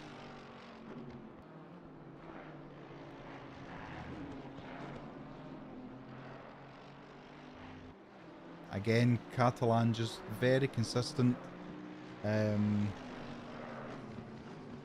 So I'm just watching the timing for Brenham going over the start-finish line to see if he is better or worse.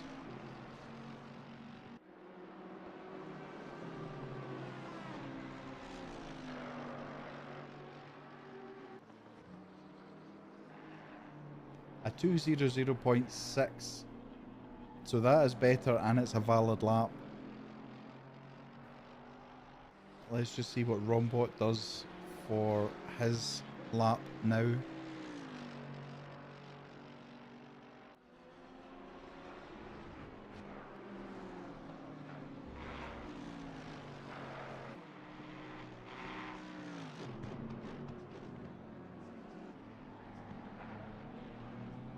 And Rombot does a 2:00.9, so anything that Rombot had gained on the last lap, Brenham's taken back on this lap.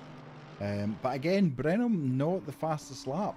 Fastest lap is still held by the Black Panther number 1 Ferrari with a 159.712, which was set quite early on. So it was... You think as the fuel dissipates from the... Oh, Mossa is in for a drive-through. That will be track limits again. As the fuel depletes over a driver's stint, you would think the car is getting quicker, but then the tyres are worn, they're maybe grained, they're maybe scrubbed, they've maybe overheated, they've maybe cooled down, they've maybe got some dirt on them. There's so many things, and then that causes issues as well. If for the Porsche, for instance, where the fuel tank is at the front of the car, as the fuel depletes, the car gets lighter at the front, which then causes you some major issues in terms of understeer, oversteer, from that point of view. So it's not easy. And again, I'm looking at the top 5, and we've got 3 different car manufacturers in the top 5.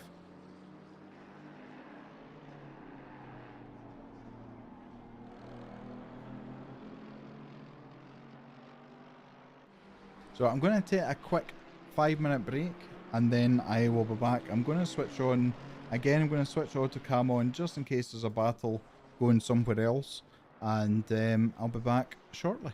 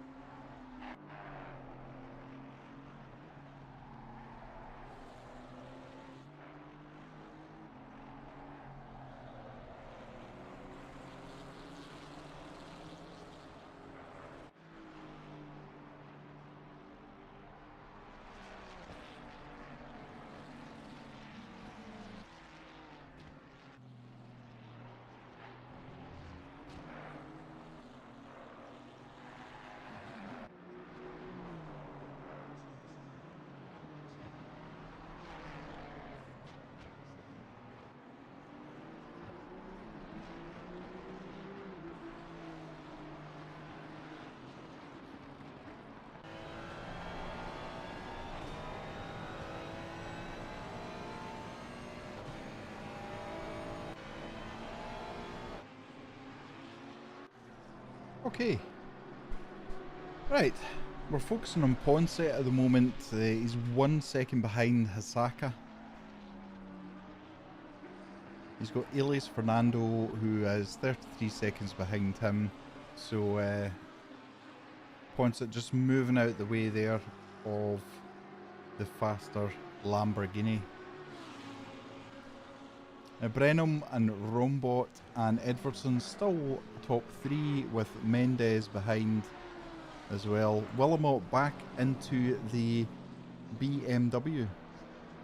Linkvar comes into the pits for driver change or just to get some fuel and tyres, but Willamot is right behind Badowski in that BMW. He's just getting past the Yellow Submarine McLaren just now, and he's chasing down. He's absolutely on the limit with that car.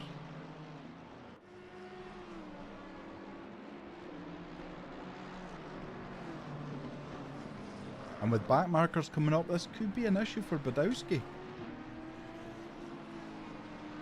He's got that Black Panther Ferrari to get past.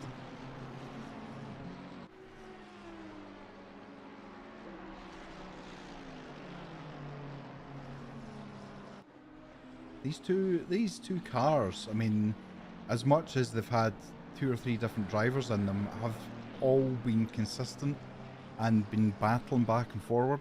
So it's great to see these cars and the teams so high up the positions at the moment. And obviously once they start, the cars and drivers start getting lapping past and up to maybe say like P10 and 9 or 8, it gets harder for them to get past because the drivers and cars are so equally matched. But you can see Willamot absolutely on point with his driving at the moment. Having a look, showing his car, McLaren gets out the way of Badowski. The Black Panther Ferrari is the next to be lapped. You can hear the tyres absolutely on the limit of adhesion. Any more throttle or steering input would just give you so much understeer. So you can see that Mercedes, look at it twitching at the front. Just, I don't know if he had a little bit of oversteer going on there, but Badowski seems to be driving to the limit as well. He obviously does not want to concede that place to Willamot for P8, but I don't know if the 2 cars in front are battling each other or not, but there we go. Black Panther car moves out the way. Very well done. The BMW just so good. But the Mercedes has the match of pace for straight line speed. Again, they're coming up. I don't know if that is maybe Alex Hertz in a 101 Audi. It's feathering off down another gear, top of the brakes. Look at the Mercedes. That is going to be hurting his tyres. That is going to be causing heat. That is going to be causing pressure to go up. And again, track now down to 30 degrees, air temperature 23 degrees. I would say Willamot is in a position here to really push Badowski to destroy his tyres. And again, so close through the chicane, and Badowski trying to get a toe off that Audi ahead of him as that Audi moves out of the way for these two coming through. Again, Willamot just having a look up the inside. I'm sure that's more to put pressure on the Mercedes driver than anything else.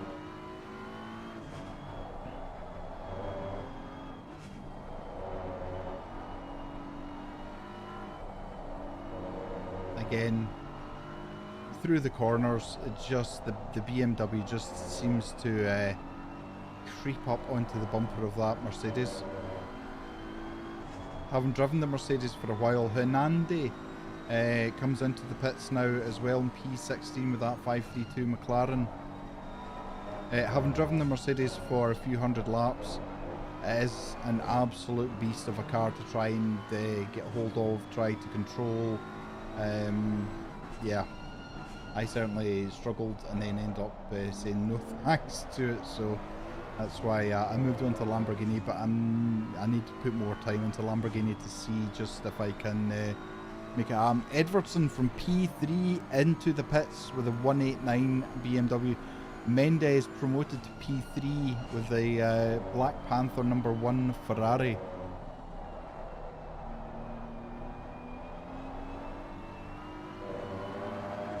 Willamot just not able to get close enough onto the back bumper of the Mercedes. Another lapped car coming up in front, in fact a couple of them, just looking to see. I don't think they're going to get them on the pit start finish line, so wider line in for the BMW, trying to get a better cutback, gets a good drive out, but the Mercedes again has the grunt, it has the power.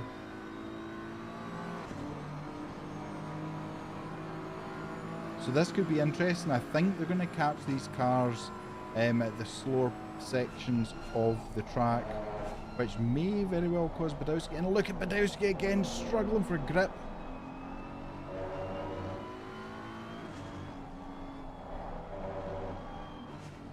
There's only so much punishment these tyres will take before you absolutely use them up.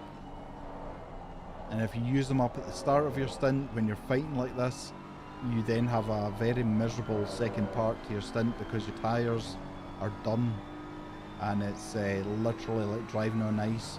So yeah, I think we're going to come up to these cars. Now these may play a big role in what happens between Badowski and Willamot.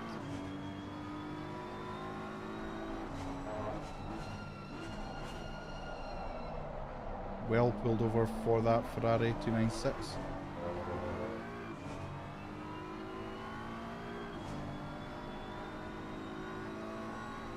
Now I'm wondering, is that Chase? That is just up ahead of the Mercedes is Chase, who is in P6 with that 100 Lamborghini. Now this is interesting. These two are battling, but they're actually gaining time. Very, very peculiar. Normally when you're battling, you start losing time to the cars ahead because you're too busy defending or trying to... And look how much... That must be a lapped car, surely. Yeah, that... Oh, just gets out of the way. My apologies, I thought that was... It is! That was Chase, who's in P6.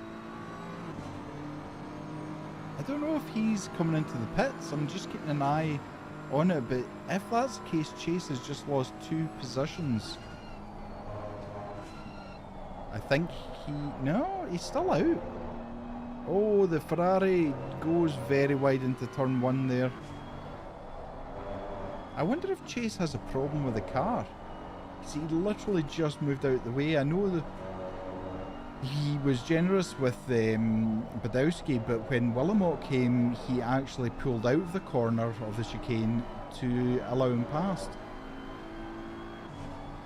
Maybe they've got a different tactic. They've maybe got a different plan in terms of what their race strategy is. It's a great view from here because you can just see the how much that Mercedes is moving around under braking, and he's wide into that, looking for the get the car slowed down and get it rotated. Let's have a look backwards now and see how Willamot gets on with this. You can see there's no advantage on either car on top speed, but certainly the BMW is better into the corners, and he's closing up now. But when that power goes on with the AMG, it just opens every part of the engine and just goes. Not quite close enough to get the aerodynamic tow that they need. Oh, going quite wide. That surely is going to be a track limit warning. Heavy over the curbs, but again, both cars able to take the big cars. They can take it, take the punishment of the curbs.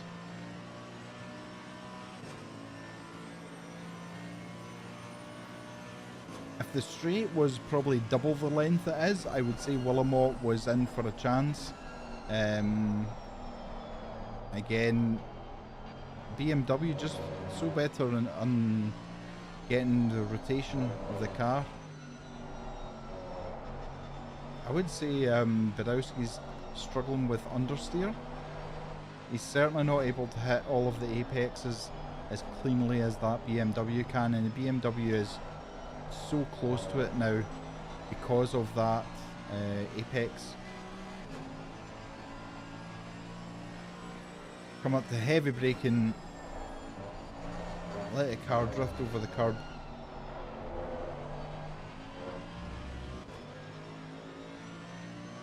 You can just see that the Mercedes is just creeping away from it. Heavy braking again, misses the apex. Looks how much better the BMW gets into the apex. Now the Mercedes has had a complete update in terms of the mechanics and the actual underbody work. But I still think the BMW has more technology. It's better, not better put together, but I think it's more advanced in terms of its technology, whereas the Mercedes has just been updated as such. I can still remember the amount of excitement that came from when it was announced that the BMW M4 GT3 was being released for ACC. Willamette is closer now. Maybe a little bit of oversteer there as he's coming around the corner. If you are watching, please give us a thumbs up, give us a like, smash that like button. If you're not subscribed already, please consider subscribing. We've got Beaton in the 531 McLaren is in the pits. We've got Herzig and Hertz in the pits as well in P13 and 14. Hisaka is getting close to Ponset. And we've got Speens in 28th place in the pits also.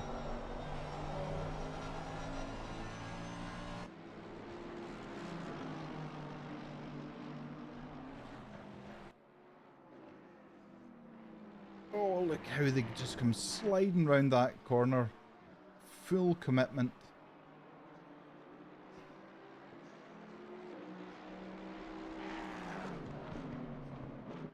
Again, this is where the BMW gets so close. Look how wide the Mercedes is going in comparison.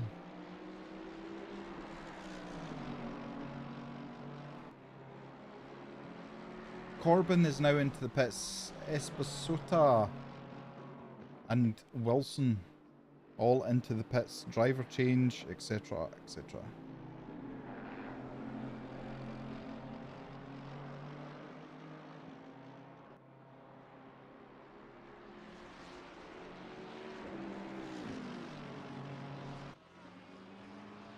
It's just too close to call between these two.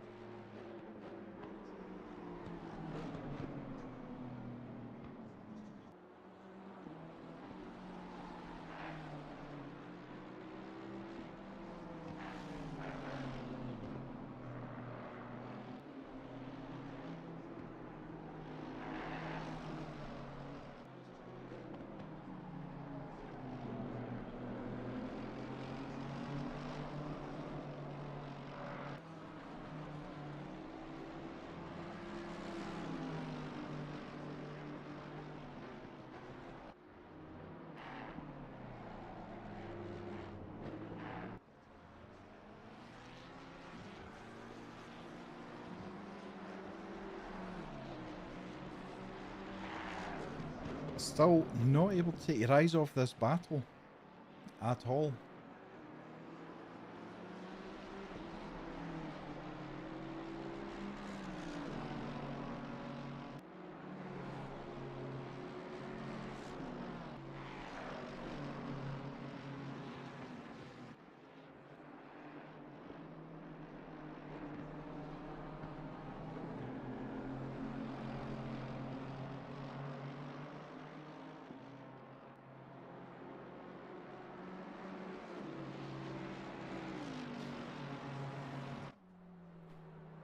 Rombot now into the pits. So your top three are now Brenham, Mendes and Chartier. Hasaka and Waltneil into the pits as well. So a few changes going on. 5 hours and 40 minutes left.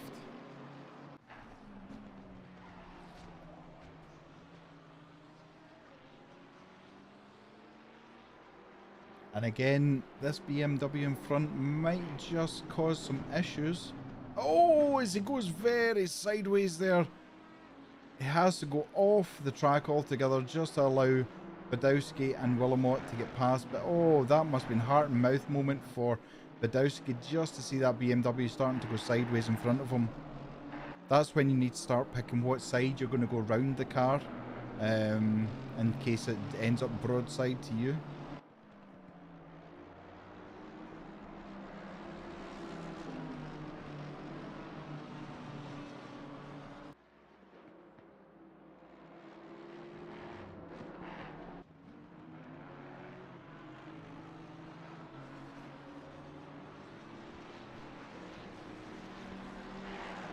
Rombot is back out. Looks like he's doing a second stint or a double stint. De Jong now into the 531 Mercedes, McLaren. Nash back into the 100 Lamborghini.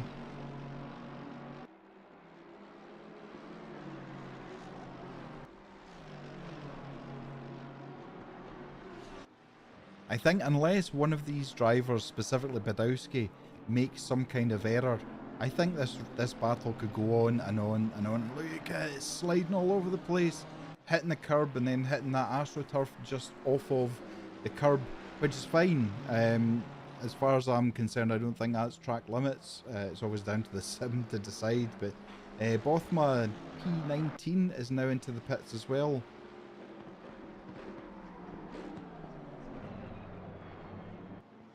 I have to say, lap after lap, these drivers are just on point. They're so consistent, and you can see how some parts of the track really suit the BMW and other parts of the track suit the Mercedes better.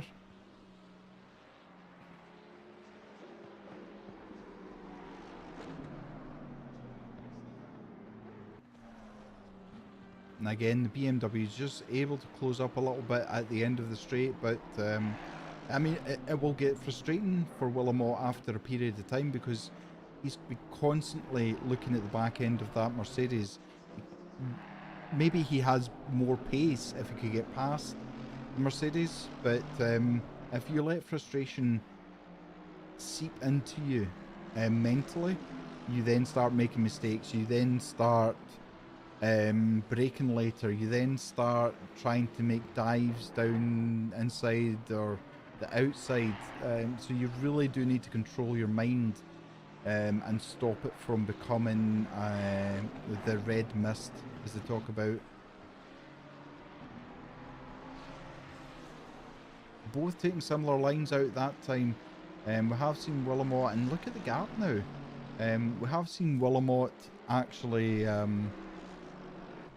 closer coming out there, so it's very, very easy to follow the car into the same line, and that's why you see people, if the car in front of you goes off track, you go off track as well, because you're too busy focusing on the car in front of you, whereas what you should be doing is ignoring the car in front of you, looking beyond that and concentrating on the track.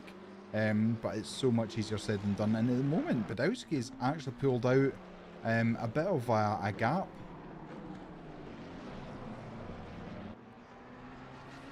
Chartier and Mendes both pit, So we go back to what we had before.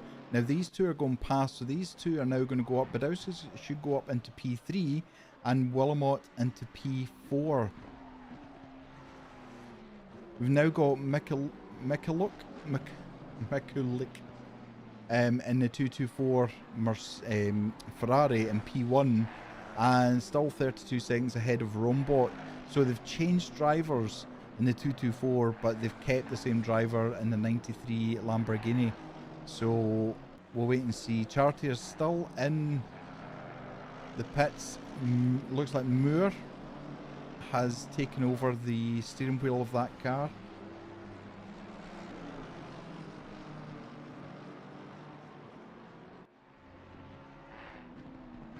Just coming up to half race pace. I say just about 35 minutes time.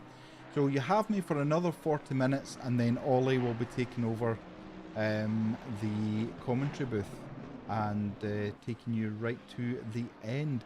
Stop go penalty for Vuren in the BMW, number 7 BMW in 21st place. I wonder if that's speeding in the pit lane.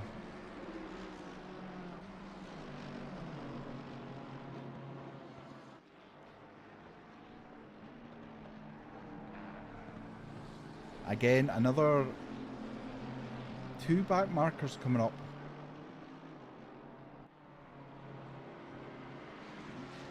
Now, they might be able to clear them at the start-finish line.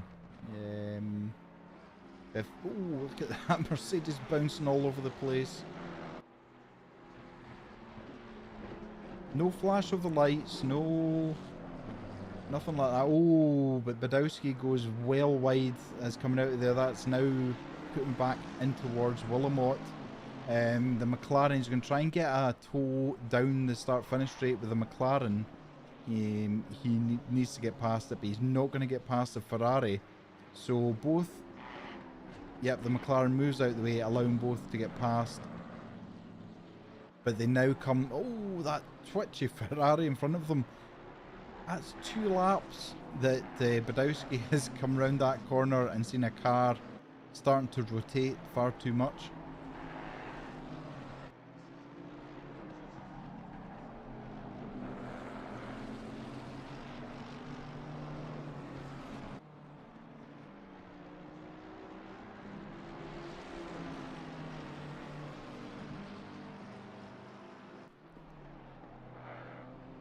So they're, oh, Badowski is really behind that, and the Ferrari moves out of the... Oh, there's contact between the Ferrari and Willamot there.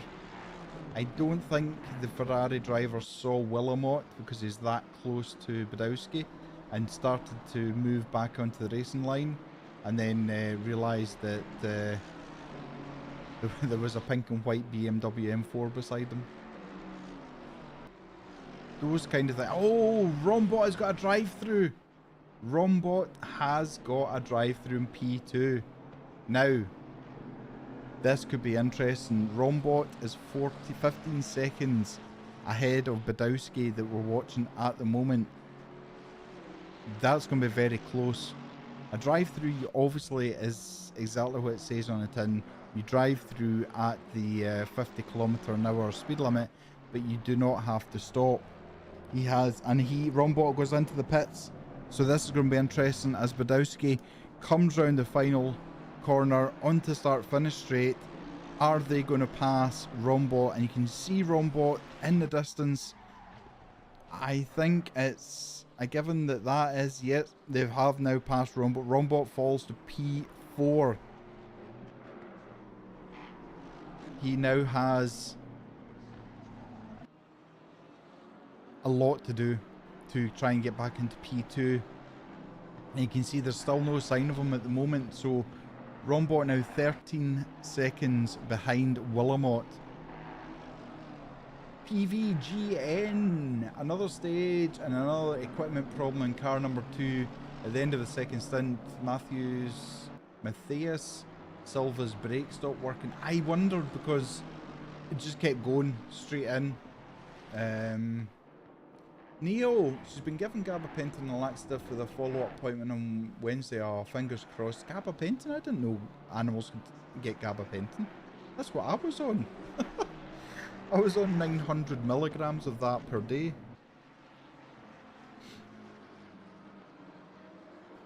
Fingers crossed that the laxative works and she can get back to her normal self again.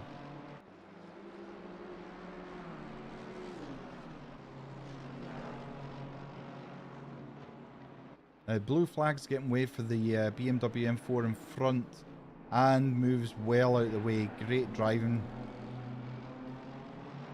Not getting involved in this race, in this battle at all. Badowski is now 47 seconds behind Mikulik. And Rombot, 12 and a half seconds behind these two. Oh, a BMW. Huge change of... oh, wow. Absolutely thumping it over the curbs now. Neo, they apparently are given gabs before a procedure to take the edge off when they wake up. Alright, okay. I guess, yeah, I mean, if she is uncomfortable, then that's going to at least maybe space her out a little bit and ease things for her. Poor Orby. Give her a cuddle from me.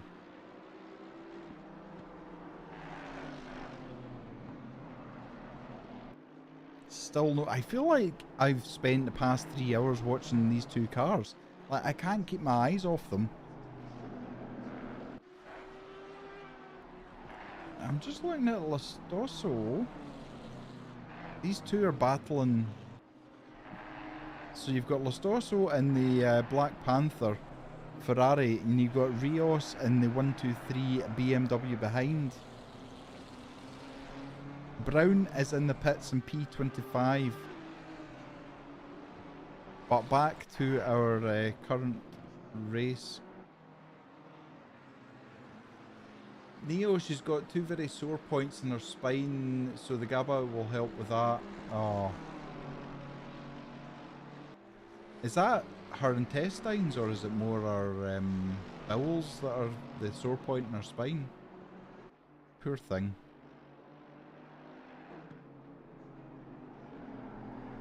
Again, Mercedes wide over the apex and wide on the exit.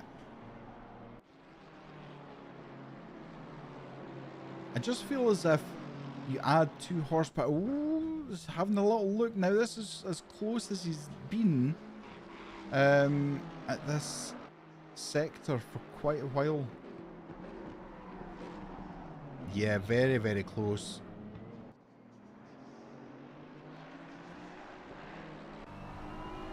But again, Mercedes just pulls away. Neo, she thinks it might actually be back pain. She asked if she's fallen. Oh no. But I'm assuming the check that she's done, there's no obvious broken bones or anything, so poor Orby. She's been through the wars, so she has.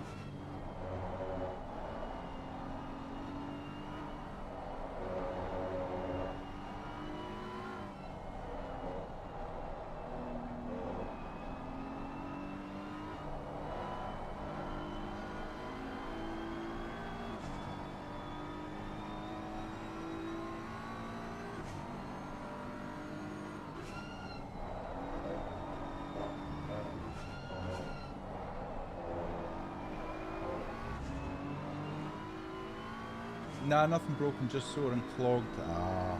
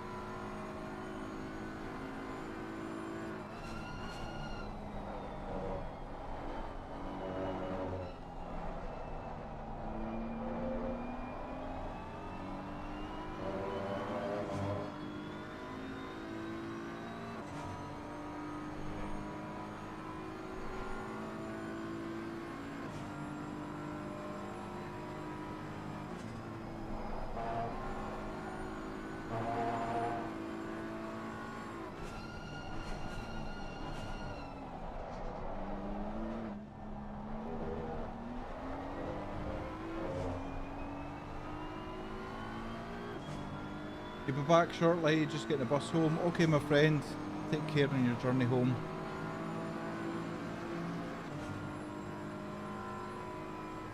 Rombot has managed to claw back a second on Willamot, so I don't really feel Badowski's holding Willamot up, but at the same time I feel as if I would just wonder if Willamot has a bit more pace.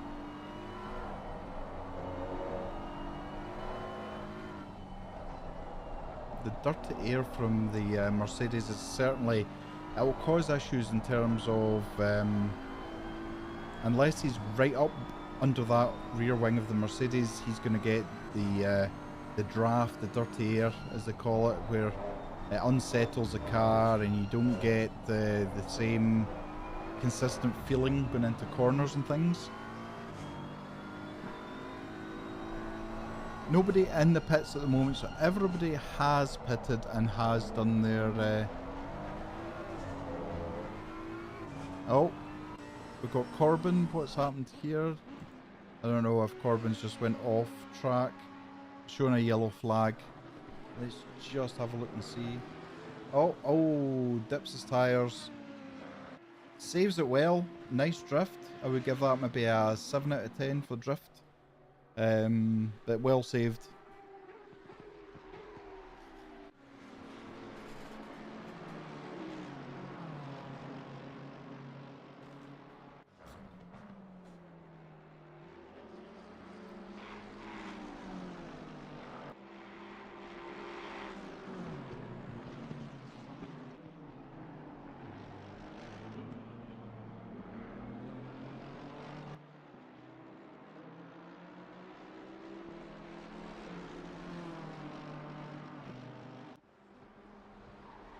You can just see how Willamot's trying to hide that BMW.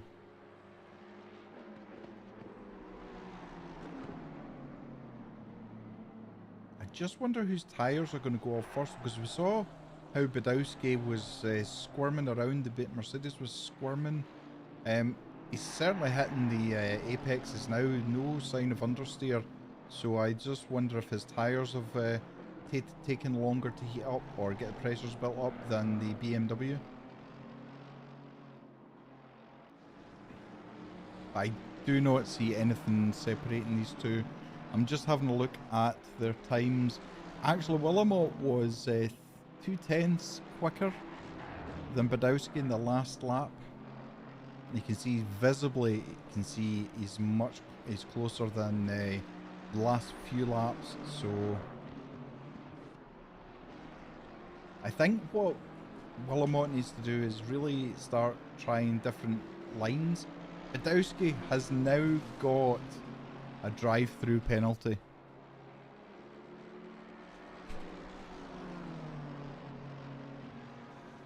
That absolutely changes everything. So Badowski has now had 3 track warnings and then went over the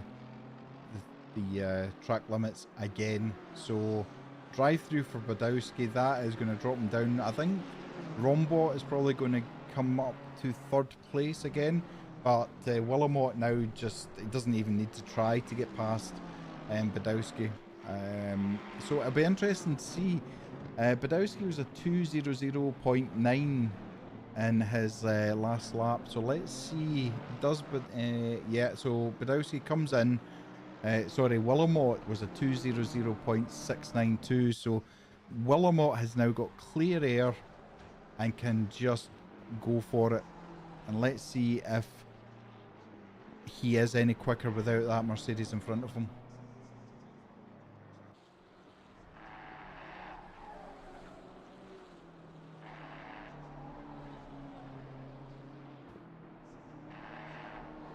Yeah, so Rombot is now taking P3, still 11 seconds behind, and in fact, Lefson and Da have both leapfrogged Badowski with that drive-through. Badowski now 3 seconds behind in P6. That is heartbreaking to go from P2 to P6, and knowing that it was just through, I don't want to say driver error, but I pushing too hard.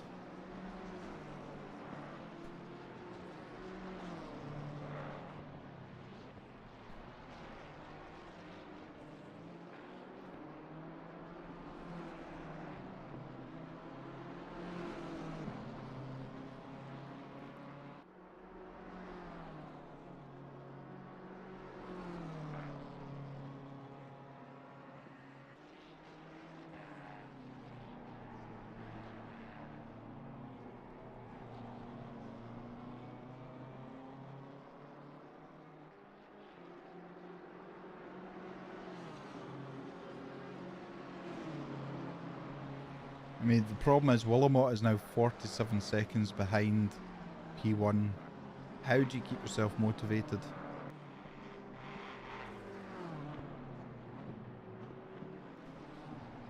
So, with Willamot now having a clear track, let's see what the true pace of that BMW actually is.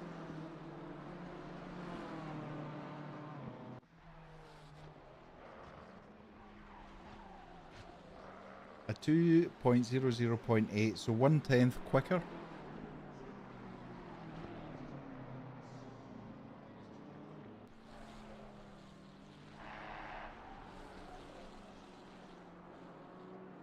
We've got Paul Ameni and the 787 Ferrari in the pits.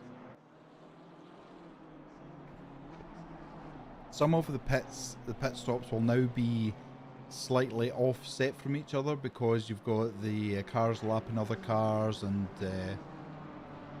you might have some teams who are going for a longer stint with some drivers.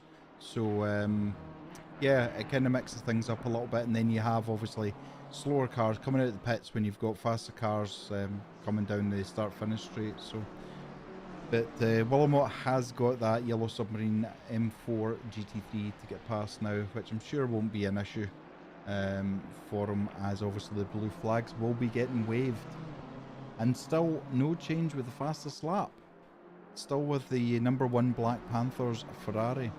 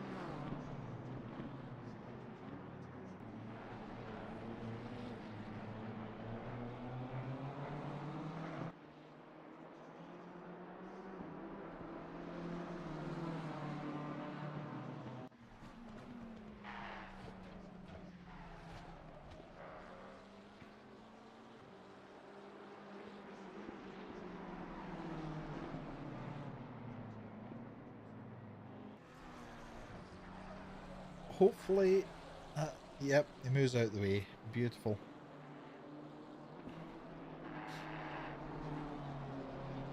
The standard of driving for this race, and even for the races that I've either commentated on or watched in the past, they've been top notch. I mean, the Rookie Championship, which is now in the 6th season, is due to finish this Wednesday coming. It's so close. It cannot be called. It's going to go down to the last race, but there has not been a red flag in any of the 4 races.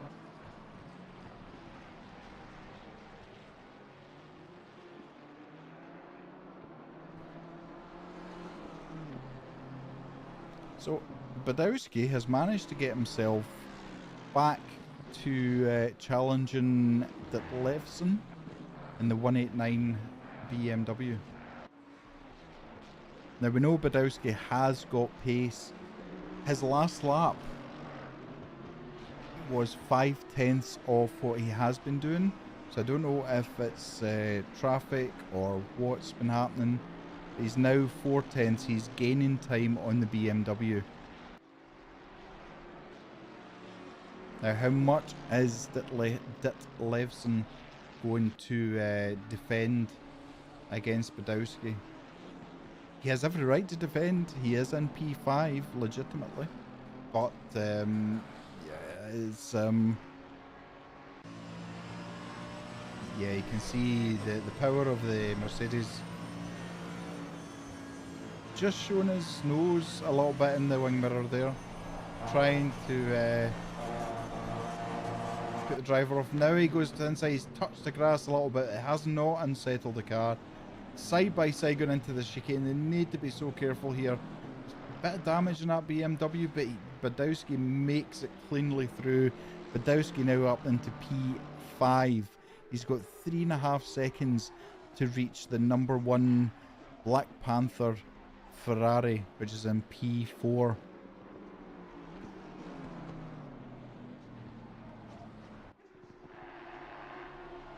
Lustosa has now come into the pits in a number 2 Ferrari. That's the Black Panther Ferrari.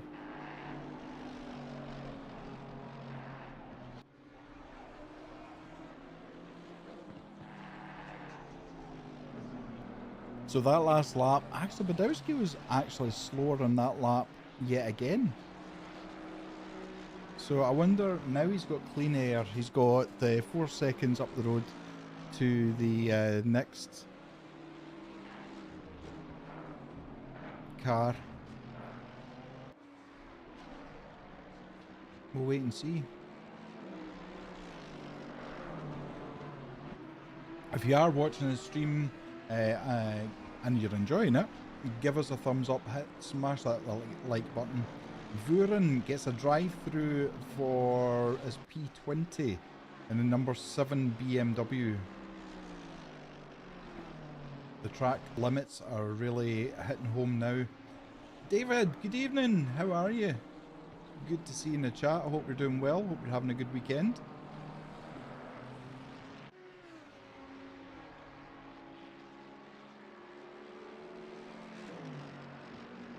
Badowski not really making any challenge on the time of the Black Panther Ferrari. Having a look at Moore at the moment, because he's catching Ditlevsen as well.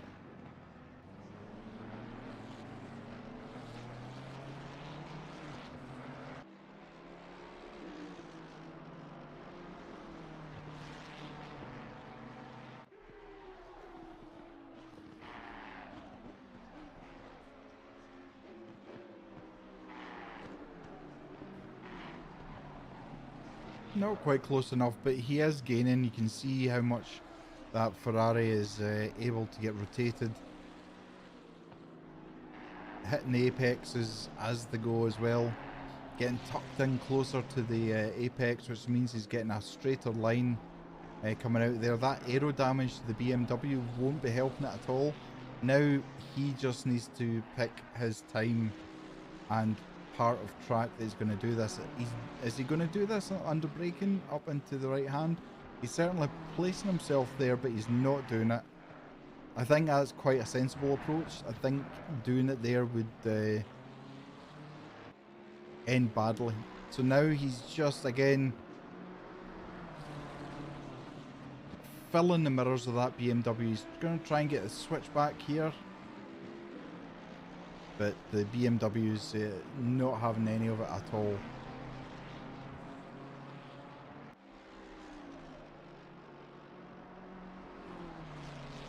So what, I just wonder if he's going to wait till he gets onto the straight, just bide his time and choose wisely, because he really needs to try and get past this BMW to get on the back end of Badowski. It looks like this is going to be a done deal.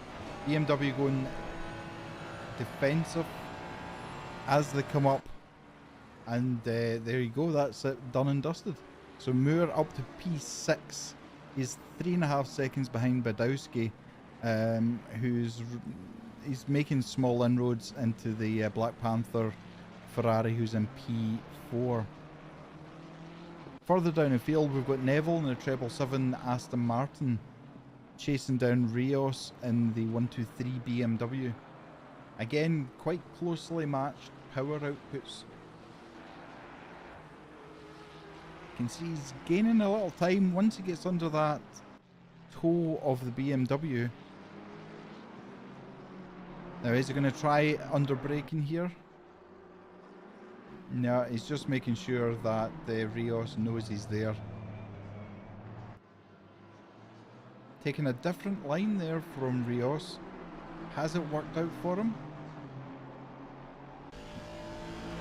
Not this time.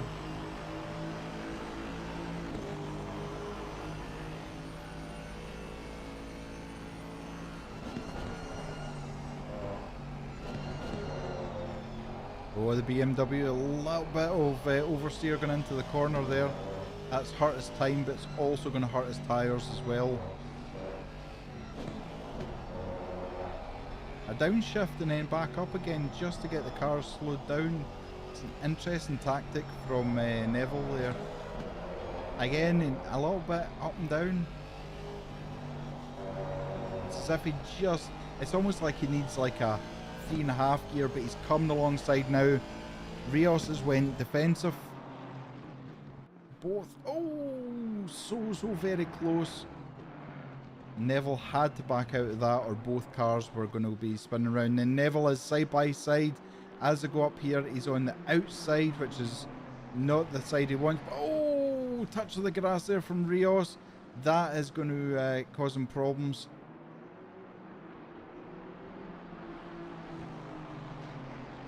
Aston Martin just not able to capitalise on that slight error, but it's showing that a lot of mistakes are creeping in, so the pressure is absolutely on point. And Elias Fernando comes into the pits in P18 for the Tobbs esports team. So very close now, look at this. He's actually come out of the toe, so he's coming along side by side, but they're going to go too wide into 32R. Oh, enough space left, but again Rios has the inside line. Is he going to be last of the late breakers? It looks like it. Oh, Neville had to back out of that and actually gets somebody unlapped themselves. Neville had to take off the throttle there, otherwise he was going to be into the back of Rios. And now Neville has got all kinds of problems going on. He's got two back markers unlapping themselves. Rios has also got these two back markers coming up. And actually the back marker, is that a back marker? Sorry, apologies, that's actually one of the faster cars. That was actually the race leader. Oh, I think I need to lie down now. So, yeah, so these are the faster cars coming through. I forgot that we weren't at the top part of the standings. But this isn't helping Neville at all. This may help now. This is just a sandwich. Look at this that's going on here. Flash of the headlights. That's Ponset that's in P14. And here we go. Oh, Rios really was... Oh, dearie me. What happened there? There wasn't contact, was there? So he slows down. Oh, the Ferrari's outbraked himself. It's kind of distracted Rios, who then almost stopped. And Neville almost into the back of Rios.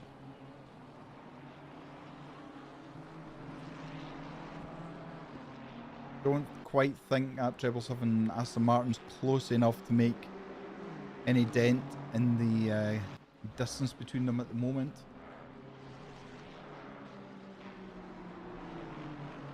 Neville just needs to be patient, which is very easy for me to say when you're not sitting in the driver's seat. But again, oh, so close. He seems to be so much better under braking there. He is close enough to get that toe down the start finish. A little bit of movement from Rios. I don't know if he's just trying to not completely give that toe down the... ooh, I thought he was going to try and slide that in the inside line there.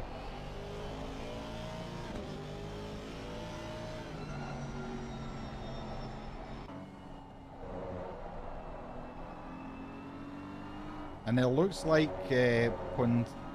Ponset is trying to get past these two again after outbraking himself in the hairpin. Look at Aston Martin, just with the ease that it gets round that corner, gets on the power. Now Rios having to go slightly defensive. Oh my goodness. Oh, it's a dive up the inside and Rios went off. Let's have another look at that. Just as they were coming up, Rios going defensive, but I think he just He got himself all kinds of flustered, I think. Maybe I'm being harsh on him, but Van Brussel there was shown as a yellow flag. I wonder what's happened. Oh, okay. See, that's the thing. Oh, good catch. Good catch from Van Brussel. That is the problem. If you even have a very slight lapse in concentration, you end up, you clip the grass, you take too much curb, you miss your braking point. Anything at all could absolutely ruin it, could send you. That McLaren could easily have just done a 360. Then you need to get the back round facing the right way. Your tyres are absolutely burnt and you're in all kinds of trouble. Badowski currently 2.8 seconds behind that Ferrari, where you just see coming into shot and out of shot again. So again, sometimes it gives drivers motivation to see the car in front of you. It gives you that, just that little bit extra incentive to push.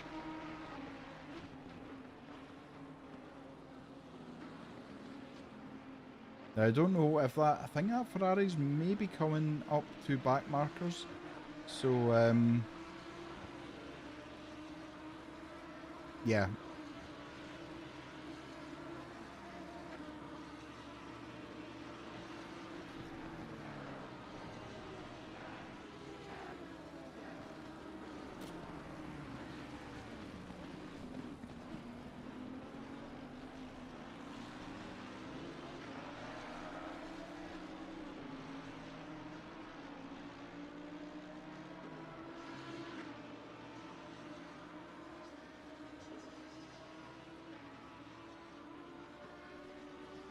So we have done, well, not us personally, but and this is the battle for P10.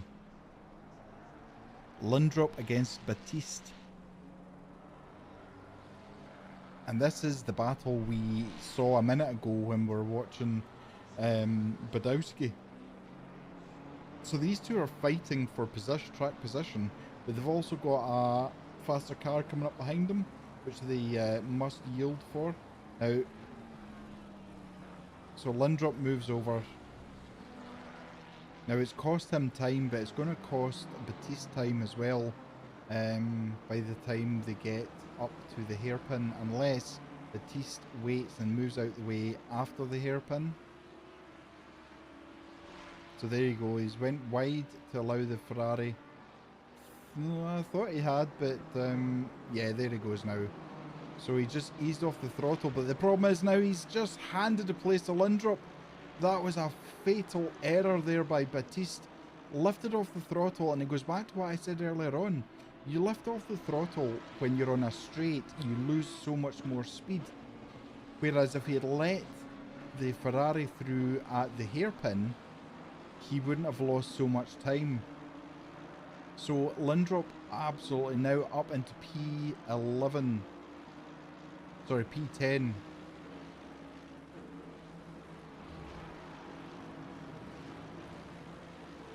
And another back marker. Oh!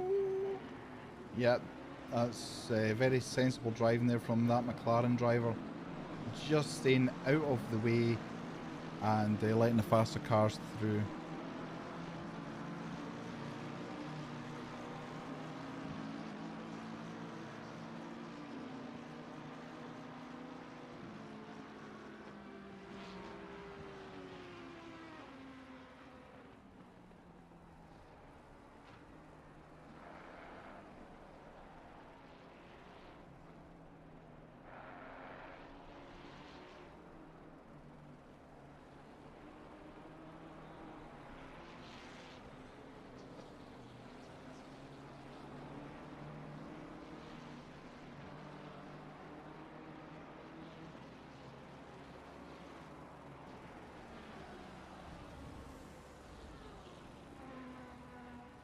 So you just have about 5 minutes left of myself. It has been an absolute pleasure been able to spend my Saturday afternoon and part of the evening with yourselves, commentating on such a good race. As I say, I keep saying this, but unfortunately I need to keep saying this. Please smash that like button. In 5 minutes time I'll be going off air and Ollie will be taking over.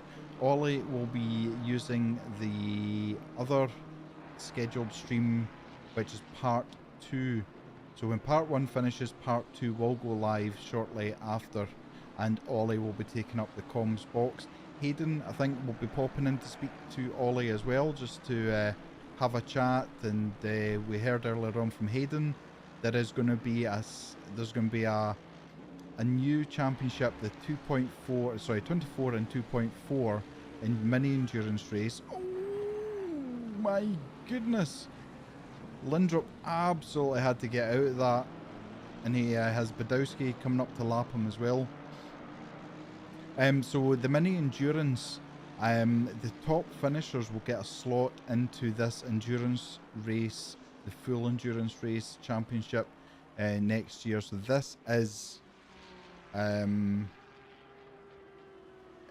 it's amazing how everybody at TOGA comes up with new ways to invent and adapt and improve championships to make them more interesting, more exciting, more attainable for most skill sets, driving skill sets, in fact all driving skill sets. Speaking from my own experience as well. Oh, the Ferrari, oh my god, oh, the Ferrari. He was so generous trying to get out of the way. He's dipped his wheels and then he's had a horrible spin. Luckily he's only tapped the barrier, but oh, that has cost him dearly. We've got Linkvar is in the pits,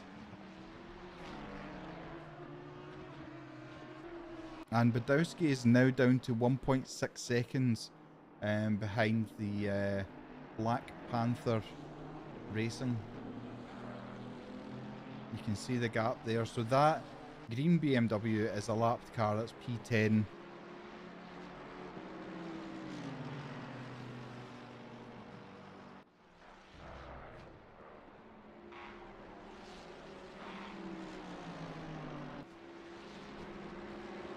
Bear with me a second.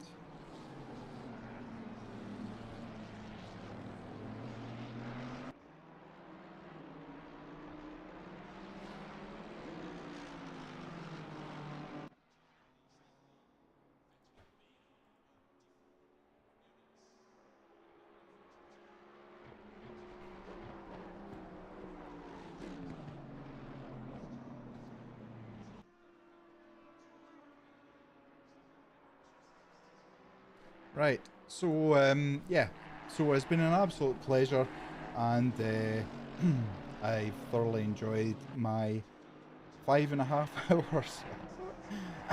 My voice is starting to go, so it's a good time for me to stop. So it is, and you'll get a different perspective with Ollie. I'm just looking. Why is De Jong all of a sudden? Oh, look at this battle, De Jong and Willamot. Willamot does not need this going on in P6. So he doesn't. And again, there's still battles going on. 5 hours into the race, there's still battles going on, which is great to see.